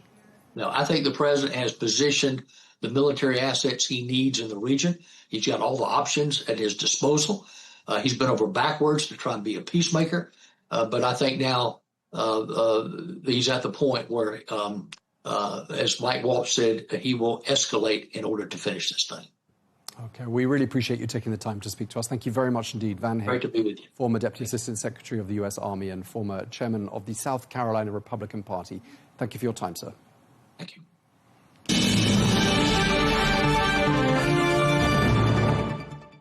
Well, let's get more on the political angles to this conflict. We're joined now by Matt Terrell, a former chief of staff for Marco Rubio's 2016 presidential campaign, who joins us from D.C. Matt, great to have you with us, as ever, on the program. I want to put this quote to you. A senior fellow at the Middle East Institute said this: President Trump's actions over the last month show a leader who's very desperate to end this conflict, but he continues to threaten more conflict if he doesn't get what he wants. And that shows he simply doesn't know how to get a better deal. He goes on to say he could have gotten a better deal before the war began. Do you agree with any of that? Not at all, but surprised and surprised, Tom. It's great to be with you as always. You know, look, President Trump was trying to get to a deal before this conflict ever began. And we've seen time again President Trump extend the olive branch, if you will, to the Iranian government, or what's left of the Iranian government at this stage. And time and again, we've seen that they've not wanted to negotiate in good faith. And really what this comes down to, by and large, is ensuring that Iran does not have a nuclear weapon. We've heard that time and again, but that is critical, because what we've seen is that Iran hates America. What we've seen is that Iran has the capability to reach Europe. We saw that when they launched missiles, 2 missiles targeted towards Diego Garcia. We've seen Iran lie about how far its missile capabilities can go. So look, the bottom line here is this really does come down to Iran agreeing to hand over its enrichment. It comes down to Iran agreeing to ensure that they will never pursue or have the capability of a nuclear weapon. And then beyond that, there's a bigger element at play here. And it's President Trump dealing with a problem that's existed for nearly 5 decades. No U.S. president has taken the necessary action, in my view, to solve the problem we have with Iran. President Trump has. I think right now what you are seeing is a lot of pressure on Iran right now. No question this economic pressure is taking a toll on Iran. And the bigger challenge right now, obviously, is that you have some hardliners left over there. And, who are we really dealing with is the question. But in the end, I think that President Trump's going to have great success here. I do think this war is going to come to an end soon. The question is, what are the next steps? And I think President Trump is weighing all of his options right now. Right. Well, we've spoken to at least one guest today who believes that escalation is the most likely next step. But, I mean, all of what you said is very well. But doesn't Iran show that they have a key leverage point? They're holding the world to hostage, the global economy to hostage, because they control the Strait of Hormuz. I mean, don't we have to acknowledge that Tehran holds, at least for the time being, the stronger hand? Well, look, I think this is our blockade. It's not Iran's blockade. And I would just say that, look, this is working. Yes, you are seeing, for example, here in the United States, a bit higher gas prices. But the truth is, those gas prices will come down once this conflict is over. And how do we know that? Because when the Strait was open for a short period of time, if you will, we did see gas prices come down. Here in the United States, you are seeing record high gains in the stock market. We had just last month 115,000 jobs created in the United States. We have strong GDP growth. The unemployment rate is solid. So, look, here in the U.S., we are seeing great economic success. Yes, people want gas prices down. Those will come down after this conflict ends. And on the global stage, a big part of this is China. President Trump in just a few hours will be leaving for China, as we know. And I think there's going to be no question the topic of Iran brought up during that conversations with Chinese leadership from President Trump.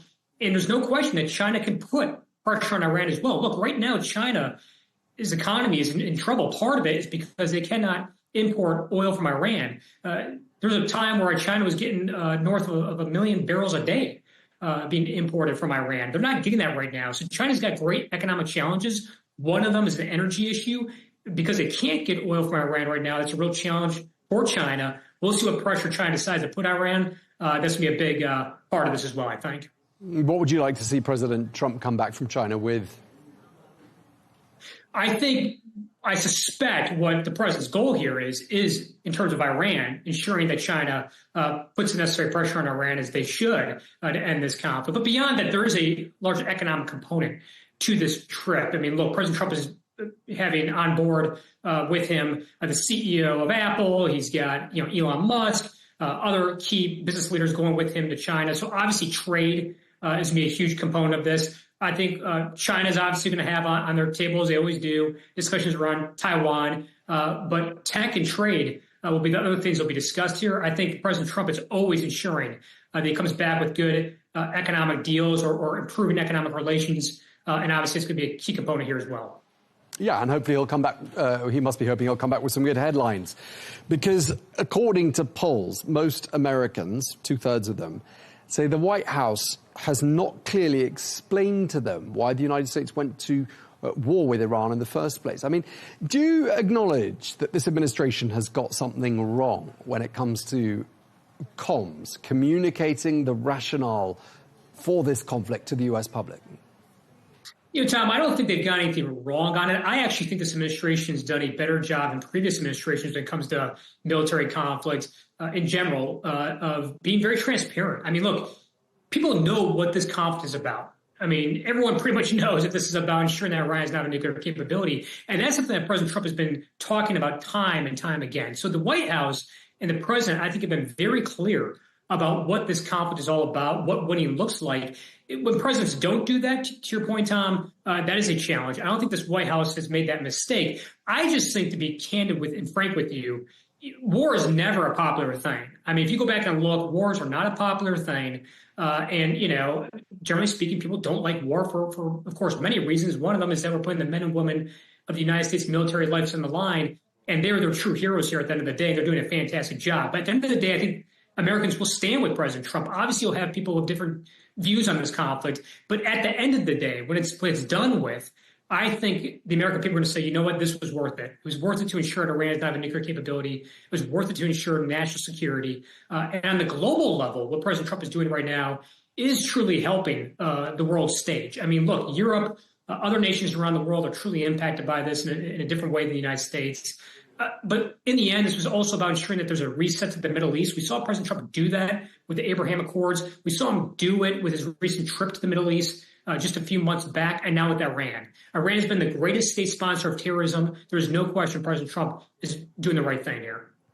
Right. And yeah, I mean, American households are having to make difficult choices at the moment, aren't they? And you would know better than me being there. But I mean, it's being reported that households are having to make cutbacks to certainly any luxuries, any holidays, because of high fuel costs. And just looking ahead to November, only 6 months away, I mean, does it look to you like high petrol prices are going to be sort of the defining story for voters going into the midterms? You know, I think these gas prices, Tom, are going to come down soon. In time.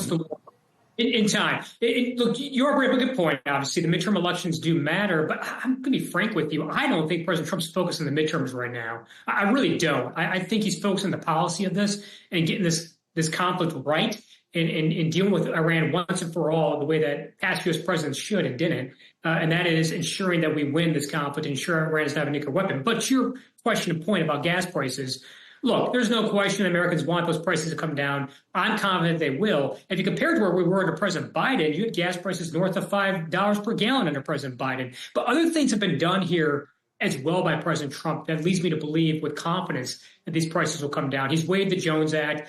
He's really put a premium on investment here in the U.S. in terms of energy independence, that drill, baby drill philosophy, reducing regulation. All these things have helped to make U.S. energy independent. And unlike China, we have that right now. We have the ability to be energy independent. We are energy independent. And so that will certainly help in terms of getting these gas prices down faster, particularly ahead of the midterm elections. And I think in the end, I truly believe this. I think when it's all said and done, Americans nationwide are going to feel as though this is the right move by and large. Obviously, you're seeing Democrats and Republicans have, in particular, down party lines, have different views in this conflict. But the Republican base, the mega base, if you look at the polling, vast majority are staying with President Trump. Having that as well going to midterm elections will matter. Right. I mean, everyone, I think, on both sides of the aisle wants a breakthrough, and people want this conflict over. They certainly do in other countries around the world. I mean, in terms of the timing, how soon, or what rather is the latest point in the campaign in which that breakthrough can come for it not to cost the GOP too dearly in the midterms? Yeah, people tend to be paying attention to the election, September, October. That's during the time where the majority of Americans, in my view, are going to really be lasered in on those midterm elections. I got to remember, early voting takes shape. It's not just on election day in November that people vote. So you got to be mindful of that. Look, I think by these summer months here, I believe that these gas prices will come down. And once they do, I think the Republican Party is going to have great momentum going to the midterm elections. We're seeing other things here in the U.S. as well. With redistricting, that I think is going to favor the Republican Party in the end, go to these midterms. So yes, obviously gas prices matter, but let's not forget, the stock market's hitting record highs. Let's not forget that 115,000 jobs were created last month. Let's not forget the unemployment rate is strong GDP growth here in the U.S. The economy is very strong right now under President Trump. But look, with gas prices, Americans see that week by week, day by day. And so no question having those come down will be critical, and I'm confident they will. And I think they will here soon.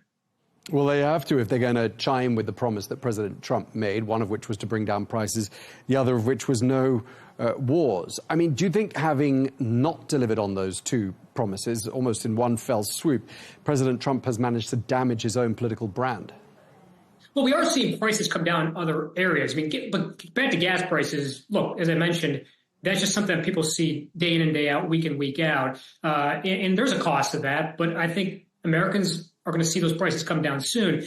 As for, the conflict here, look, I would make the argument that this has really been largely targeted strikes that have been conducted here during this conflict. It is not as if President Trump has put thousands of troops on the ground in Iran. Now, let's see what happens in terms of next steps that the president may do in terms of military force. And then the other thing is, look, this has been a few weeks of this conflict, not a few years. And so if you go back and look at wars, they last, in many cases, for years. So, look, I think we need to put this all in the proper perspective. And I think President Trump has a proven record of highlighting what needs to be done in Iran. It is not as if he just recently started talking about the importance of Iran not having a nuclear capability. He's been talking about this for years. And so no one should be shocked by the actions he's taken. And it builds on what he did in Venezuela. It's building what he's doing on the global stage, and that is truly trying to reset it. Dealing with these proxy terrorist organizations that have been fueled by Iran, dealing with the challenge we've had in the Middle East in general with not having peace. I think President Trump really sees opportunity. I think he sees economic opportunity with countries around the Middle East. And Iran right now is facing challenges from its neighbors. We're seeing the UAE right now fighting back, if you will. So, look, Iran is a real problem, not just in the United States or to Europe, but certainly has been to the Middle East. There's no question President Trump has made the right move here. I don't think he's worried about the poll numbers right now. I think he's worried about doing what's right. And at the end of the day, I think it's actually going to help not only our country, but, of course, Republicans, I think, going into these midterms. Okay. We're going to have to leave it there. Really appreciate you taking the time to speak to us. Matt Terrell, former Chief of Staff of Marco Rubio's 2016 presidential campaign. Thank you for your time, as ever. Thanks, Tom.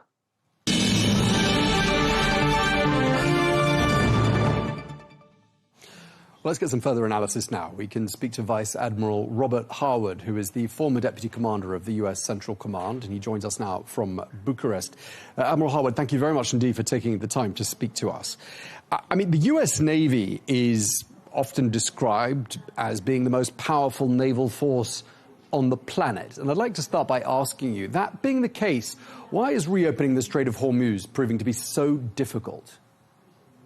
Well, there are a couple of things. The capabilities of the Iranians is first and foremost. They have mines, they have missiles, they have drones. They've shown they're willing to use that. So that threat, not only to the commercial shipping, but to our U.S. forces are prevalent. That's the biggest concern. We can eradicate that, or at least address those, by removing the mines, conducting mine countermeasures operation, and I believe that's ongoing. But those ships also have extensive defense systems, electronics, weapons, and other means of countering the drones. So they can do it. But if you want to do that, that takes a lot of ship, a lot of effort. But more importantly, you need the confidence of commercial shippers that they're willing to take that risk. And as of today, very few of them have.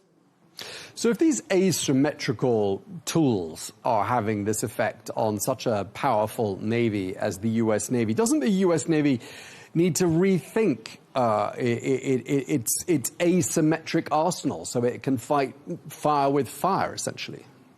I think you're spot on. And this is the real lesson learned, not just now. It started in Ukraine.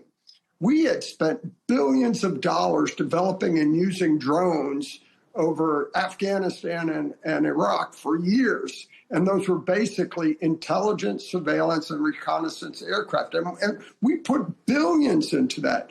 You had Ukraine come along in a matter of weeks, out-innovate and use small tactical drones, those that could do 50 kilometers or less, to go after troops and really balance the power of Russia.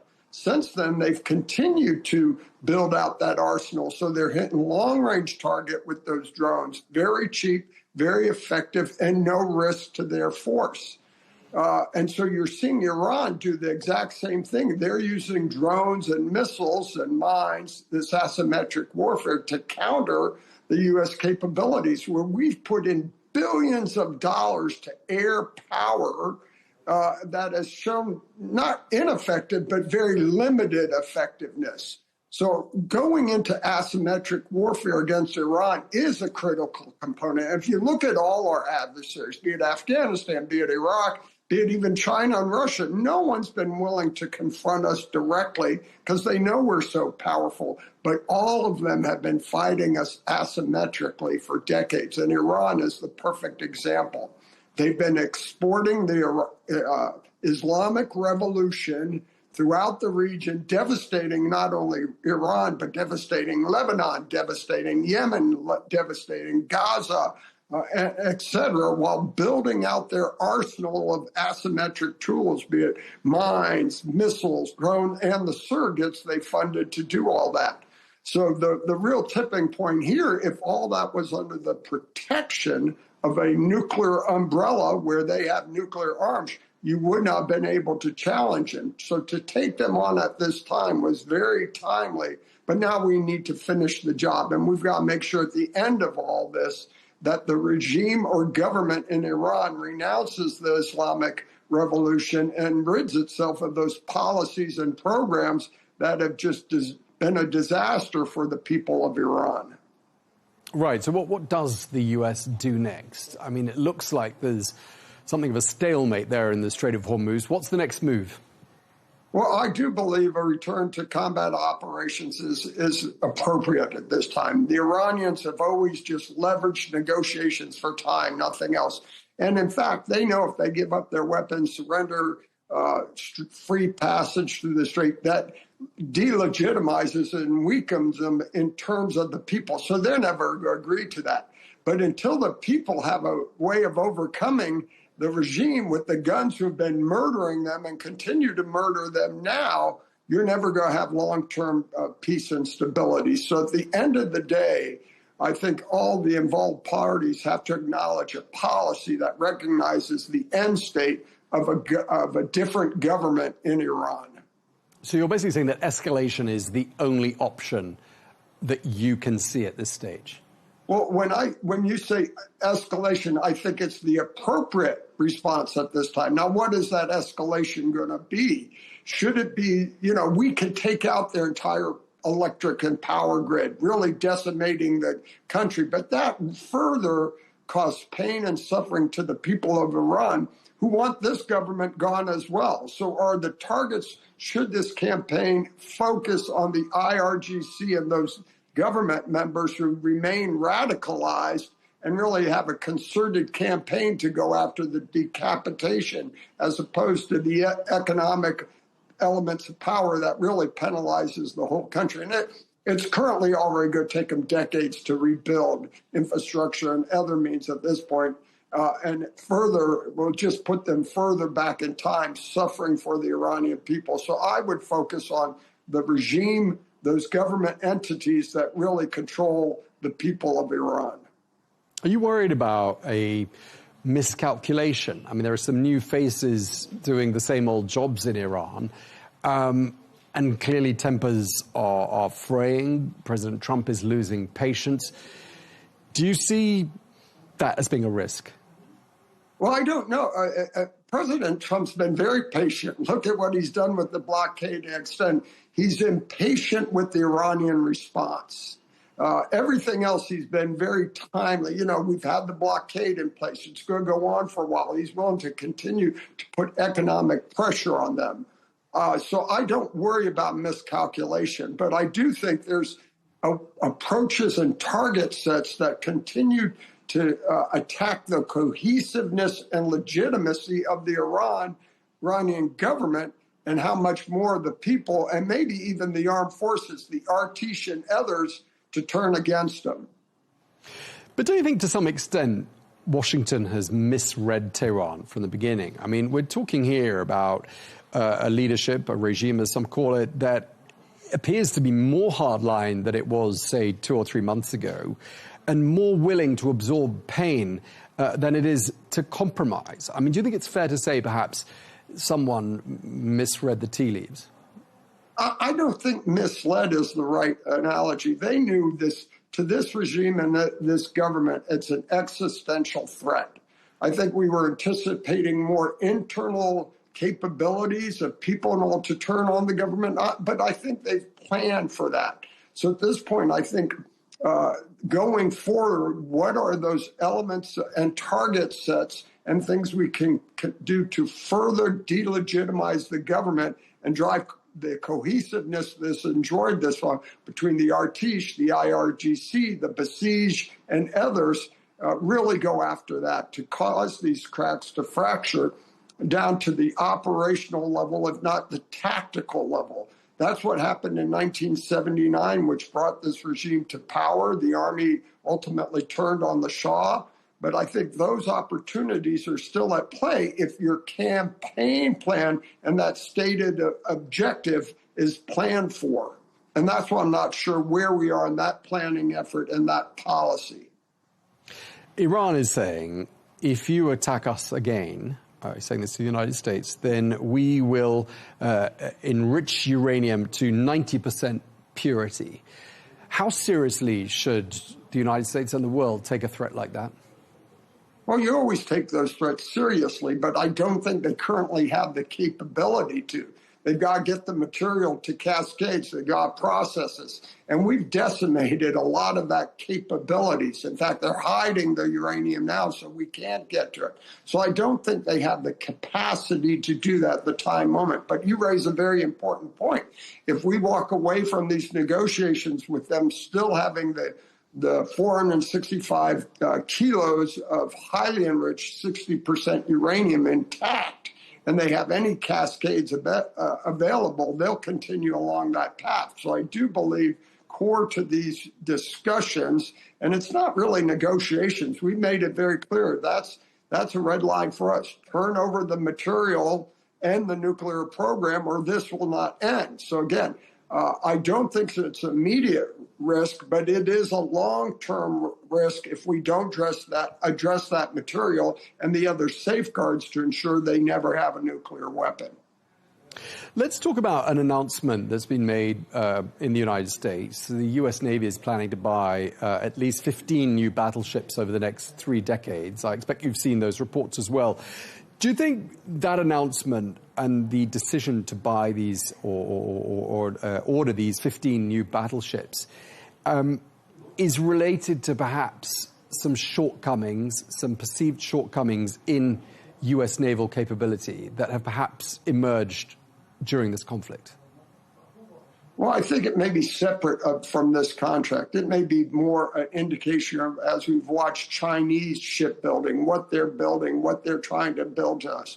And again, you can look at ship-to-ship ratios, ranges, capabilities. That's one thing. But the problem for the Chinese, and our greatest advantage, is our experience. We've been fighting wars since World War II. We've been engaged in every conflict ever since that. So the experience and professionalism of our all-volunteer force is insurmountable.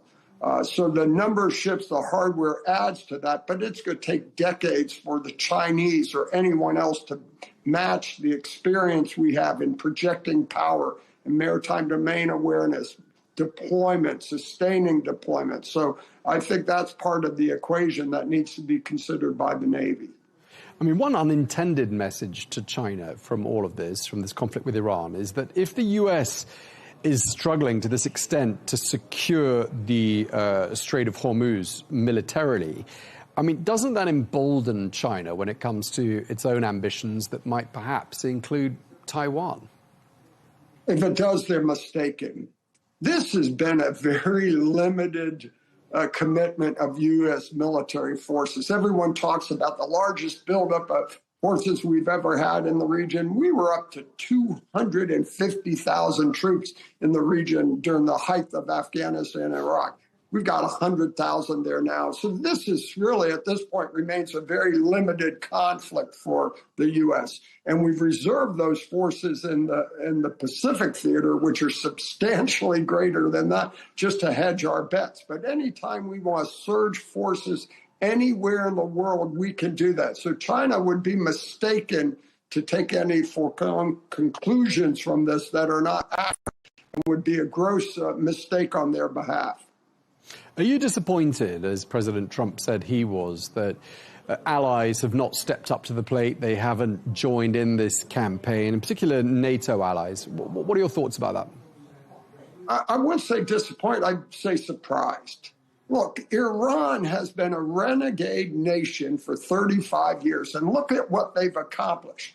They started the Islamic Revolution and funding and exporting that revolution throughout the region. It destroyed Lebanon. It destroyed Hezbollah in Lebanon, which destroyed Lebanon, destroyed Syria, destroyed Yemen, and it's at play in Europe.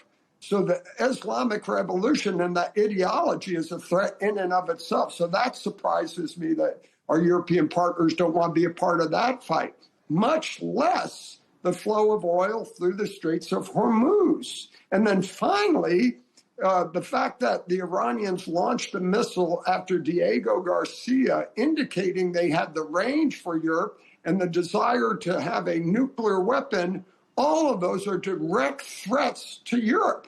So I'm just surprised that they don't find it in their own best interest to be a part of this. So disappointed wouldn't be the right word, surprised, because you can see they're at threat on several different fronts, and they should be more concerned about those solutions than we are. We're just reading the reports, and you probably know this from talking to colleagues in the navies of other countries. I mean, what's been quite striking the last couple of months is the revelation of just how unprepared, how ill-prepared some of America's closest allies are when it comes in particular to their naval capabilities. And had they even wanted to join the United States and help the United States in the Strait of Hormuz, I mean, there are serious questions as to whether or not they'd have been able to. What are your thoughts? Great point. And I just was at the Munich Security Conference this year, last month or so. And the rhetoric going around the room was, hey, we can't depend on the U.S. We don't want to be partnered with the U.S. They broke away. We've got to do it on our own. And I would say this, in each of those countries, defense spending has never been bigger than ever before. Political support for strong militaries have never been better than before. And more importantly, popular support for strong militaries have never been before. So you can see they are positioned now to make the investments, have a strong and healthy, not only military force, but defense industries to support it than ever before. That would have not have happened without Trump's policies. So I know a lot of the Europeans don't care for President Trump, but at the end of the day, they're going to be stronger, better, and more capable because of his policies. And what's not to like about that?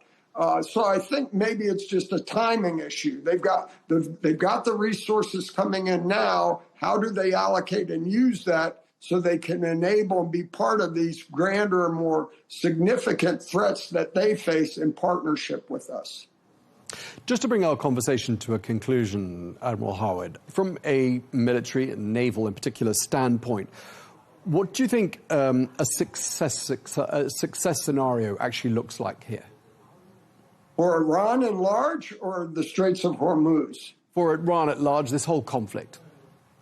A government in Iran, a change in government that renounces the Islamic Revolution and culminates or ends the policies and programs that were part of that. So specifically, a nuclear weapon, hand over the material, we're not going to have a weapon. Number two, don't, get rid of your ballistic and missiles and drones. Get rid of your mines. Stop funding surrogates throughout the region, and then use your resources not to kill your people, but to support your people and enjoy an economy as all the other Gulf region countries have done. And don't forget, you have UAE, you have Kuwait, you have Qatar and Bahrain that became nation states in 1971. And look how prosperous and well off they are. Look how miserable the Iranian people are. And the Iranian people see that and know that. They want to live like that. But this regime has denied that and uses those resources to export the revolution as opposed to taking care of its people. So that's the end state, I think, that works for everyone's interest throughout the world. Okay, well, we're going to leave it there. Thank you very much indeed for your time. Vice Admiral Robert Howard, former Deputy Commander of the U.S. Central Command. Thank you very much indeed for your time, sir. Thank you.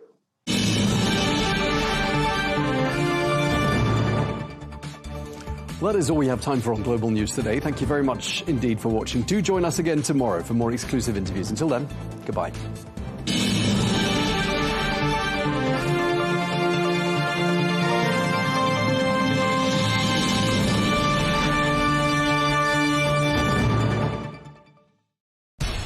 We have to take care of our people, and we're going to take care of our people first. for in-depth analysis and all the latest developments across the globe. Make sure you join us every weekday. President Trump is trying to negotiate a ceasefire. With so much happening, so much information, and so much noise, international law will have no part in his administration. It can be hard to keep track. Tariffs will just fuel inflation. We're going to fight these tariffs. But you can count on us to tell you what you need to know. We stand by your side. Join me, Tom Burges Watson, for Global News Today, right here on Al Arabiya News.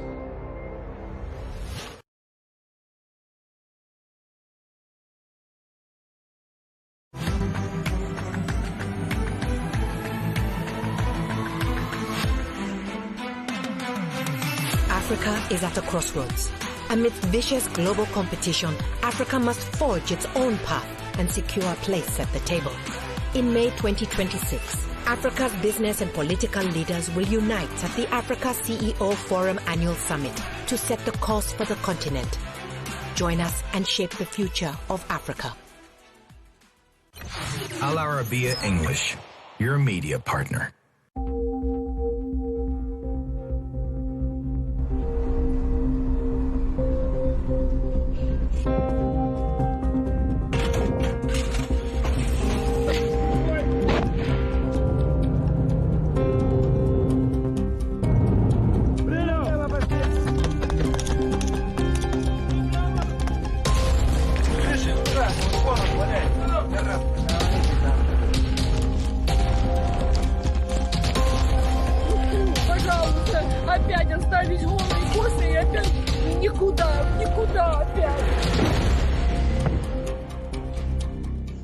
We faced many dangers while covering the events in Kursk. We followed the developments of the battles on the fronts, and we were with the civilians, documenting their suffering in their homes, which they refused to leave, and in the shelters they had fled to. We were right in the midst of the battles. Ever since the Ukrainian incursion in August 2024,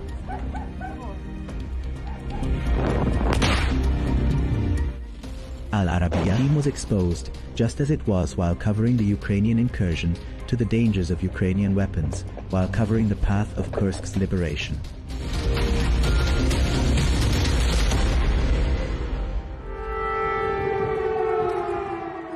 Kursk is the Russian region that Ukrainian forces entered in an attempt to shift the balance of power in a war that has been going on for more than 3 years, where the Ukrainian army occupied it and advanced deep into Russian territory. As we were the first to cover the events that shook Kursk, we followed everything from the very beginning. To get the most accurate details, we went to the commander of the Special Chechen Akhmat Forces, General Abdi Alaudinov. Given the importance of this figure on the battlefield in the Russian army, the road to him was surrounded by complete secrecy, both regarding the location and timing of the meeting.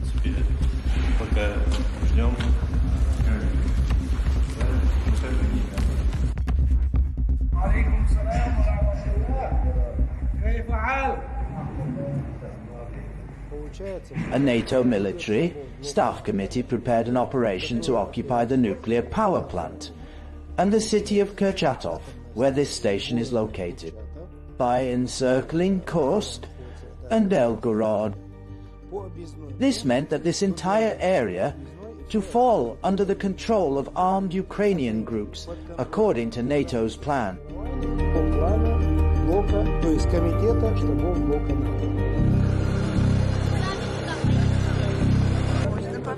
The Ukrainian forces' incursion into Russian territory led to massive waves of displacement, large numbers. Temporary shelters received tens of thousands of citizens who had left their homes. The greatest difficulties were in evacuating people with special needs, the chronically ill, and the elderly who need constant medical care. I can't hear anything. I can't hear. She is 95 years old.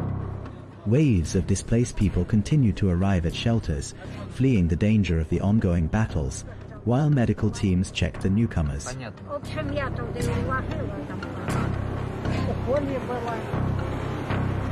I was in a coma. My blood sugar rose above 600. Yes, I went into a coma because my medicine ran out.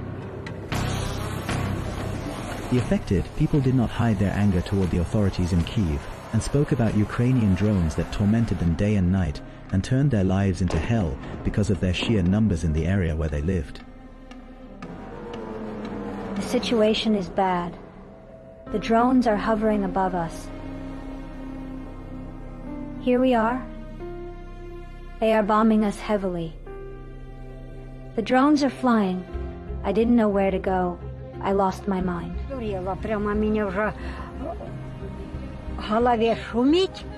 As soon as I hear gunfire, I can't sleep. Where can I escape to? Where should I go? Ukrainian drones were targeting everything that moved on Kursk's territory for fear of the Russian response.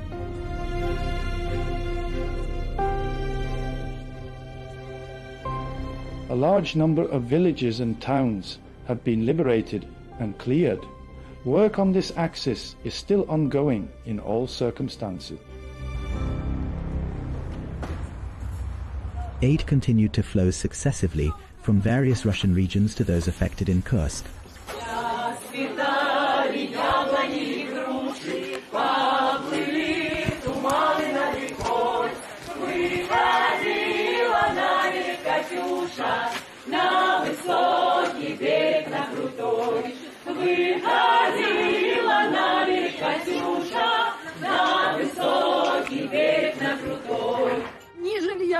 No housing, no shelter, no help at all. We survived thanks to my husband who works. We rented a place and managed to stay however we could.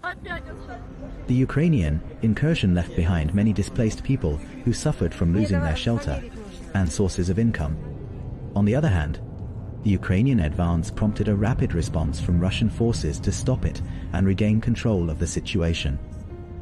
When we reached Kursk province on the Sudzha axis, there was no unit to confront the enemy. No unit had faced the enemy. Because it had succeeded in breaching the defense lines along the border and managed to occupy a wide area in Kursk province, it even came within 15-20 kilometers of the city of Kursk. Курской области, он от Курска находился там в каких-то там 15, даже 20 километрах. Kyiv was counting on forcing the Russian command to move its forces from Donbas toward Kursk, which would allow the Ukrainian army to regain the territories it had lost on the fronts. But the Russian winds blew against what the Ukrainian ships desired. Ukraine. Russia continued its advance, and mobilization was carried out from all parts of the Russian Federation to confront the situation in Kursk. This enabled the fighting forces on the Donetsk front to seize larger areas, because the Ukrainian Army Command had thrown its elite forces into Kursk in an attempt to move the battlefield into the Russian interior. We launched large winged drones in addition to small drones to specifically cover the front sectors. Our 2 drone units, they specifically highlighted the size and movement of enemy convoys. At that point, we organized our lines on the Martinovka axis, and thus we, as Akhmat forces, stood directly in the face of the cannon. We were the ones who stopped the enemy's first convoys.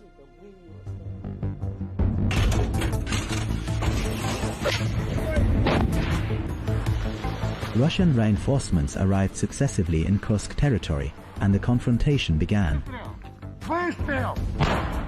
between the Russian army and Ukrainian forces in order to stop the latest expansion inside the province. Russian fighter jets filled the skies of the region around the clock, dropping glide bombs that inflicted heavy losses on the Ukrainian army in lives and equipment. The enemy threw everything. He had to limit our strength. He was throwing large numbers of his elements daily in an attempt to breach our lines.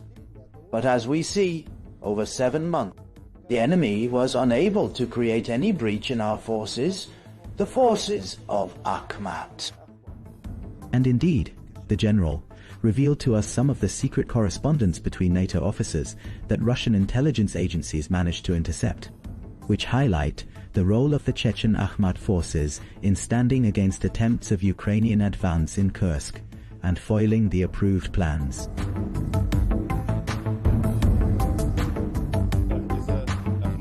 Thanks to the Akhmat forces, a great deal was done in general.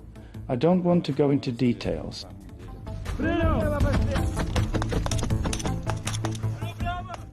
The Russian army began to limit the advance of Ukrainian forces and succeeded in encircling the areas controlled by the Ukrainian army at the last point in the depth and on both flanks of the contact line.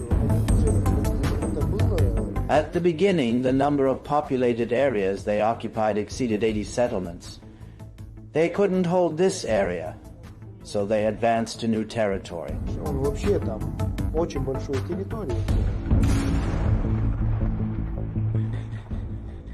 In October 2024, operations to repel the forces began, and the Russian army started liberating towns and villages one after another. While maintaining the positions it had taken after, it managed to form a defensive line that besieges the Ukrainian forces from 3 sides, leaving them only the western withdrawal route to Sumy province, from which they had entered.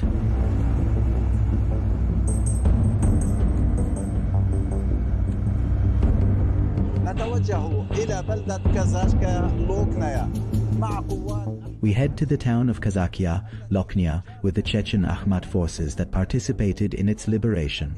This town witnessed fierce battles between the Russian and Ukrainian armies after the Russian army intensified its efforts to liberate several towns and cities in Kursk province.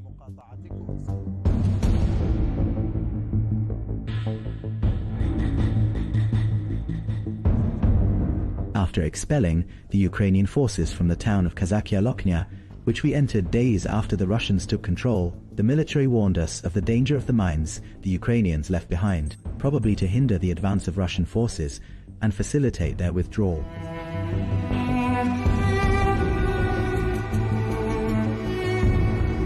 Why is attention drawn to the need for caution before taking any step here? This is because the Ukrainian army violates all internationally recognized laws and conventions by using prohibited weapons against infantry units known as butterflies.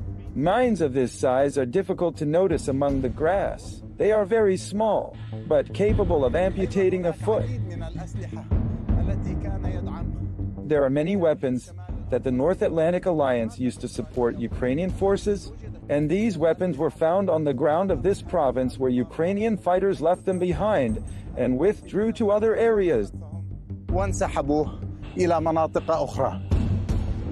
We positioned in Soldatskoye, then headed to Cherkasskoye Porekhnoi, where fierce clashes are taking place. We succeeded in repelling this attack over 2 full months. Then we advanced toward Martinovka, where we fortified along the main road. In the towns recaptured by the Russian army, the Ukrainians left behind large numbers of their dead following the bloody confrontations, at a time when some civilians refused to leave their homes and flee with the Ukrainian forces toward Kyiv.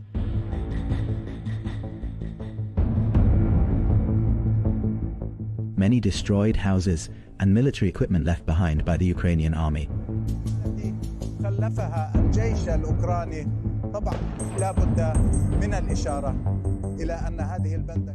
Of course, it must be noted that this town was inhabited by thousands of citizens who were displaced during the Ukrainian incursion or the Ukrainian advance at the beginning of the crisis in August of last year. And when the Russian army returned to retake this town, about 180 citizens were living in it and were evacuated, and only about 6 people remained in this town no more. It is clear how brutal this war is, but I prefer to hear from you what happened to you. I became like this. My house burned down. So I took refuge with my brother. Why didn't you leave despite the explosions we hear? I didn't leave because I decided to stay on my land, in my village. Among your relatives, did you lose anyone? My brother disappeared when he went to work on the 6th of August and never returned after that. But thank God, our soldiers told me they found him alive and in good health.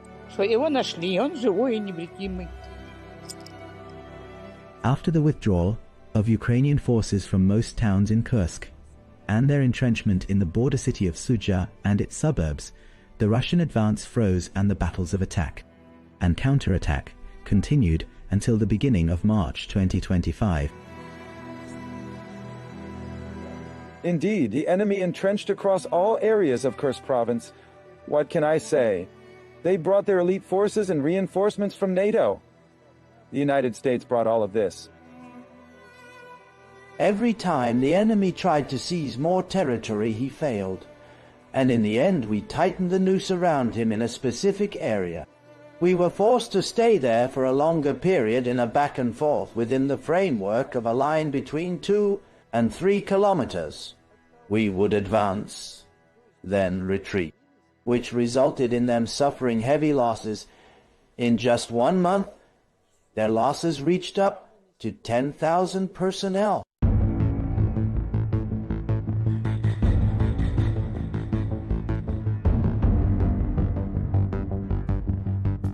A qualitative and surprising turning point after a unique operation that caught the Ukrainian fighters. Through the infiltration of Russian forces via the giant gas pipelines that had been disabled by the battles, allowing them to reach the rear lines of the Ukrainian forces and completely encircling them.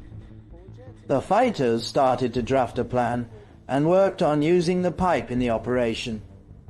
Regarding the distance which separates the start point and end point is 15.7 kilometers. The operation forced our soldiers to wrap themselves with certain ribbons, similar to what the Ukrainian soldiers do. Then the soldiers came out from the back lines, which caused enemy soldiers to panic. They even rushed running anywhere they can, wearing their underwear or shorts or even flip-flops.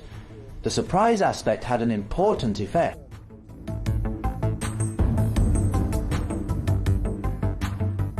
The unique gas pipeline operation lasted 6 days. Those who carried it out were able to cross in 2 days, but waited 4 more days until the other units arrived before launching the attack, in order to tighten control and the siege from the front and rear of the city.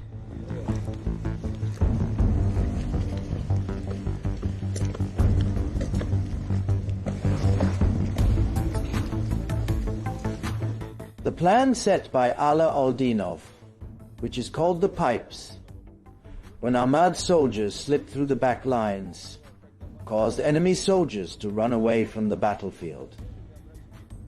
We're on the lookout and confronted the enemy's attempts to advance on our lands.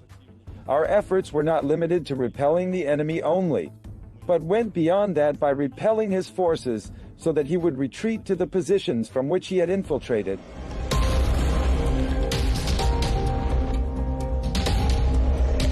The Russian army expanded the encirclement of the city of Sudzha through the infiltration operation via the pipelines at the same time that the ground forces were carrying out their assault on the city. The Ukrainian forces lost their most important positions and some surrounding towns and withdrew to the border villages with Sumy province, leaving behind vehicles and equipment and thousands of casualties between killed and captured. At first they came from the war committees and from police departments with draft notices from military service. If someone failed to report, he would face a financial fine. Then they threatened with imprisonment. I'm not sure I could have continued. They selected some capable people, about 20 individuals. As for me, I am just an ordinary soldier. In fact, most of those who accompanied me in this training course had not originally undergone military service. No.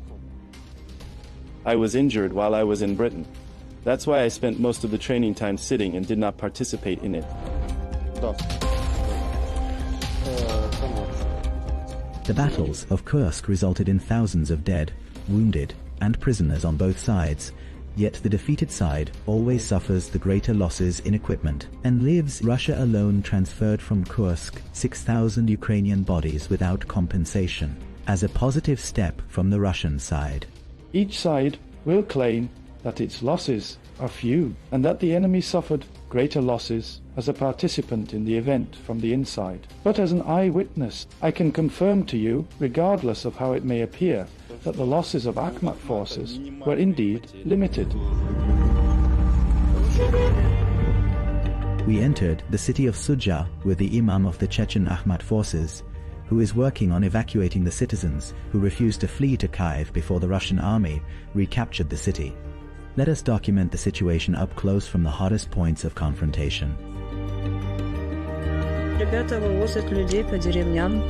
Young men gather people from the villages, and sometimes do so under drone and artillery shelling. This puts their lives at risk. We are extremely grateful to them. We are very thankful to them. Inside the city, those who could escape the shells and drones fled from Sudzha to safe areas in Russia at the beginning of the crisis, while those who could not leave remained under Ukrainian forces' control.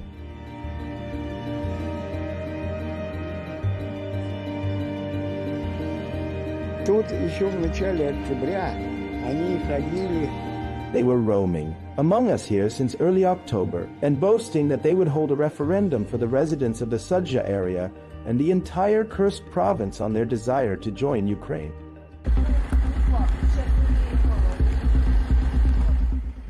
Electronic jamming has become one of the most important defense methods against drones, and positioning systems securing protection for stationed units and vehicles carrying jamming devices.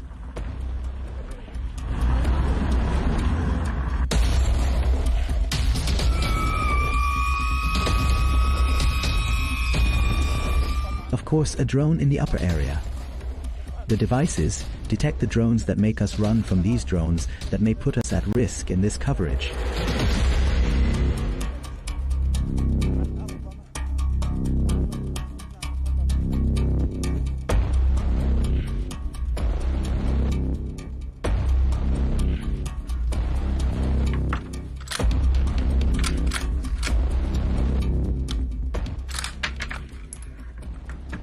Snipers load their ammunition in preparation to fire at the drones that are hovering over Sudzha.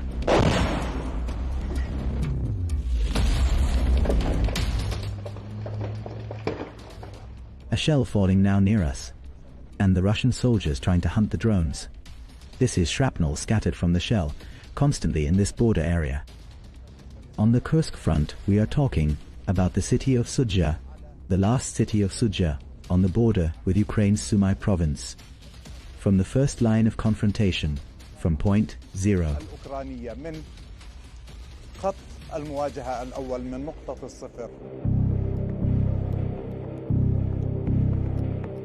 The Ukrainian forces' insistence on holding the areas they occupied led to more suffering for the residents amid mutual shelling. The Ukrainians withdrew to the villages adjacent to Sumy, destroying the bridges behind them so that the Russian army could not catch up with them.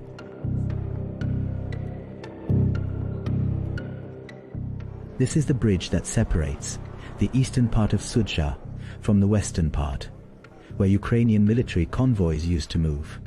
And clashes began in the heart of Sudzha with the encirclement of the fighters, which tipped the balance in favor of the Russian army, which took full control of Sudzha.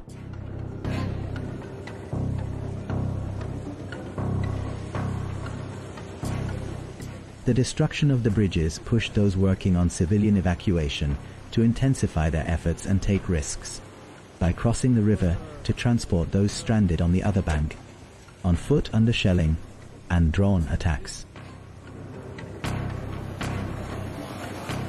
The random Ukrainian shelling affected everyone here in Sudzha and its suburbs, leaving victims destruction and displaced people, including the disabled Svetlana, whose last moments in Sudzha were captured by Al Arabiya's camera before her evacuation from the heart of danger.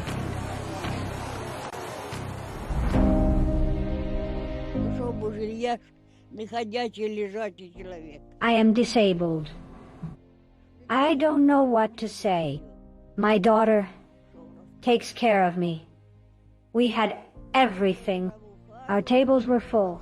We had tea. I never went hungry. The windows were shattered in the room adjacent to the hallway.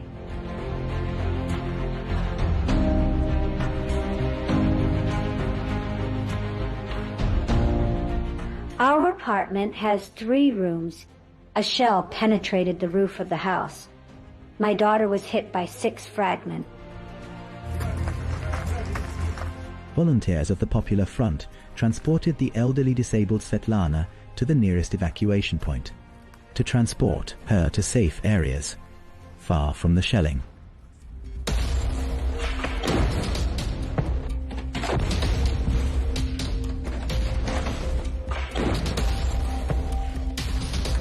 Shells falling near the evacuation point forced everyone to take cover from the horror of the shelling, leaving Svetlana to face her fate on the ground. At the same time, an injured man came running asking for help.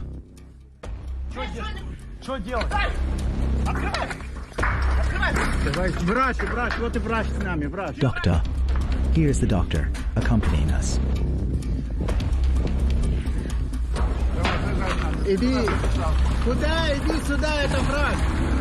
I saw them. They were stealing and looting, then burning everything.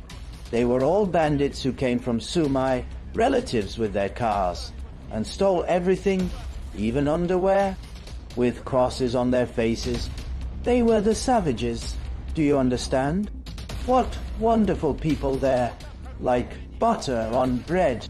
They were ready to flatter in the most vile and despicable ways just for a piece of bread under the second occupation. And all of them are wonderful when they beat people to death or prevent the burial of the dead. For some they are kind.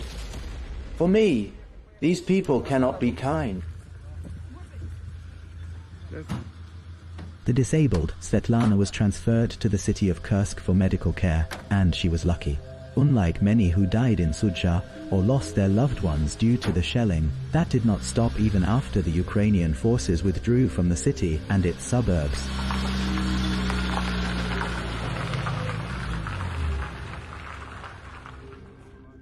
Shells and rockets falling from nearby Ukrainian forces near the city of Sudzha until this moment, and civilians are terrified, and fear and panic hang over the entire area.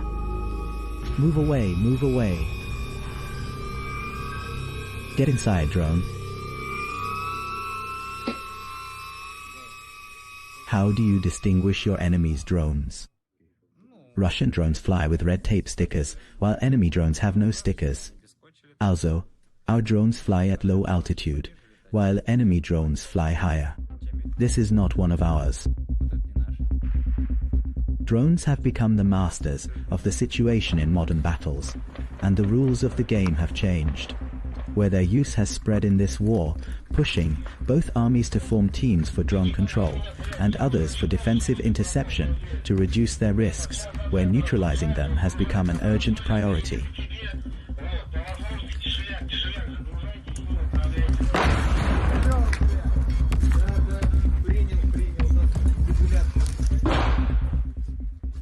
Extreme fear and caution as drones fly at low altitude. The Ukrainian forces are a few kilometers away from our position in villages.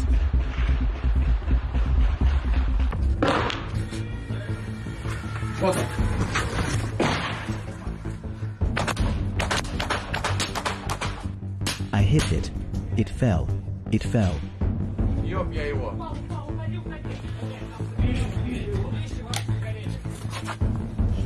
Move away. The luggage is burning. What is burning there? The things are burning. We need water. Don't touch anything. Be careful. Did the luggage burn? Yes. Yes. Move the ammunition away.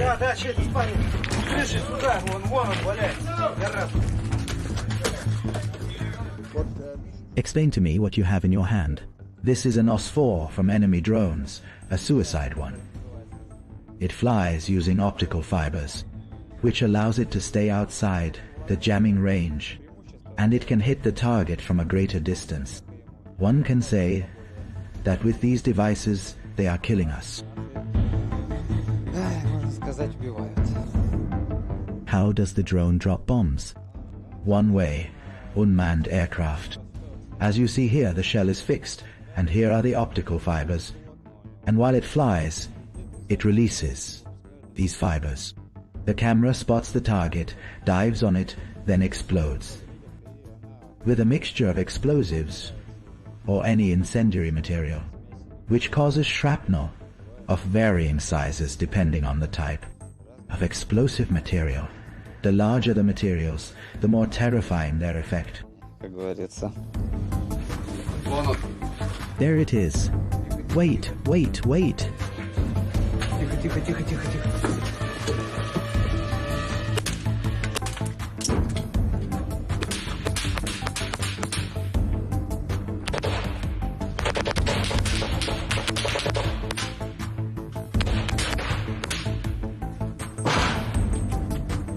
The sniper tries to shoot down the drones before they hit their targets, but some of them explode even after being shot down. They seek to find us, detect our positions, and then destroy them. So it is better to blow them up. That is why our eyes are always fixed on the sky. Everyone is afraid, and we are also afraid, but we have no choice. To return home alive and with the hope that everything ends peacefully. Military operation management has changed now, a different military template from what is known. Drones, and specifically combat formations based on electronics, have come to occupy the most important position because it has become impossible to conduct any combat operations without a highly advanced drone unit. And this is an important point. If you have a very advanced drone unit, this automatically means your opponent has the same capabilities too. So you must have an advanced radio-electronic unit to be able to counter enemy drones. These two components complement each other, and they are in continuous competition.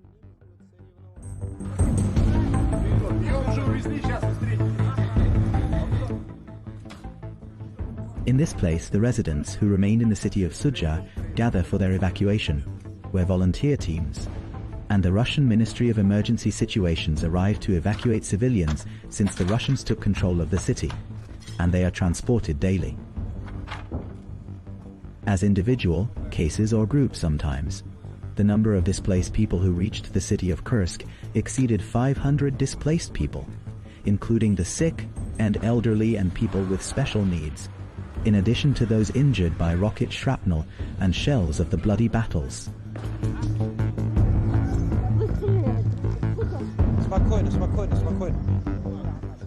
Volunteer teams linked to the Russian army, as well as the Ministry of Emergency Situations and social institutions, are working on evacuating the civilians who remained in the city of Sudzha and its suburbs.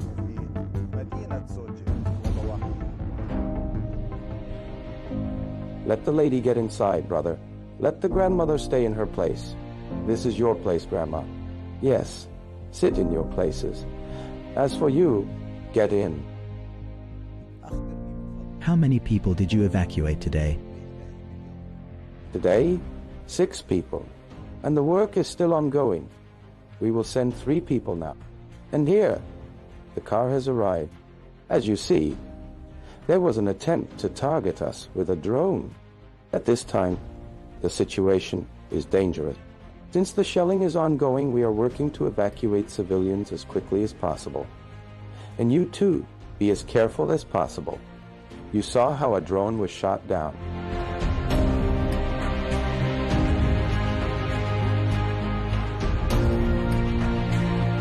As we entered the area, we came across an old woman who told us her house was destroyed by a Ukrainian missile.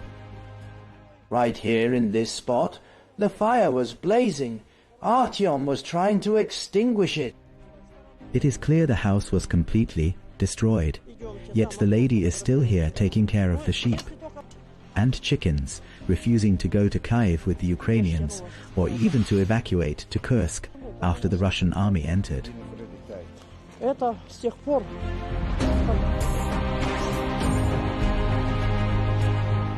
The Imam managed to convince the lady whose house was destroyed to leave dangerous Sudja and head to safe areas toward Kursk. He promised to take care of her animals until the crisis ends and reconstruction begins, so she can return to her home. She agreed and left with him, reassured, even falling asleep safely on the way.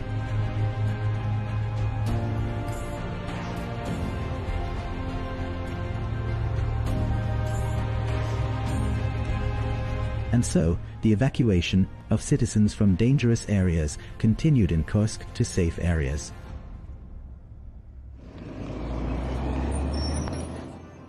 Vehicles arrived successively from the city of Sudja, transporting stranded displaced civilians in the city to safe areas in Kursk province. For 8 whole months we struggled to get any heating. We would cut trees to get firewood and put it in the stove to cook whatever food we could to stay alive. The Ukrainians treated us badly. Even the water we got from the river, they put barbed wire on it to prevent us from reaching it.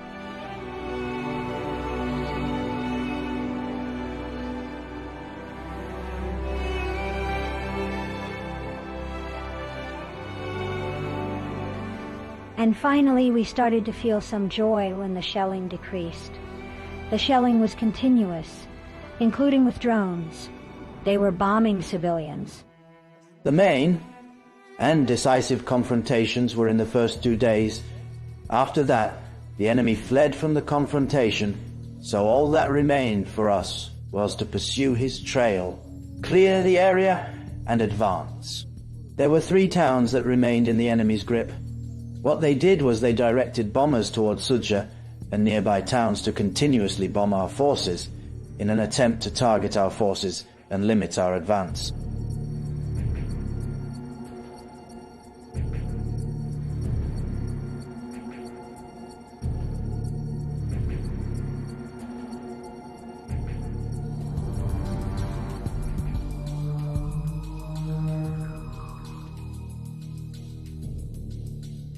How far are the Ukrainian forces from Soida city?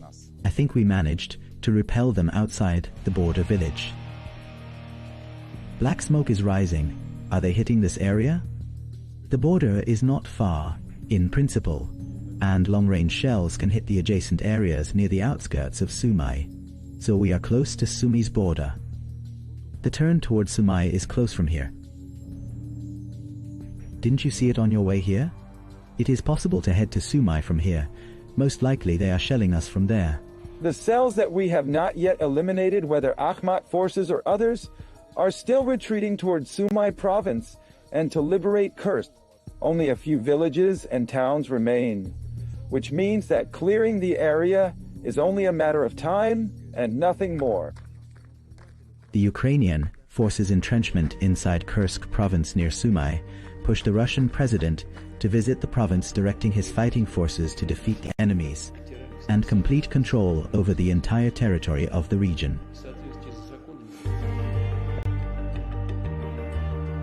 Our first mission in the current situation is to completely destroy the enemy as quickly as possible after he entrenched himself in the lands of Kursk. The border between Ukraine and Russia, and here we are talking about Sumy province and Kursk province. Shells are falling continuously from the nearest points on the border confrontation line between Russia and Ukraine in Kursk province, where continuous fighting and non-stop shelling between the Russian and Ukrainian armies. The Russian army is advancing to liberate the entire Kursk province, while the Ukrainian army is trying to withdraw completely from Kursk province. It is also trying to infiltrate the other side south of Kursk toward Belgorod province.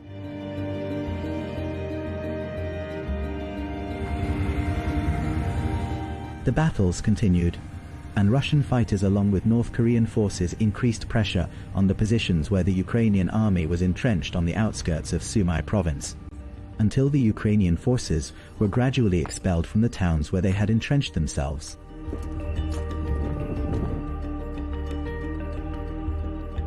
The units that were at the forefront, some of them from paratrooper units, were directed to liberate the 3 towns we mentioned. I can say here that they performed excellently and succeeded in uprooting the enemy completely from the area. This was done in coordination with an infantry unit and a paratrooper unit. On April 26, 2025, the head of the Russian General Staff announced full control over all territories of Kursk province.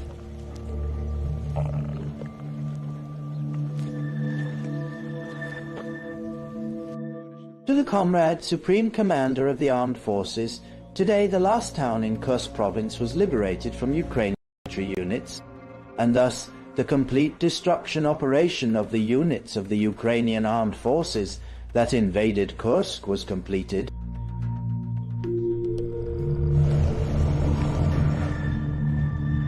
After the army liberated the entire territory of Kursk, it continued to infiltrate inside Ukrainian territory, controlling several towns in Sumy province to create a buffer zone, with battles continuing until now to push the danger away from Russian territory, especially since the Ukrainian forces infiltrated Belgorod province and are trying to return to Kursk territory.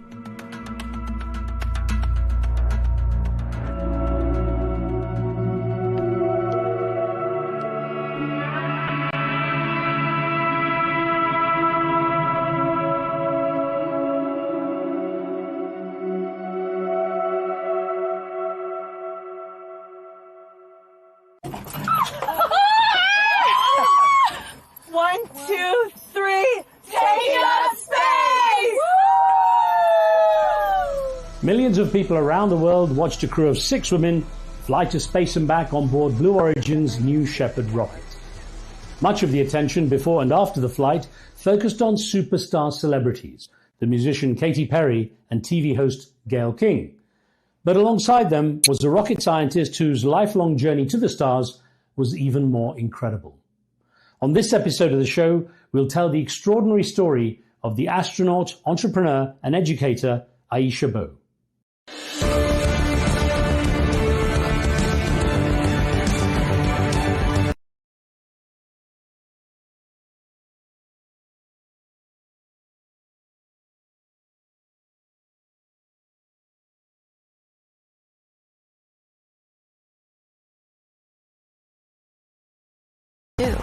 It was all a dream. The dream that I never thought would come true is coming true right now.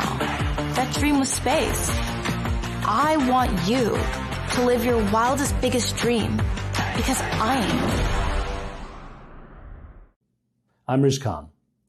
With family roots in the Bahamas and little interest in maths or science, my guest this week was an unlikely candidate to become a NASA rocket scientist.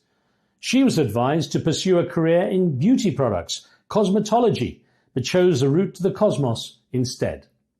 On the way, she became an engineer, entrepreneur, mentor, philanthropist, and fashion icon. Blue Origin's female-only flight to the stars featured several famous faces, attracting widespread interest, followed by a social media backlash from those who questioned its value and purpose. But for Aisha Bowe, her journey to space was always about much more than the view.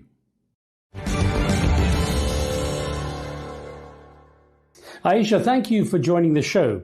Now, take us back to launch day. What was going through your mind that morning, and how did it feel knowing that you were finally about to realize your dream of going into space?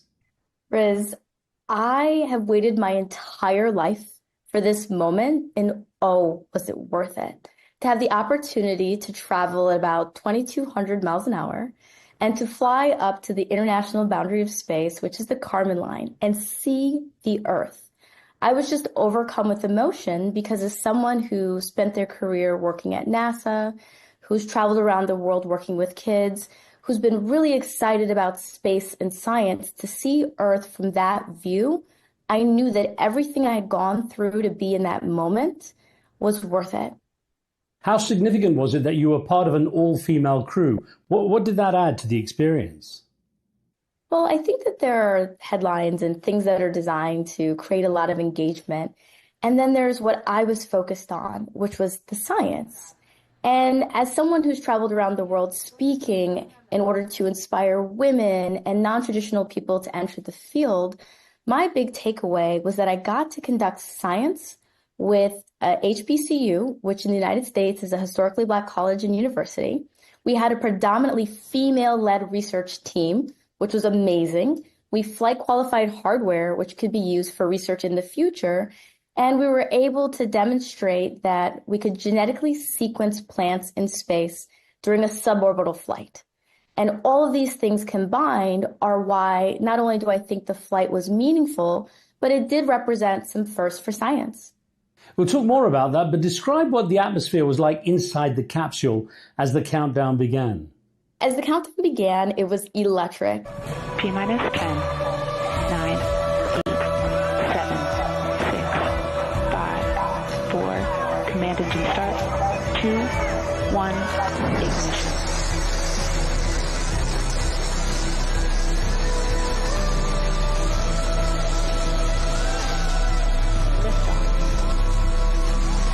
New Shepard has cleared the tower.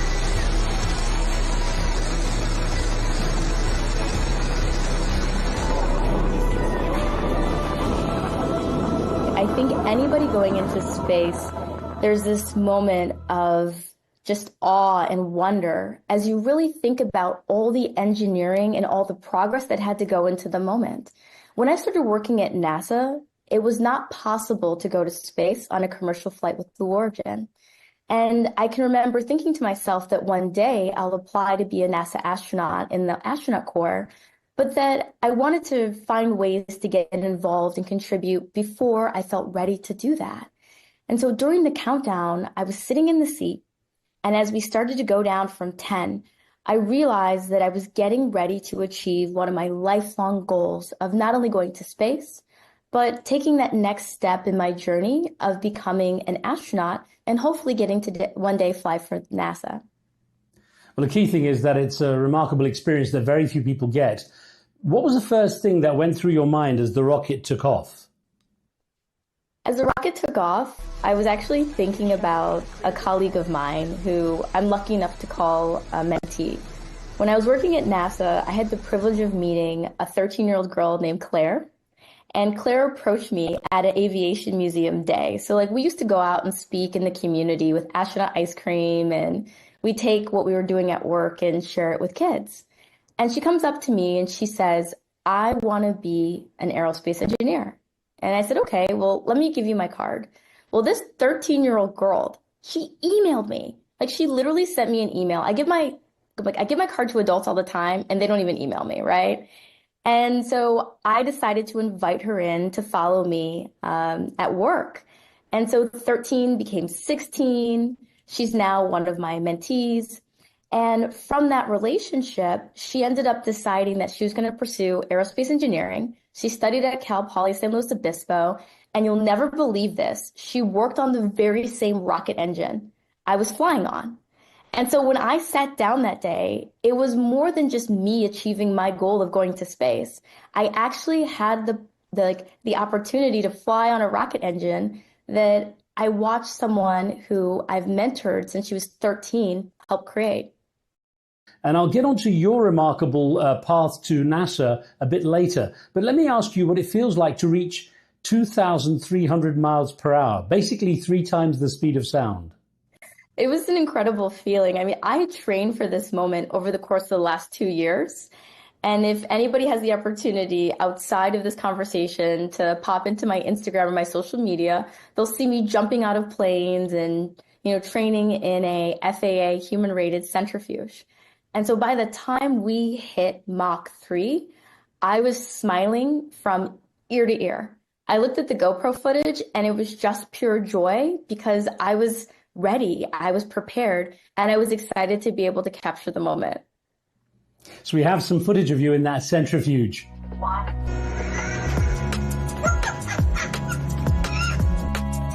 She's having too much fun. Got 68. How you doing? I feel good. I love that comment from the training guy saying that you were having too much fun. Now, I have to ask you, in terms of training for the mission, apart from experiencing things like the centrifuge, how did you prepare for this kind of special mission, both personally and professionally? As someone who's always been excited by spaceflight, the first thing I did was go to the FAA regulations on commercial spaceflight. There are actually guidelines that are best practices to prepare for space missions. And so I looked at the guidelines and I said, I want to do all of these things. And really the criteria boils down to you must train in a manner that demonstrates that your body is prepared to go to space. And so I found the centrifuge. I'm here at the NASTAR facility starting training for my flight. Are you ready? Let's go. This is going to be your office this afternoon. Yes. Hey! You're ready for space. You heard the space shuttle bump? Let's wait. Oh! Encircle. Congratulations, you just completed all the required training flights to qualify for your flight to space. I literally cannot imagine training for space and not going through this. I'm really happy that I had an opportunity to not only experience this. I found a L-39 Albatross flight, which is a fighter jet, and that was a lot of fun.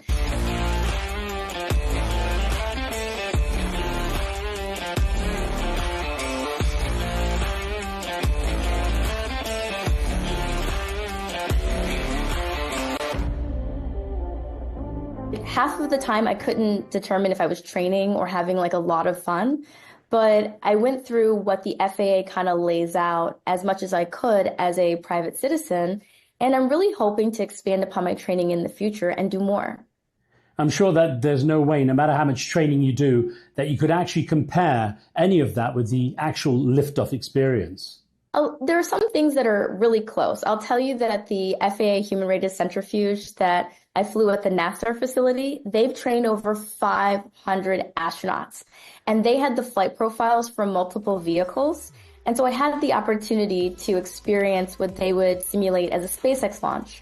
I also experienced the Virgin Galactic launch, and I had a rocket-assisted launch, which was really, really, really fast. So we hit 6 Gs in the simulation. On the way up, we experienced 3, but when we fell back to Earth, we hit about 5.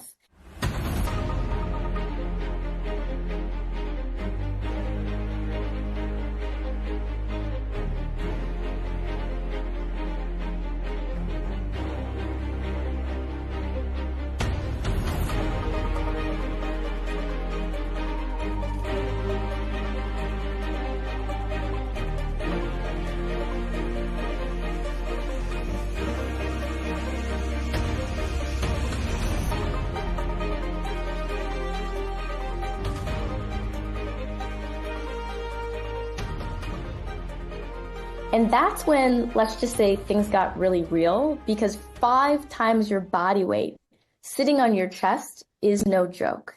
I know there's been some conversation about our suits in the media, but one of the things I really appreciated about the suit was that it was compressive and it helped prevent against G-force induced loss of consciousness, which can occur when you're, pulling a lot of G's. I can assure you that no kind of suit, no matter how advanced, could actually make me feel comfortable with 5 times my weight sitting on me. Now, of course, you actually get to see something that so few people get to do. So describe the view from the capsule, what you saw, and of course, how it made you feel. It's impossible to go through this experience and come back unchanged. I hope that in the future, not only do more people have the opportunity to go, but that going to space on these sorts of suborbital flights will be as routine as flying. Seeing the Earth, it was a awe-inspiring moment that took me days to process. When I came home, I walked around my neighborhood just trying to find the words to describe what it's like to look at a moving, breathing Earth. And since that moment, I have felt a commitment that some, have detailed in the overview effect, where I feel more of a responsibility to not only protect Earth, but to talk about the experience of seeing Earth from space and to champion more people going on these commercial flights, because there's nothing more beautiful than having the opportunity to see humanity from up high. Aisha, I'm sure that you're more than familiar with the famous blue marble picture, the picture of the planet Earth taken back in 1972. That was actually the first time it was seen that way. 1972 is not that long ago, and it was taken by a person, not a satellite. Now, you got to see Earth from that remarkable perspective. You also got to experience weightlessness. How did that feel, and Were there any funny moments in zero gravity while you were up there? Yes. I thought, okay, you're going to pull off your seatbelt and you're going to like float up lightly. Well, right before we hit the launch pad, I had the privilege of talking to two individuals. And so NASA astronauts, Jeanette Epps and Joan Higginbotham, were there as part of my cohort. And I asked them, I was like, hey, ladies, what do I need to know about microgravity? And they were like, Aisha, whatever you do, don't do too much. You are so buoyant. Wow. I mean, the moment you take off your seatbelt, you just float right up. And so for me, I was really nervous that I was going to hit the top of the capsule. So the seatbelt comes off, and then I immediately lift up, and there's a moment of like shock where I'm like, oh my gosh, I felt like I was floating away like a balloon. And so I grab onto the handholds, and I realized that sit-ups actually helped for something. And I was like, okay, I've got my hands here, and I'll be able to get my feet into the toe hold and orient myself. But it takes just a small touch to move around in microgravity. It's really the most elegant sort of feeling of being able to just turn your body entirely upside down, like I did in the capsule, with just a mere turn of my wrist. That's remarkable. My knees would thank me forever if I could get to weightlessness. Sadly, it's not going to happen. Now, I know the support of your family has been very important to you, and your late father had a space dream of his own. Tell me about that and what he said to you when you were chosen for your space mission. You know, I struggle to find the words because my dad came to the United States in the 80s from the Bahamas to study science in Michigan. And it was his goal to work at NASA. And while he didn't achieve that, he instilled in me that I had the ability to do more. And when I found myself in high school, I didn't think that math or science was for me. And it was my dad that said, you can do this. And so I went from community college to studying aerospace at the University of Michigan and working at NASA. And when we lost him earlier this year, I didn't know that I was actually going to be able to do this. I wasn't sure how I was going to find the energy or the strength because I never thought that I would get to achieve one of the greatest goals in my life without my dad. And so when you look at the footage of me in the capsule, some people see me floating a patch that says Bahamas. And while that is a nod to my heritage and my father, it's also a nod towards history. The New Shepard vehicle follows the trajectory of Alan Shepard in 1961.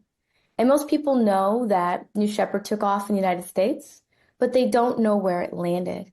It landed in Grand Bahama in the Bahamas.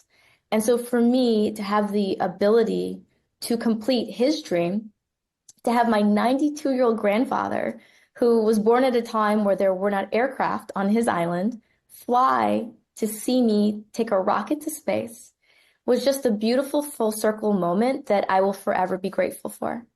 Well, God bless your late father, Aisha. I'm sure you must have felt his presence with you during that profound experience.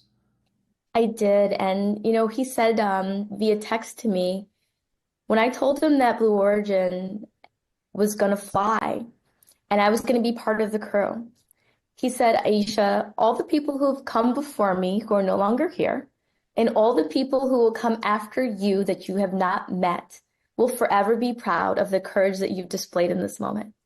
And so during the mission, my call sign was Exuma, which is a nod to the island my grandfather was born almost 100 years ago. Well, thanks for explaining that. I wanted to ask you about the meaning of your call sign, but since you mentioned your 92-year-old grandfather, I want to refer to a comment you've made in the past about his experience with getting around during much of his early life was on a horse. Yes. Not only was he on horses, he was somebody who was really instrumental in moving the nation forward. And so from Exuma to going to NASA, my grandfather was always somebody that said, if you don't see it, create it. He was never somebody that was okay with the status quo. And I think you see a lot of that spirit in me today.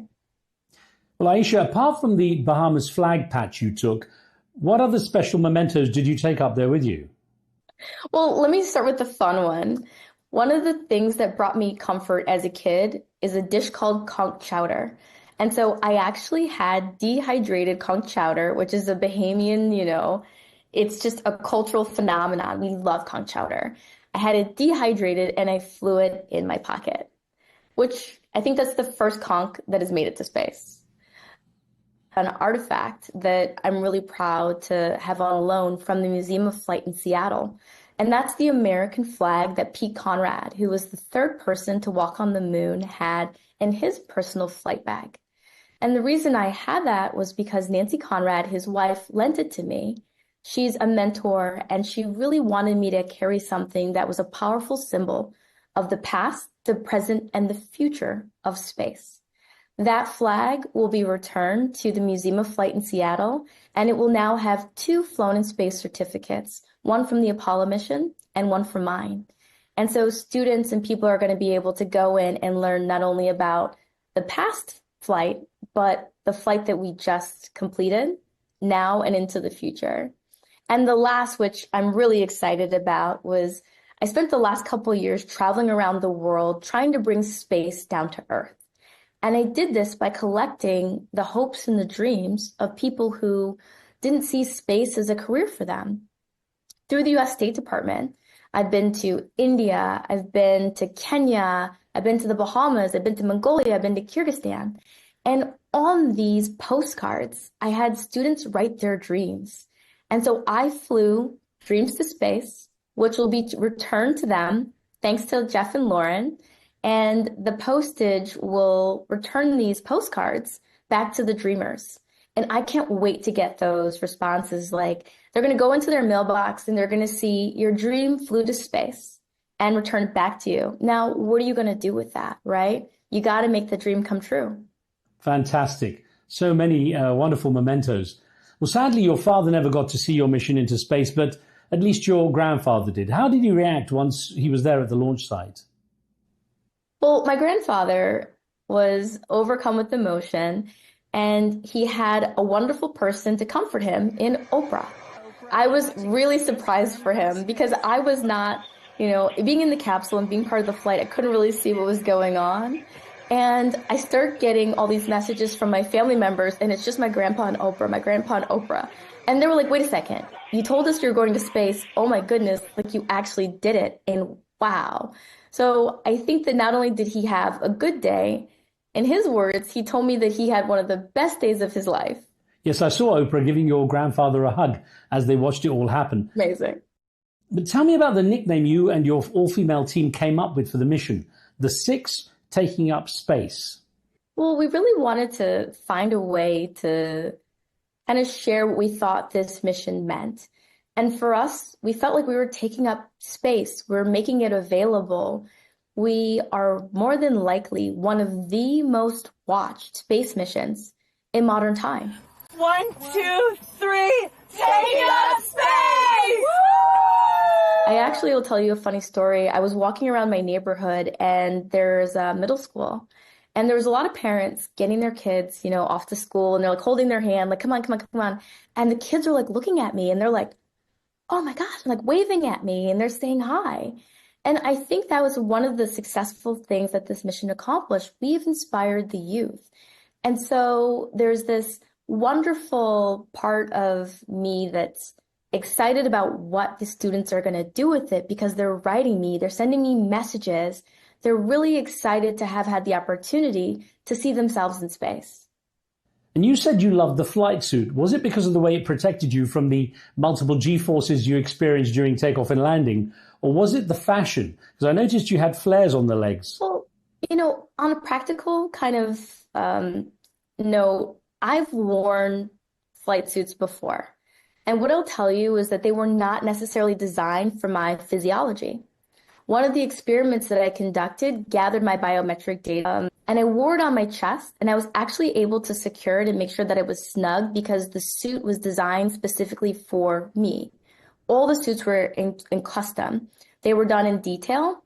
And in addition to the benefits of the G's and the compression, which was very much so needed on the way down, let me tell you, I finally had something that was custom designed for my needs and that was able to not only accommodate my experiments, but I was able to operate in a way where I could conduct multiple experiments, I was comfortable, and I could move efficiently around in the cabin.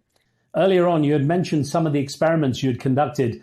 Were there any experiments you would have liked to have conducted that you didn't get a chance to? Yes, I would have liked to have done a brain scan. After the flight, I felt so different than before. And I think, you hear, oh, this will change you, but I really wanted to better understand how my brain changed after the flight, because I've been writing and I've been dreaming and I've been thinking with renewed clarity and a feeling and a passion that I have not had, I think, ever in my life. In addition to that, I'm interested in continuing to monitor my vitals because I gathered data prior to the flight, during, and immediately after. But after taking off that bio button, I'd like to continue to gather data on myself that could inform future research. Makes a lot of sense.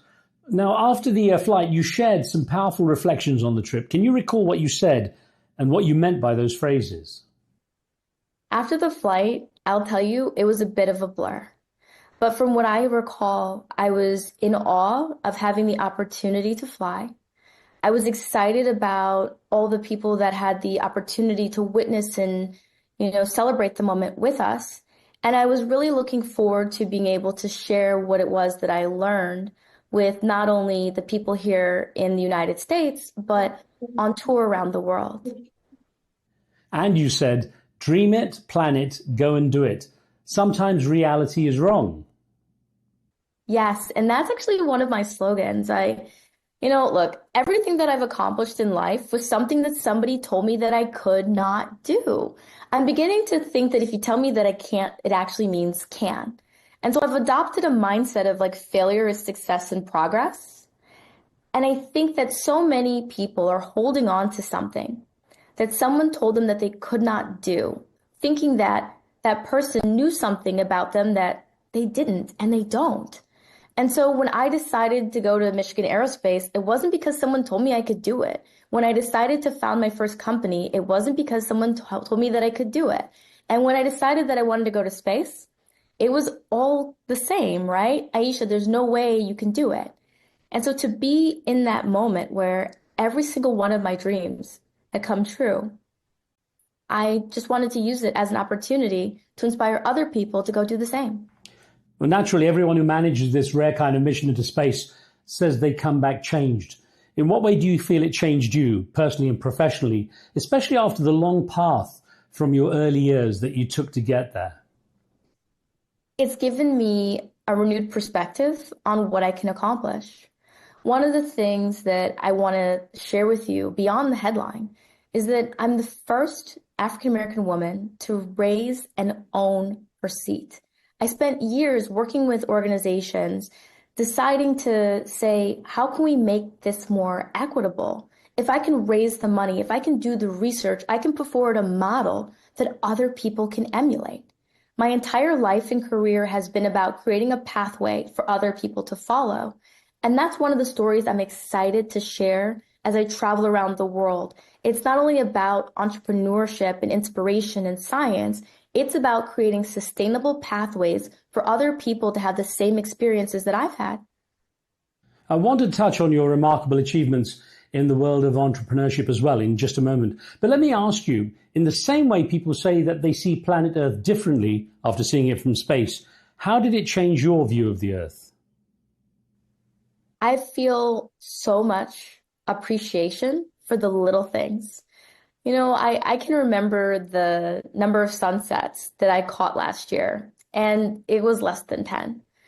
Today, I got up and I'm looking at everything, right? The plants, the animals. I just feel a sense of joy. I feel a sense of privilege, and I feel honored because there's no mistakes here on Earth. We are truly a blessing, and everybody has a purpose. And Earth, when you see it suspended against the darkness of space, it is impossible to not believe that we are all here for a reason. And we have to protect this planet. We have to share this. We have to go out and make it possible for other people to see it because it's such a beautiful thing. It's overwhelming when you get to see it from space. Well, as you know, Aisha, we live in a world of social media and global interaction that is not always very nice or fair. And as you know, there's been some talk since the mission questioning the use of the term astronaut in connection with these short flights into space. How do you regard that debate, and what does the word astronaut mean to you? Well, I think that in aerospace, there's always been a delineation between a NASA astronaut, per se, and a citizen astronaut. I think that the word citizen astronaut here is maybe more appropriate, but I think we're kind of getting into trying to classify an experience. And the reality of it is that it doesn't necessarily matter what people call me. What I feel we all are explorers. And when you think about what's happening in commercial space, it's really similar to the early days of air travel, where people were literally getting in these kind of makeshift airplanes and they're like trying to figure out how to fly around, and they're explorers. And that's exactly what we are. We're explorers, we're pushing the boundary. And I really welcome individuals to try to find a way to create, naming that maybe is a little bit more reflective of the accomplishment as opposed to trying to be divisive. Well, considering that valid point, were you surprised? I mean, how did you regard the fact that there was a backlash in social media? And did it diminish your experience in any way? It's impossible for me to have the experience of seeing my lifelong goal be achieved. I'm grateful. I'm honored. I feel a sense of responsibility to go and share what I saw with the world and to build new bridges and to build new pathways. I think the conversation is healthy. I was excited because, look, as a science person, I have been involved in some very, very cool projects, but they've never been spoken about this much. Regardless of whether or not you were for it or you were against it, you were talking about it. And I think that's powerful because as we move into the next generation of space, we need involvement of all people. We need people to understand why it's powerful. And outside of the public discourse, we literally had middle schools, high schools, people around the world saw this mission. And so for me, I think we achieved a lot of what I would hope to get out of the mission was I brought visibility to the science that I was looking to conduct. And I had the opportunity to inspire people who may not have previously known about me or the work that was being done. And no doubt you've become a role model for many young women. People like Claire, the intern whom you mentioned, who ended up working on the rocket used for your Blue Origin mission. But do you think that gender played a role in that negative reaction among some people? No, I think we're at a period of time where we're making a lot of progress. And what's important is that we need all people. This commercial flight was the first, but it certainly won't be the last. When you look at what Blue Origin has done, they flew a 90-year-old, Ed Dwight. He was the first African-American astronaut selected by NASA. And in doing so, they righted a historic wrong. They also flew Wally Funk, who is a female pilot who has more hours in a plane than I think most people on the planet of Earth. I think the conversations about who can fly and how they fly are valid. And I think that opening up the door and talking about what we want the future of space and the future of aviation to look like, I don't necessarily think it's about the outcome. Well, listen, the Prime Minister of the Bahamas personally sent you a congratulations message, and a lot of young people are now very inspired by what you've accomplished. What sort of messages have those youngsters shared with you? Well, we had a 6-year-old at the launch. Her name is Zofia. And Zofia was tagging along with her family that day. And there's a beautiful picture of her looking up at me as we're parading to the launch pad. And all I can remember is her gaze. She was locked on. And I could tell that she was engaged. I could tell that she was inspired, but I really wouldn't know how inspired until after. It was a week after the launch, and I got a message from her dad, and it was an illustration. And it was the capsule coming down with the parachutes popping out. And he said to me, "I think I've got a problem." I'm like, "What do you mean?" And he said, "Zofia said that she wants to go to space, but she's going to wait until she's a little bit older, maybe about 9.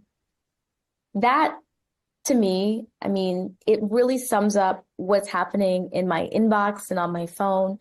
There are so many people telling me that not only were they proud and they're excited, but that it renewed their dreams. I've had that as well with adults who grew up seeing space shuttle launches and were really motivated, inspired by them, and who were really excited to see that this launch was getting such wide coverage and sort of asked the question of, do you think that there are going to be more launches with this wide coverage in the future? And I hope so. I hope so for NASA missions. I hope so for Blue Origin missions. I hope so for Virgin Galactic missions. I hope so for all missions. And your trip into space was also celebrated with a viewing party by staff and students at Washtenaw Community College, where your academic journey began. Looking back at that time, how far away did the dream of space feel then? I mean, it felt like just that. It felt like a dream. Washtenaw Community College was where my life began because I met a lot of individuals who they didn't care about what I demonstrated on paper before.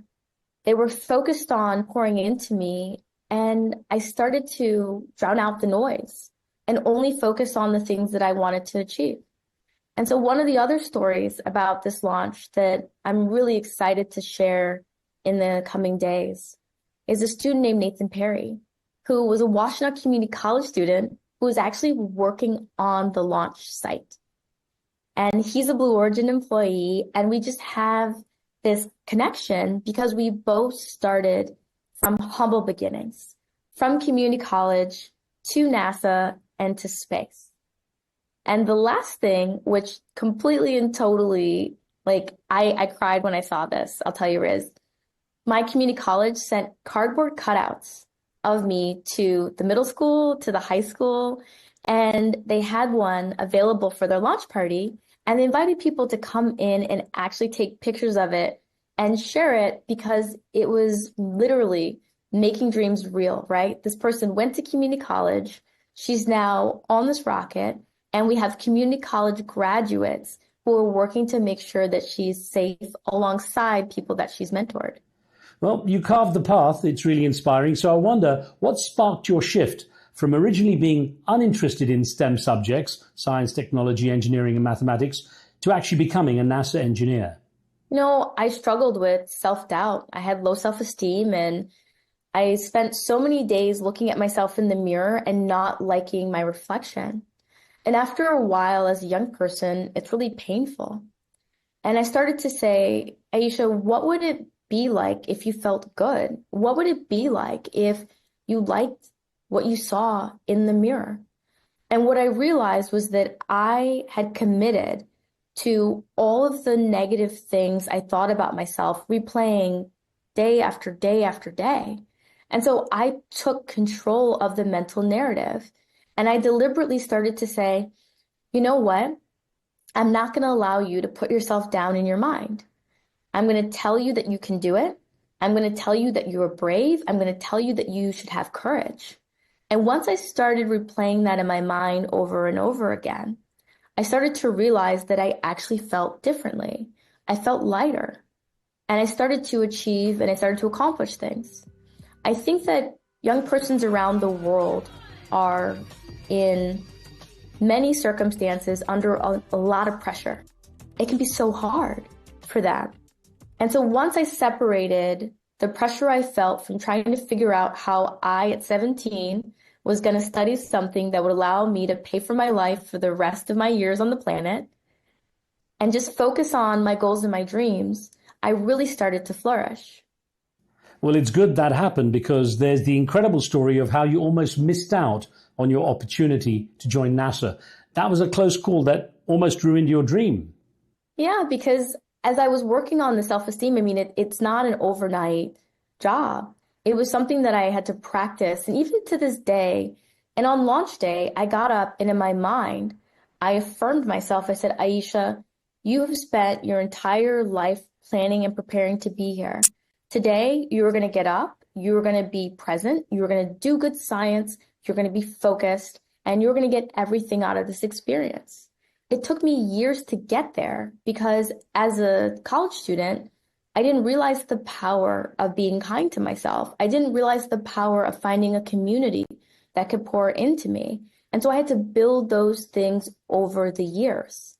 And as I've traveled around the world with the State Department or invited talks, I think that a lot of individuals have potential that is just untapped because they have not been taught how to harness the noise that can be in your mind and how to affirm yourself and how to make sure that you give yourself the best possible foundation for success, which is optimism and self-love.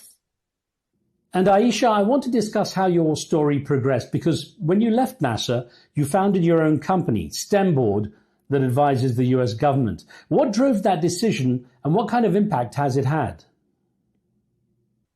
Well, it started with people like Claire. I was meeting students and I was realizing that I had more to give. I loved working for NASA. It is a dream job and I highly recommend it to anybody who's thinking about it. But in my job, my focus was engineering. I didn't have the opportunity to travel around and talk to students and share my journey as much as I would have liked to. And what I realized was that people thought that I was in my job because I was a genius, because everything was perfect, and because I had the best upbringing. And the reality of that was it wasn't quite true. I had a lot of challenges. I had a lot of failures. I had a lot of setbacks. But it was how I chose to look at them that made the difference in the long run. And once I started doing this, I said, what if I created a company? And once again, people laughed in my face, but I was dog sitting this dog who was amazing. And the dog told me I could do it, right? So I was like, animals, they're your friends, like, go do it. And so I said, well, wouldn't it be really cool if I actually built a company from scratch and it worked? Wouldn't other people maybe feel inspired and do the same? Well, 12 years ago, I built STEM Board. We're an engineering firm. We've twice been recognized by Inc. 5000 as one of the fastest growing companies in America. We have been also recognized for hiring and retainment of veterans in the United States and the good work that we've done around the world. And it was all because I just decided that I would make it up, right? I made up the logo, I made up the company. And today I have engineers who work for me full time in multiple states. And that's what we do. We make dreams reality. And we really stand as a model for what other people could do with their potential in the future. And if that wasn't enough, as a young woman starting and running such a successful company, you had to go and start another one called Lingo. What are you hoping to solve with that business? Well, I'll tell you, Lingo was a mistake, but it was a wonderful mistake. Running one company is enough. It's definitely a lot of responsibility on a day-to-day basis. But Lingo came as an act of love. We as STEM Board engineers were donating our time to help nonprofits in the community. And what we realized was that these nonprofits were going out and they were teaching kids, they were doing STEM workshops, but they may not have had the time or the expertise to develop the content and the curricula in-house. And so we decided to do that for one of our nonprofit partners, and the pandemic happened. And we said, we have to help these nonprofits. We have to help the parents and the teachers at home. And so in the course of 1 year, we made, we delivered, and we helped instruct over 5,000 kids. And we said, whoa, this is going to need to be its own thing because there's such a need for it. Today, we supported over 10,000 students. My mom actually is Employee of the Month every month in Lingo. That's right. She went from being my mom to working in one of my startups, which is very fun. And I've had the opportunity to see what students in other countries get out of our kits because I've taught them in Kenya. I actually taught them in India. I had a 5-city tour through India where I taught Lingo and the kids just loved it. From Calcutta to Dubai, to Delhi. And I actually brought some Lingo kits to Dubai too. So I just have had them all over the place. And it's been wonderful to see the response that students have had. And Aisha, I should point out that you're a big supporter of Club for the Future, the Blue Origin nonprofit division. Tell me about that. Club for the Future helps students send postcards to space. Postcards to space. I love the concept because it brings space down to earth. And it also allows for students to have the opportunity to, write their dreams, share them, and send them. And so Club for the Future not only travels around and provides these postcards, but they talk about the rocket. They talk about commercial space travel. And it's a really great way for people to get engaged no matter where they are. So that was your role for Club Future on this mission? Yes. So from 2022, I gathered up all my postcards and I delivered them to Club for the Future for processing. After the mission, they're going to take them off of the rocket and they're going to return them to the dreamers. Understood. Well, one thing that people who know you are aware of is that you're not just an entrepreneur, not just obviously smart and academically accomplished as a person who's now been to space, an astronaut, but you're also quite an activist and advocate. I would love to see more people go into space. It is a wonderful deal. So at a time when spending on DEI, diversity, equity and inclusion programs, are being cut back, what gives you optimism about the future of science in the US? What gives me optimism is the power of the person. And what I mean by that is I'm literally having a conversation with you about my STEM career, about the science that I was able to do on the mission, about the funds that I was able to raise with organizations to inhabit the seat, and about a moment that was seen by millions of people around the world, and one which I'm going to spend the rest of my life sharing. And I'm just one person. Imagine the power that comes from this conversation and other people deciding that they have the power to shape the future the way that they want it to be. And that's really what I want to leave people with, right? I dreamed it, I planned it, I did it, and so can you. I understand that there are a lot of things happening, not only in the United States, but around the world that will be discussed for years to come. But I think the question is, what can you do in order to shape the future that you want? And of course, times have changed. And from a time when you couldn't imagine the opportunity to travel to space that has been developed through projects such as Blue Origin, it's now become a possible dream for many more people, something for which you advocate. But given the huge cost, is such an ambition even practical? I wonder if when Henry Ford designed vehicles, he thought that they would be as popular as they are today, right? I mean, I wonder the same things about the Wright brothers. I think with all great inventions, whether it's ships or aircraft, submarines, I mean, they all kind of started being initially fairly expensive and somewhat out of reach. And you had the individuals who became the early adopters, many of whom were more affluent in society, and then these things became more common. I mean, I still remember getting my first cell phone. I had only seen cell phones on other people. And I know you're probably laughing because you know exactly what that was like, right? When you get your first phone, I'm from the generation where we had one phone, it was in the kitchen, and it had a long cord, and you better hope that your mom cared to give you the message. But now there's more computing power in cell phones than we're on the space shuttle. And so when we talk about innovation, we talk about spaceflight, what we just witnessed is what is going to eventually drive down the cost so that this will be affordable to all people. And it follows the natural cycle that happens with innovation and early adoption. Aisha, let's put this into context. I was excited when I saw my first electric typewriter. Looking ahead, what's next for you on Earth or in space? And what's your newest dream? 1 million students with hands-on STEM learning through our Lingo STEM coding kits. In honor of this mission, I actually spent the last year working with my team to develop lessons that bring some of the same space concepts home. We're piloting them here where I live in Virginia, and we just actually partnered with a local school district to roll them out into the schools, which I'm so excited by.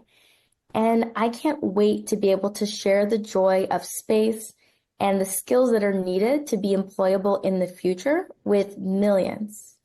Aisha, fantastic. Now, I'm going to end this wonderful interview with something that we like to do with cool people on this show, and that is to ask you around 10 quick-fire questions where you can just answer in 1 or 2 words. You just have to think on your feet. Are you up for that? I'm up for it. Cool. Okay. The first one. What's the biggest discovery you'd like to see in space exploration? Another habitable planet. Number 2, what's the most important thing an alien should understand about humans? Humanity is just beautiful. It's compassionate, it's wondrous, and it should be protected. Number 3, is there anything you would do differently on a second trip to the stars? I would spend much more time. Number 4, would you rather return to space yourself or inspire a future astronaut to travel to Mars? Can I do both? Both. Why not? Okay, there you go. Number 5, will women close the gender gap in the space workforce within the next 10 years? I certainly hope so. Question 6, who's your favorite astronaut and why? It's hard to pick just one. I absolutely love Jeanette Epps, Joan Higginbotham, Mae Jemison, Katie Coleman, Suni Williams. They're all my favorites. Can I say they're all my favorites? Of course you can. Well, 7, what's your favorite Katy Perry song?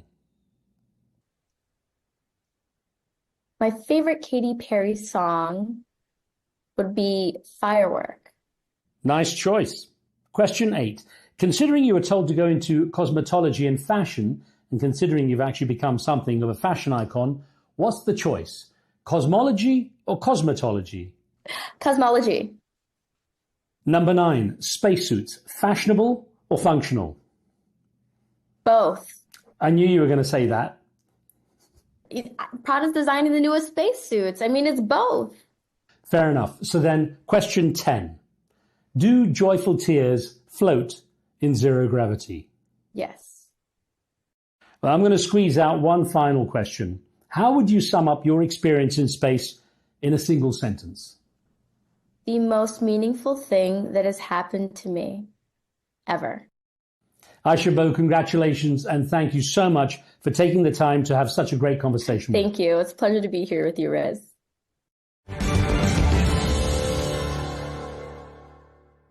The remarkable astronaut, Aisha Bo.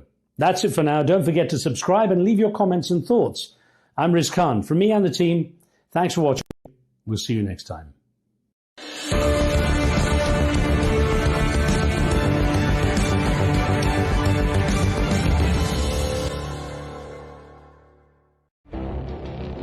It feels like decades are passing by in a matter of weeks. Seismic shifts in the world order. Never, ever will be part of America. With so much happening and so much noise.